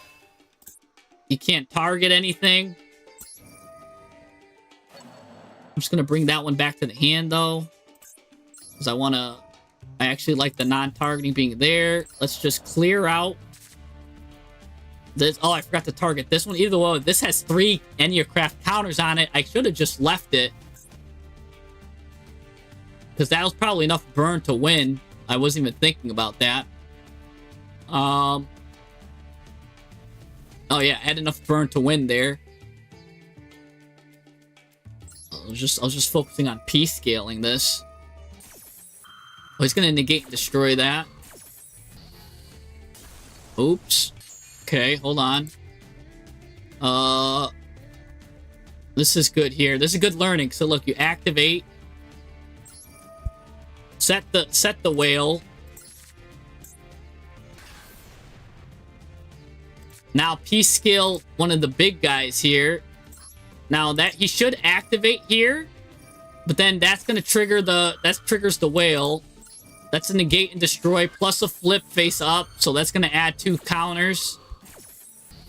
Get that out of here. Destroy. That's a counter there.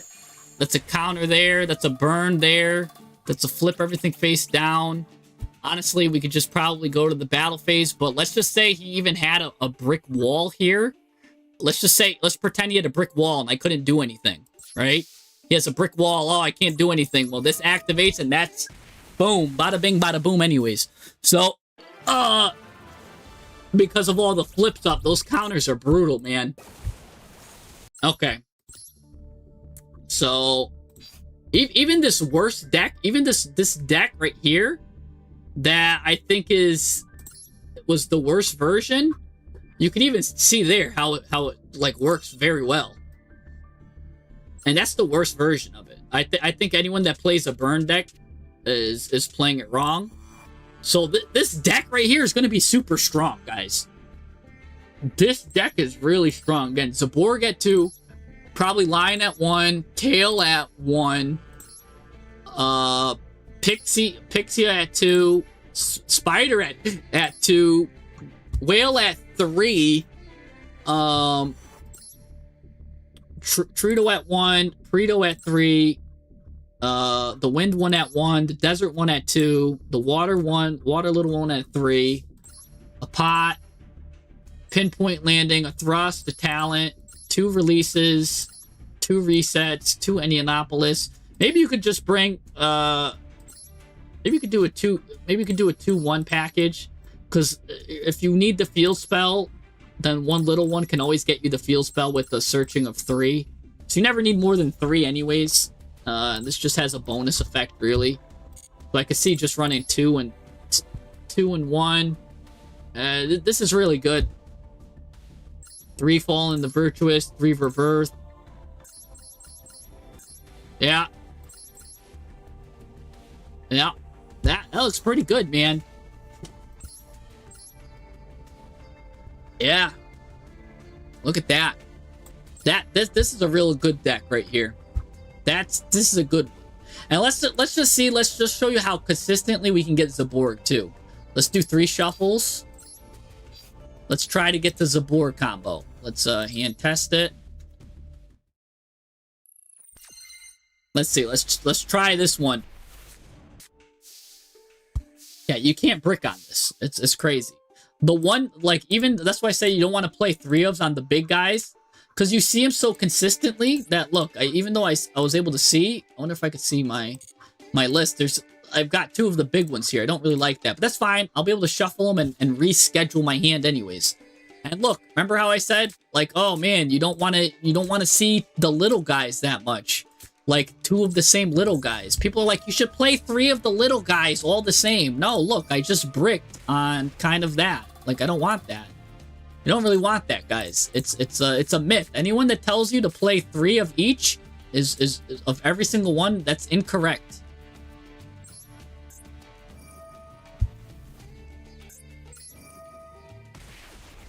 Anyways, all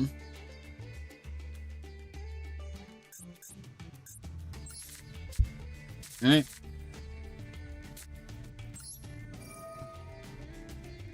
Let me bring these cards back. Oh, that's another thing I keep forgetting. That's so unintuitive to bring them back to the hands. I guess I didn't need to do that there because I had a reverse anyways, so I should have just reversed it.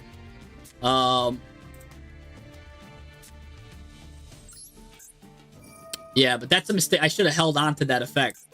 So really, I could just get a whole clean slot here.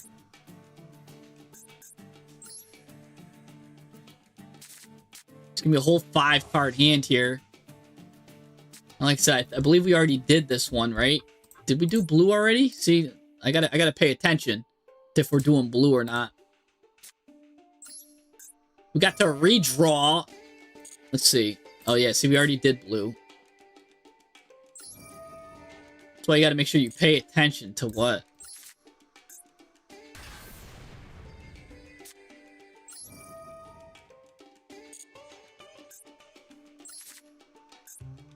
Yeah, see, not the best, but I did mess up my my order there.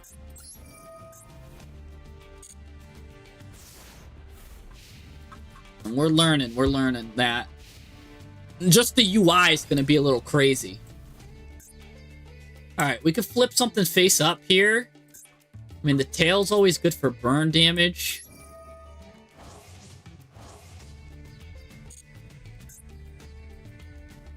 Spider you can hold, but I doubt they're gonna do a chain link 3.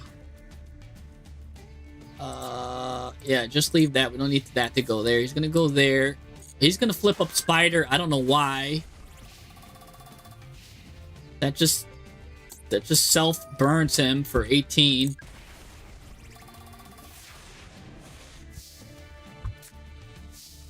All right.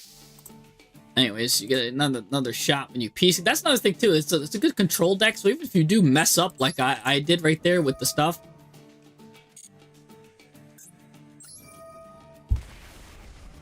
Let's see if we get let's clear it and try for a reverse. Let's do a reverse or a clear there. We do get a reverse there. Let's activate there. Again, let's just draw.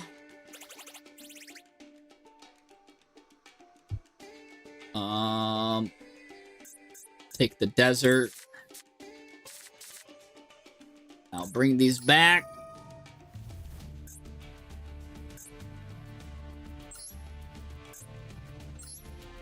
Wow, I can even bring those back if I want.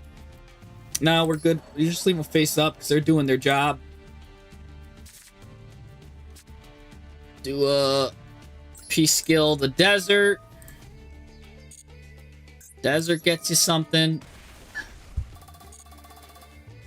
Now, probably you want to get. Doesn't matter which one you get. We're gonna try for Zaborg. If you weren't trying for Zaborg, you'd probably get Whale here. But if we're trying for Zaborg, go all in. Pretty much get rid of everything except for the tail, because he's actually doing good work right now. Actually, you probably want to put the Whale down, leave everything, get rid of everything except for Whale. No, we missed Zaborg. Oh, sorry, you still get Whale. You just win anyways. I mean, it doesn't really matter. Because you peace scale that there, peace scale this one here,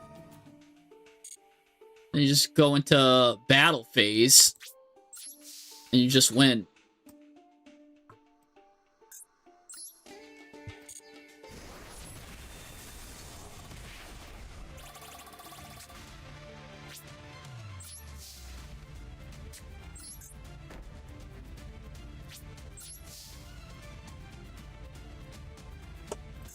Yeah.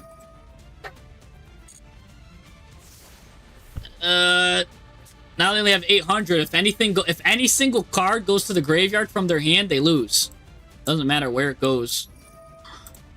Might as well just do that. They can't do anything. They wouldn't be able to do anything there. What's he doing? Going to the battle phase. And that just explodes it. And then because that explodes it, that's a card going to the graveyard. That's 900 damage from the tail. That's pretty much... That's why I said is GG's there.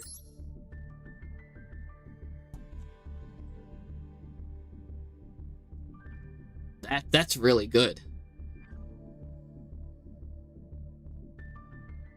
At the end of the battle phase, you just destroy the card. Oh my gosh. All right. Yeah. So that's fine there. Let me see. I'm trying to see which better, the Onion Spider or the basic one. I really like this Zaborg one though. Wanna shuffle it again. 1, 2, 3.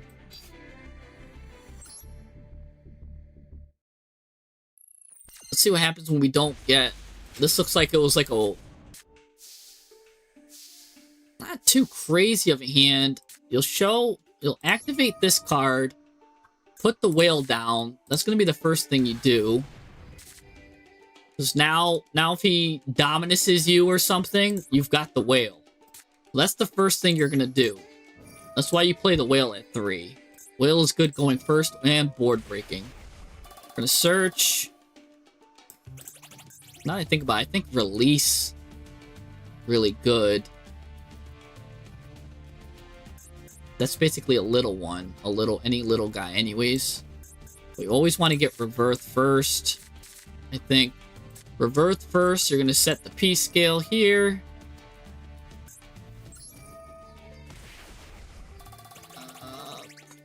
We got Reverth. I don't even need this now that I think about it. Because if I get this, it's just clearing the slots up. And I cleared the... Reverth clears the slots anyways.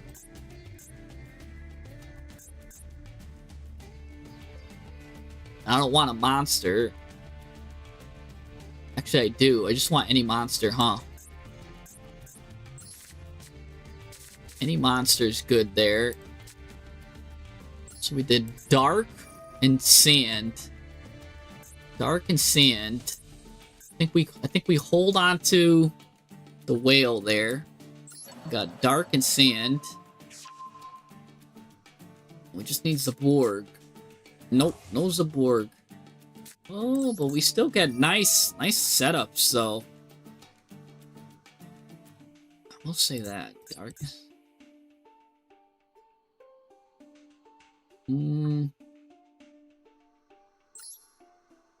Yeah.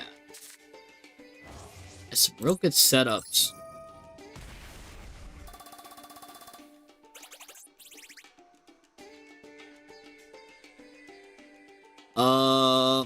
Wow. What is cool about this deck, too, is how much big brain stuff you have to do.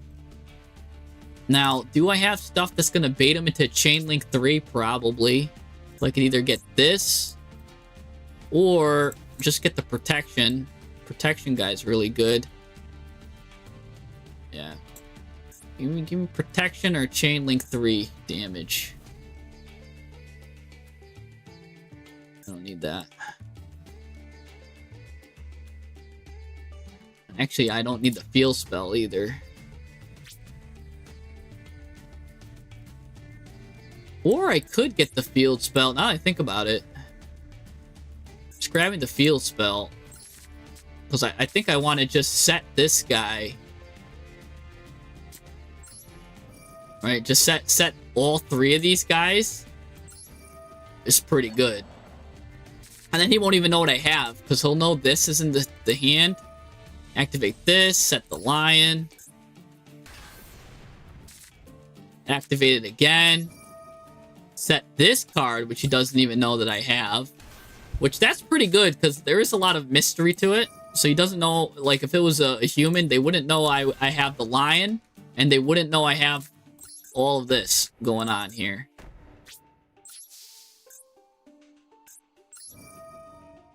Alright.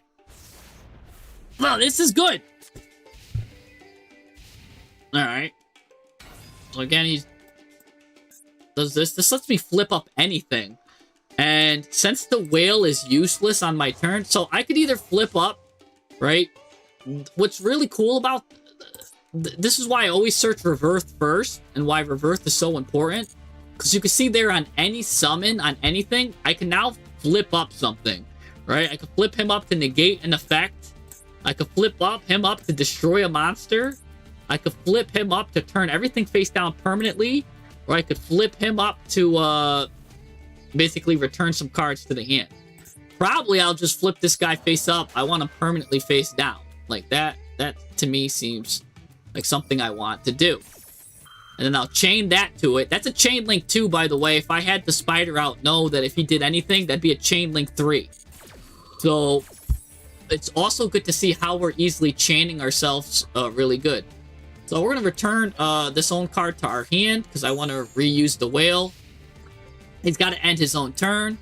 Nothing really crazy there. Didn't have to use Dimensional Barrier.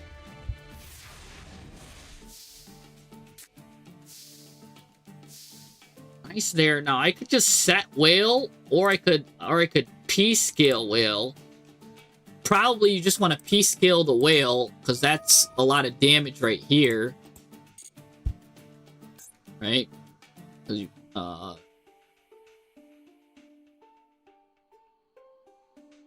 Yeah, you flip this up. That's gonna do chain link 1. And also activate this. Bring this card over here. I can also did that with Leon too. But yeah, just put that there. Bring that, destroy that. Add another card. Jeez. At this point, Spider's probably where it's at.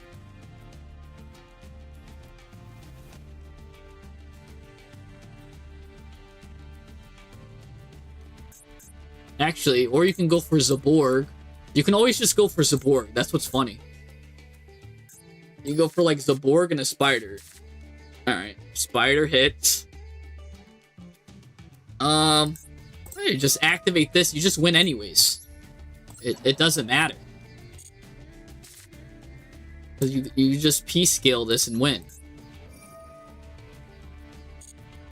Alright, flip this guy up. Great, thank you. Flip this guy up. Okay. And now I'll just battle. And you just win.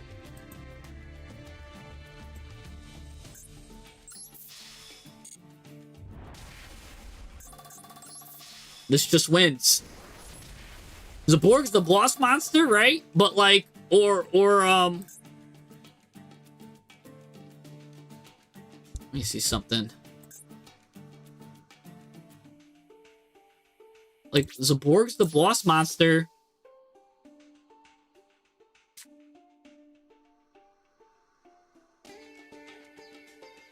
I could have just summoned him. But, like, at the same time, Math is also the boss monster. He's going to take a large amount of damage here. Look at this. I think he just almost dies. And if he adds, this is what I'm talking about, where if he does anything to add a card, he just loses, so he can't add a card. He goes to the battlefield. He's going to probably... Okay. That's going to chain this. I mean, and you just win. It's...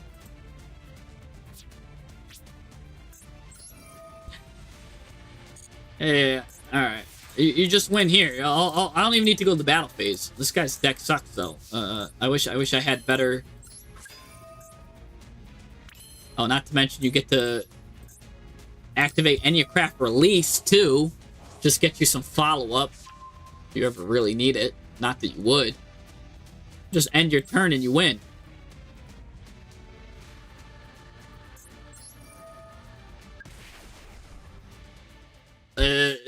Those counters are actually pretty good for the strategy.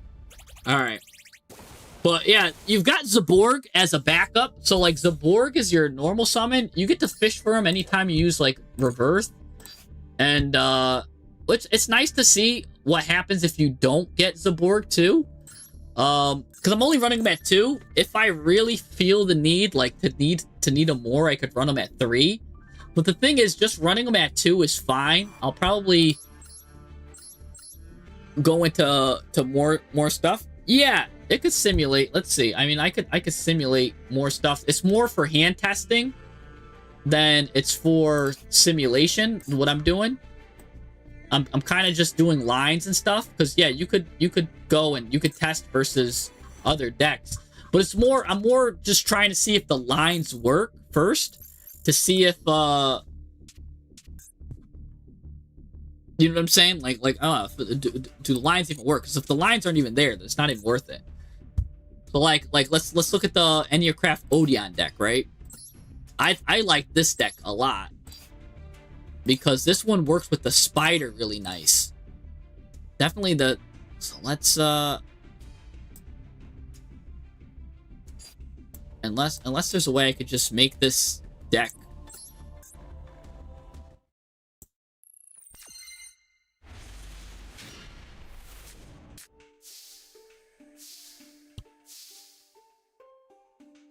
All right, so look at that. So this is that's 10. That's 10 is so good for Spider. Because literally anything you do is going to put a counter on this. Anything that goes on. So you'll probably just activate this effect. Set the Spider. That's the whole thing, is to get Spider to work on this deck. It's a Chain Link 3. If your opponent Chain Links 3, look at that. This card is just going to start getting chains. It just makes chains. Alright. Then our deck a little bit.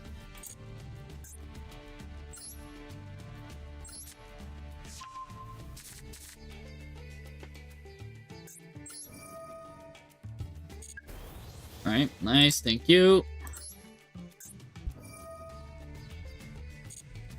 Gale. Gosh, falling in the Virtuous is going to be annoying. It just keeps asking me. It's like, you want to fall in the Virtuous? No. Do you want to use fall in the Virtuous? No. Pretty much got everything I need. So, I already got Spider. Maybe just... I don't even need a second Spider. I don't need anything here now. I can get... I mean, I can get another Spider for... might as well just get the Searcher. Yep.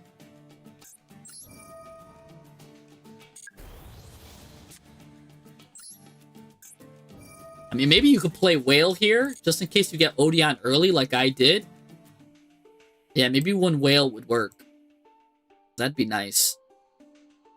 Which one do I not have? Desert.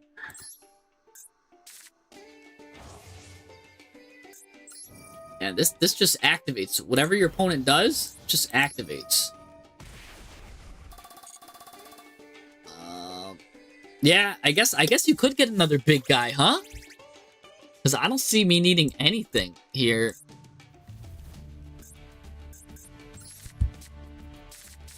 Okay, it gets me this, but that's fine, because this guy's really good at just being set anyways. He does a lot for the deck. Set him up. I'm actually just gonna get this to Chain Link 10 myself. It's crazy.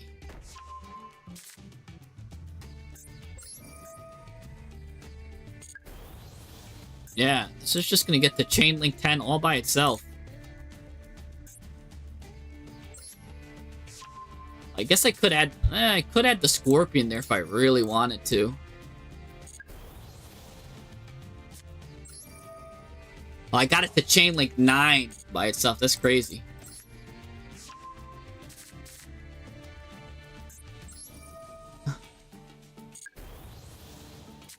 I guess I could get it to 10 really if I really wanted to.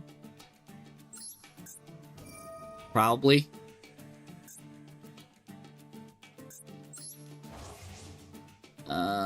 Pop this little guy. It doesn't matter which one we pop because we have release anyways. So you think that's bad, but it's not. Because now this goes to 10. This is at 10. This adds it back to the hand. You can now set another Apophis card if you really needed it. I'm going to set a your finish, though. So I've got a negate there. That's what makes that cool. Then you could set that there, and you can redo it all over again. So you could get an Apophis card. So that was nice to know there. You could start the count over again.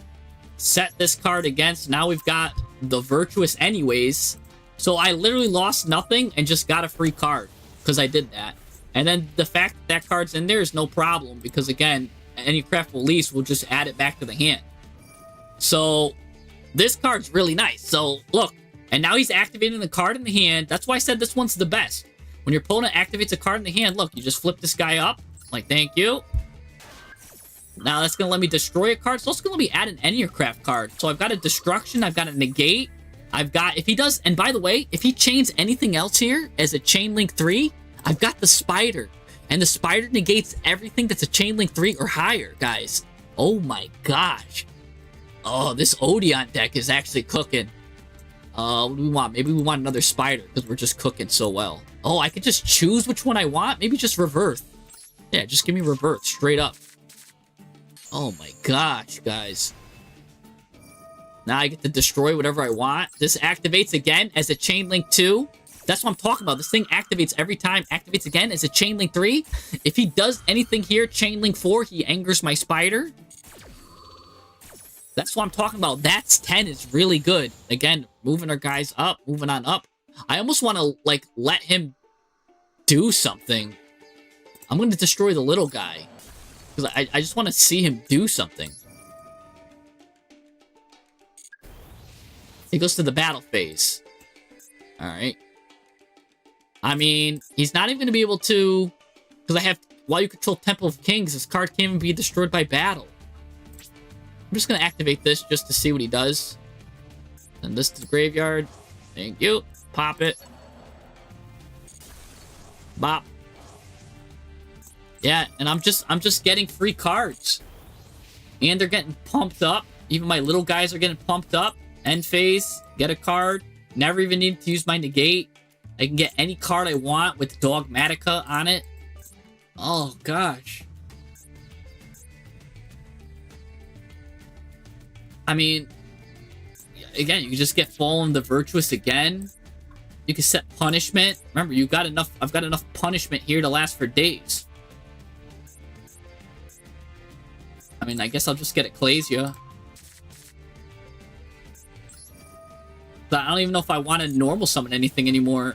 Oh, and then end phase? This guy's got enough to special summon himself? What? That's 3,000 attack there, 3,600. Adding it up, like... Wow. There's not... This deck is good! Plus, again, we have that, release in the graveyard there.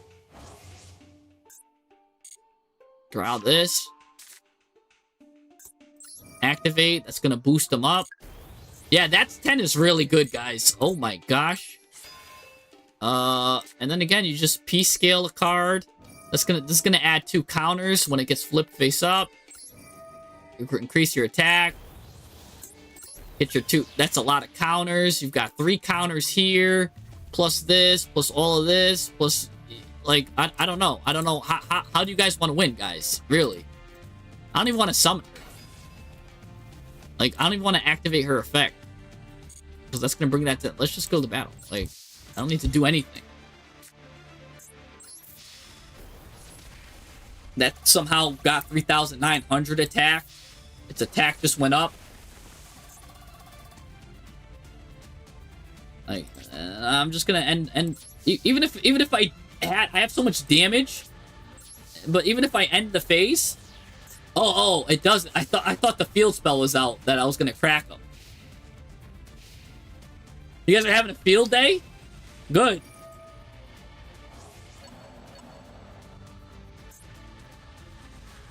I'm just gonna let his stuff fly. I want to see him actually do something to me. Like, what? Just set another trap. Like, oh my gosh.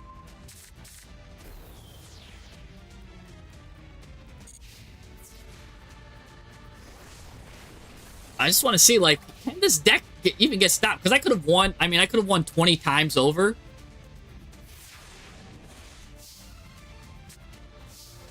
Oh my gosh. Plus, we're playing Verdict of Anubis. So, there's a couple of ways you can make this even better then. Huh. Because, yeah, you got all of this. Verdict of Anubis. Alright. Let's put this guy out of his misery real quick. I'm just baffled, honestly, by the amount of options that you have here.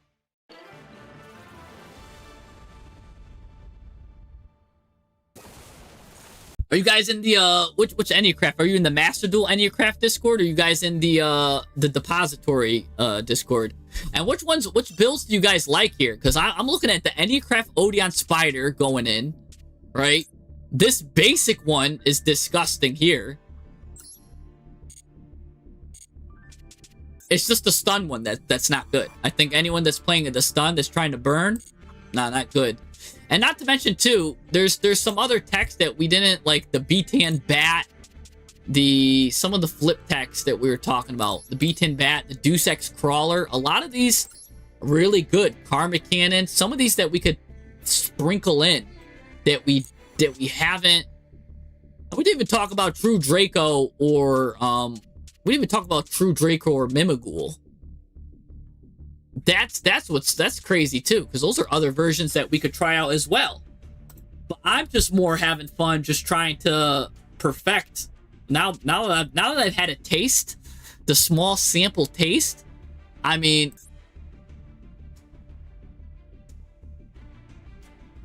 let's just go back to Zaborg. I mean, Zaborg you can't go wrong with. Oh no, I don't want to just. I had to shuffle it. You can't not shuffle the deck. You're gonna get all three the same. But funny enough, that works. Even though you don't shuffle, you get these two here, but a Zaborg there. But you don't want to risk. You never want to risk a blind Zaborg. But that would work under Droll too. You never want to risk a blind Zaborg, because then it could get impermed, all that jazz. What you want to do is let's do 3 shuffles, and then we'll do a test.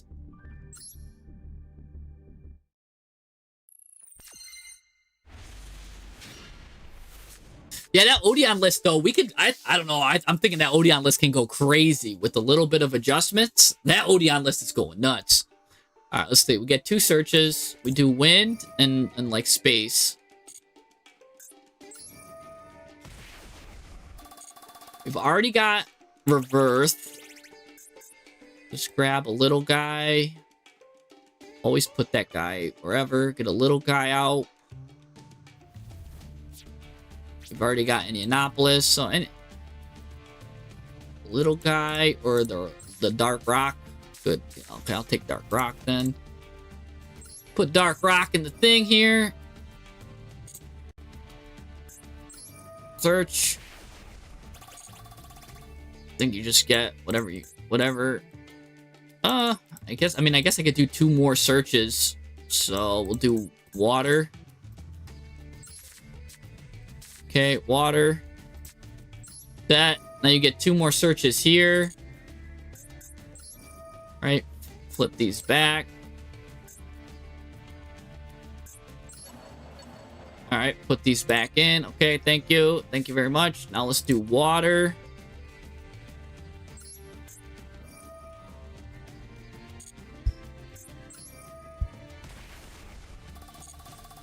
Water, get me whale.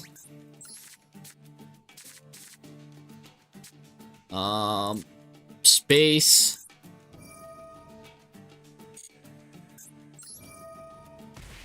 Space tries to get us, Space will try to get us, the Fox. Okay, Space gets us Fox. Not that it matters there, but, let's do Reverse now. Oh, actually, I shouldn't do Reverse yet. I should have did Fox, or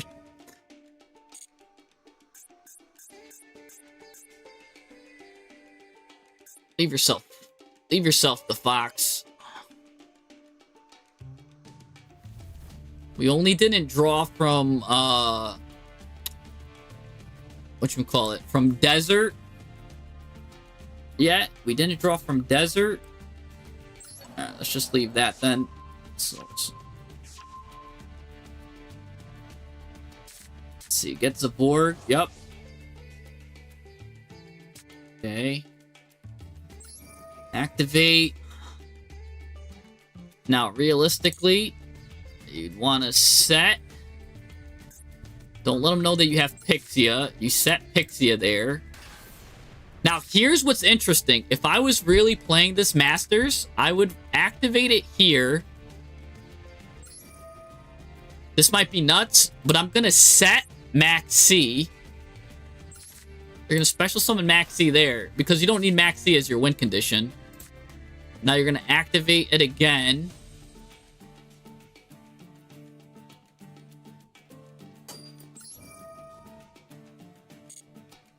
Set that there.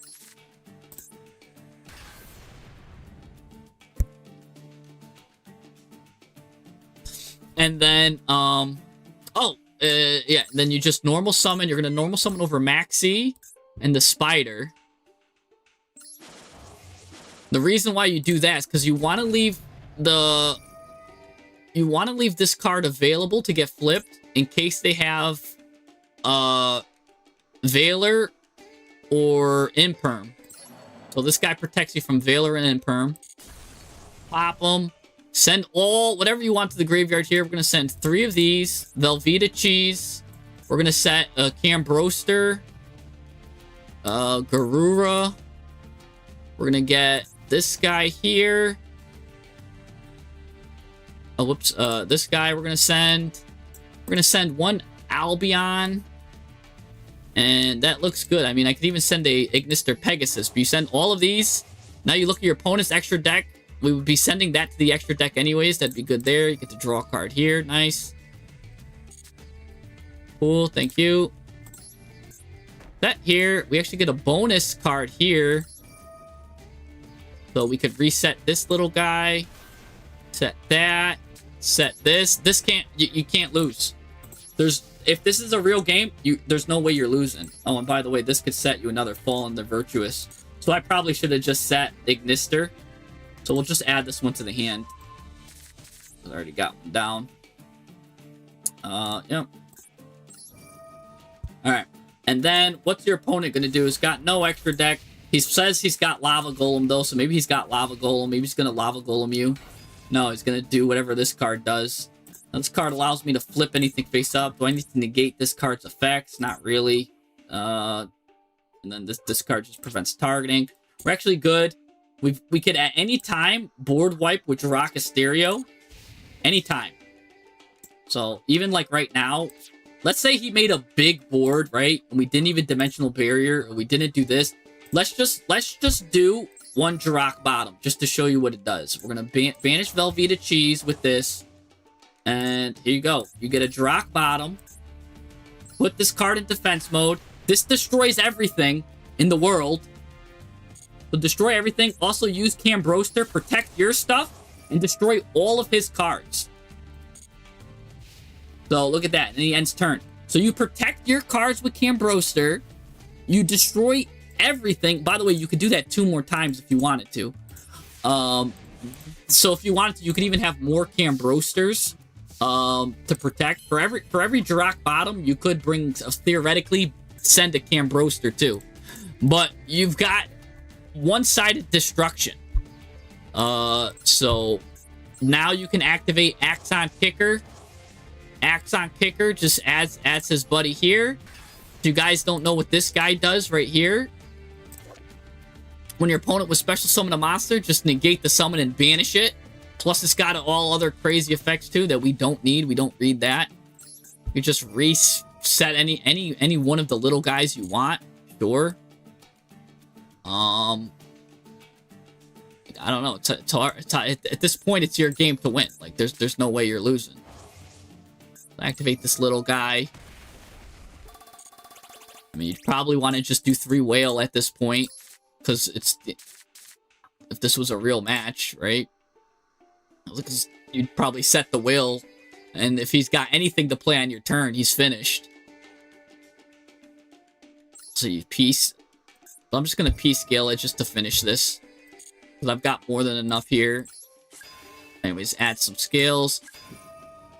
Add some scales. 3, 6. It's actually not enough. They don't have the field spell. Basically, you get the field spell, you win. So I should have, instead of adding the will, I should have just added the field spell, I guess.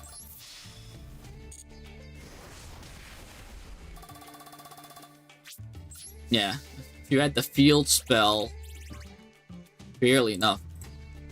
Just leave these face down. Either way, even if he's got a crackback hand, don't forget, we've got 2 more Duroc bottoms. We've got 2 more, Duroc. Oh, yeah, that's true, yeah, but I don't need to really worry about those. He just Lava Golemed and Lava Golem, that's fine. Ends his phase. And yeah, we're good. Like, you just win with his own Lava Golem. And I never even needed to use Dimension Barrier. Not to mention, you still got, in the graveyard, you've got Release. You've got a Pop. Release, add this. Now what I would probably do, if this was real, you just pop your own card. Kind of want to clear, make some room. I mean, I know that's good, but I would really just try to get the field spell back.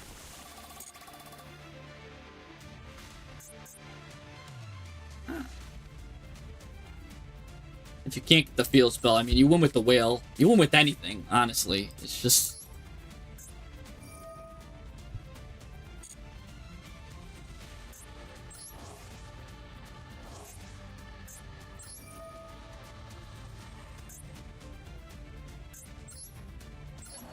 That's it. This one's got enough burn to win anyways.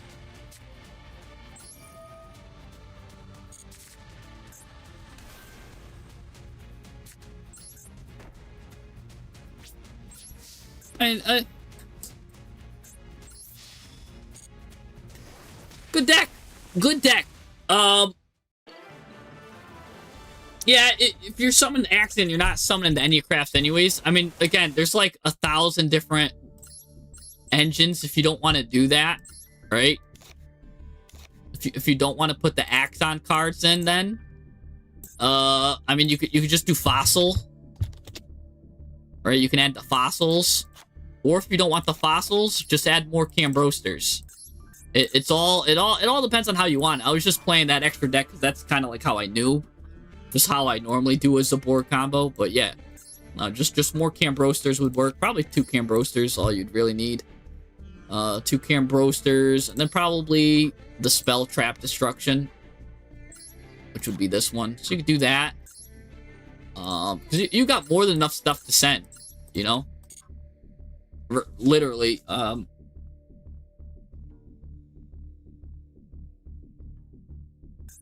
Again, Nadir's nice with this. Nadir also works really well with this deck. Because then you can add Dogmatica. There's just a lot of fun. Honestly, there's a lot of fun that this deck can do. And I spent a lot of time with the basic, Zaborg, and the Odeon deck, right?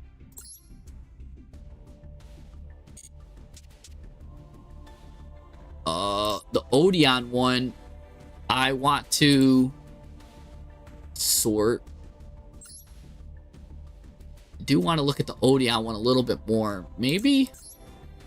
Because maybe we don't need Temple of Kings then, because we're just playing like a condensed version of it. Yeah. But sometimes I do like getting Temple of Kings and Anubis, Verdict of Anubis next to each other. So that could be good there too. I got to see how that works out mathematically. I did kind of like even just having 2 reverts is nice. So I did feel like that would have been a good addition. And then I do think then you still want to play 1 whale.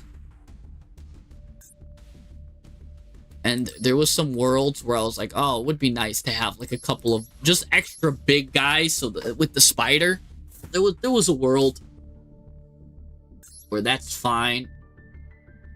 Ecclesia, I didn't really need. That was just a test there. Didn't really need her. This guy was doing fine, getting everything anyways. Pinpoint landing's a real good card.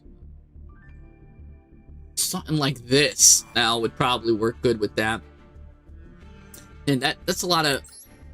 So that's the Odeon deck again, and we didn't even get to start building Mimighoul or True Draco with this, right? We didn't even get to do that. But let's just real quick, because it's getting late. So the Mimighoul cards right here, right? If your opponent special summons a monster, you get to banish this card, target a face down monster your opponent controls, turn it to face up, and that's really good because of course all the Mimighoul cards do crazy stuff. You're able to special summon them in defense mode. But what's real cool too is you get 2 flip monsters with different names to your deck. Your opponent adds one for you to special summon to their field and face down, and you add the other to your hand. So that you're gonna also do 2 Mimighoul monsters here.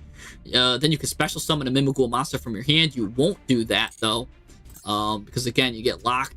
Mimighoul Master would be your normal summon for that deck. You could play Fork Dungeon. Probably you'd play, if you do play Fork, you'd want to play Fork at 3. If you are a Fork person, but I don't think we'd play Fork with this. This is good here. Mimighoul cards return them to the hand. Special Mimighoul. Change the face up monster on the field to face down position. So that's cool. You could reuse your own Enneacraft cards with this. So that's nice there.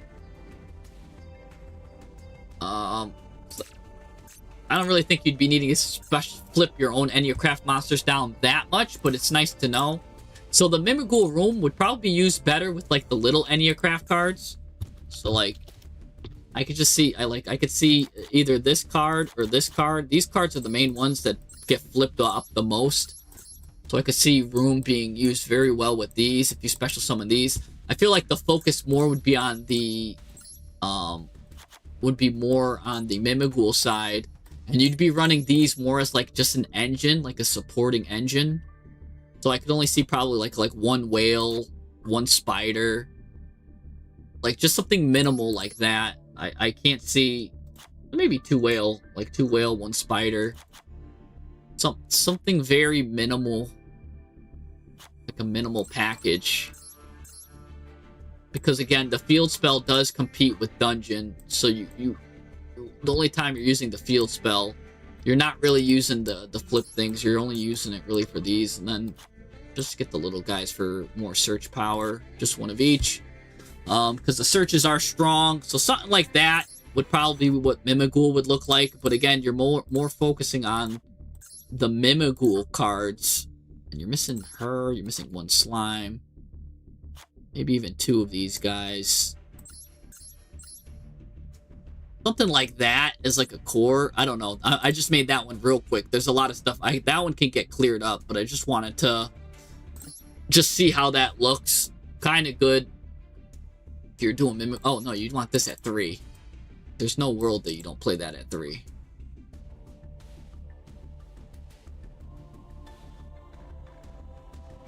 Yeah. Something like that. And that's even if you play Knight. You probably don't even want Knight. Some people don't play Knight.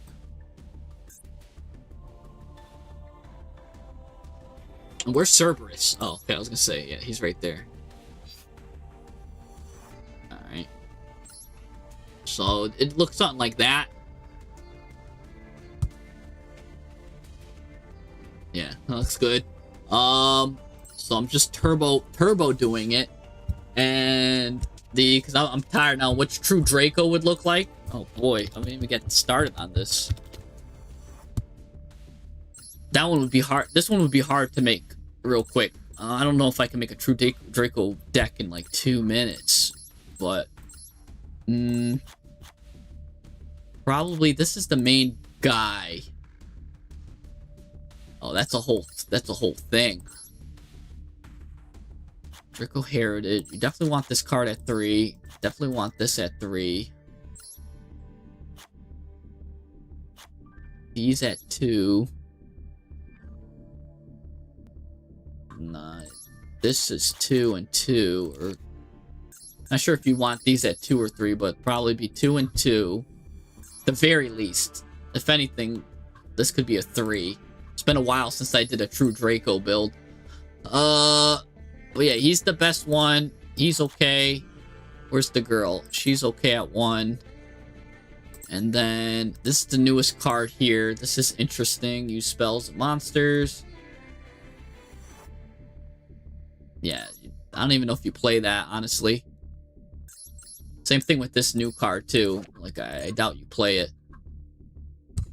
But that's the core. And if you're playing true Draco, I mean, it's still... Because they allow you to normal summon, so they don't interfere with Enneacraft. But at that point, it's like, what are we doing? You know, like, because these guys allow you to tribute continuous spells, traps, you controls, but, like, it won't work for your pendulum cards. It would work for, like, this guy or something. I think. I don't even know if that would work, honestly. I'd have to test it, but... But again, I feel like you just use then the Enneacraft cards as like a draw engine, and then you just use like Whale and Spider to support you. Maybe you'd have one tail and one of these. Yeah, you just have one of these, but like probably Whale and Spider to support. You'd want to search this.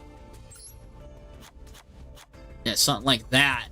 I mean, that actually looks a lot better than I thought, because the draw engine on this is insane. This is a really good draw engine. You're just weak to droll. Again, I don't know if we're playing... I don't know if you play Paradox. And you probably could play... You probably could play other true Draco cards. But...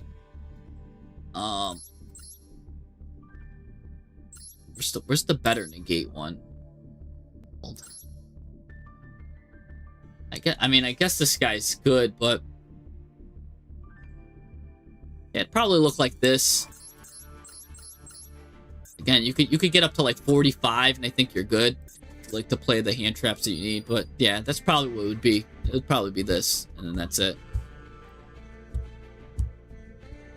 But yeah, so. I don't know. We went over a lot of stuff. We got, this was the, Mimighoul, Zaborg, the flip text. We talked about the regular text, the basic Odeon deck with the Spider being the hero, the stun with the Scorpion being the hero, true Draco.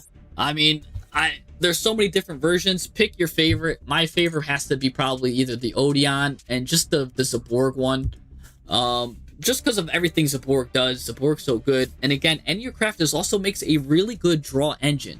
You don't have to play all the Enneacrafts at 3. Just play like all the little ones at like 1 or 2. Maybe play blue at 3 and the other one at 3, because those have really good effects when they're on the field anyways. But other than that, yeah, I think that we did a lot of good Zaborg talking.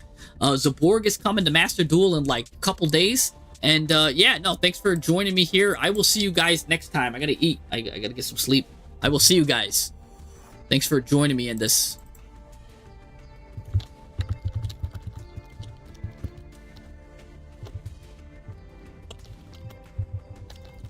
Deck.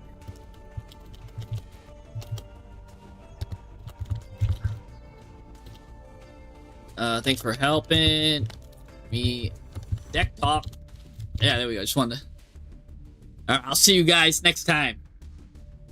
And we'll probably be... Wednesday's Deck Doctor, by the way. If you guys are here Wednesday, show me your decks, right? We'll talk decks and we'll make our decks. Wednesday's Deck Doctor. I'll see you then. Peace.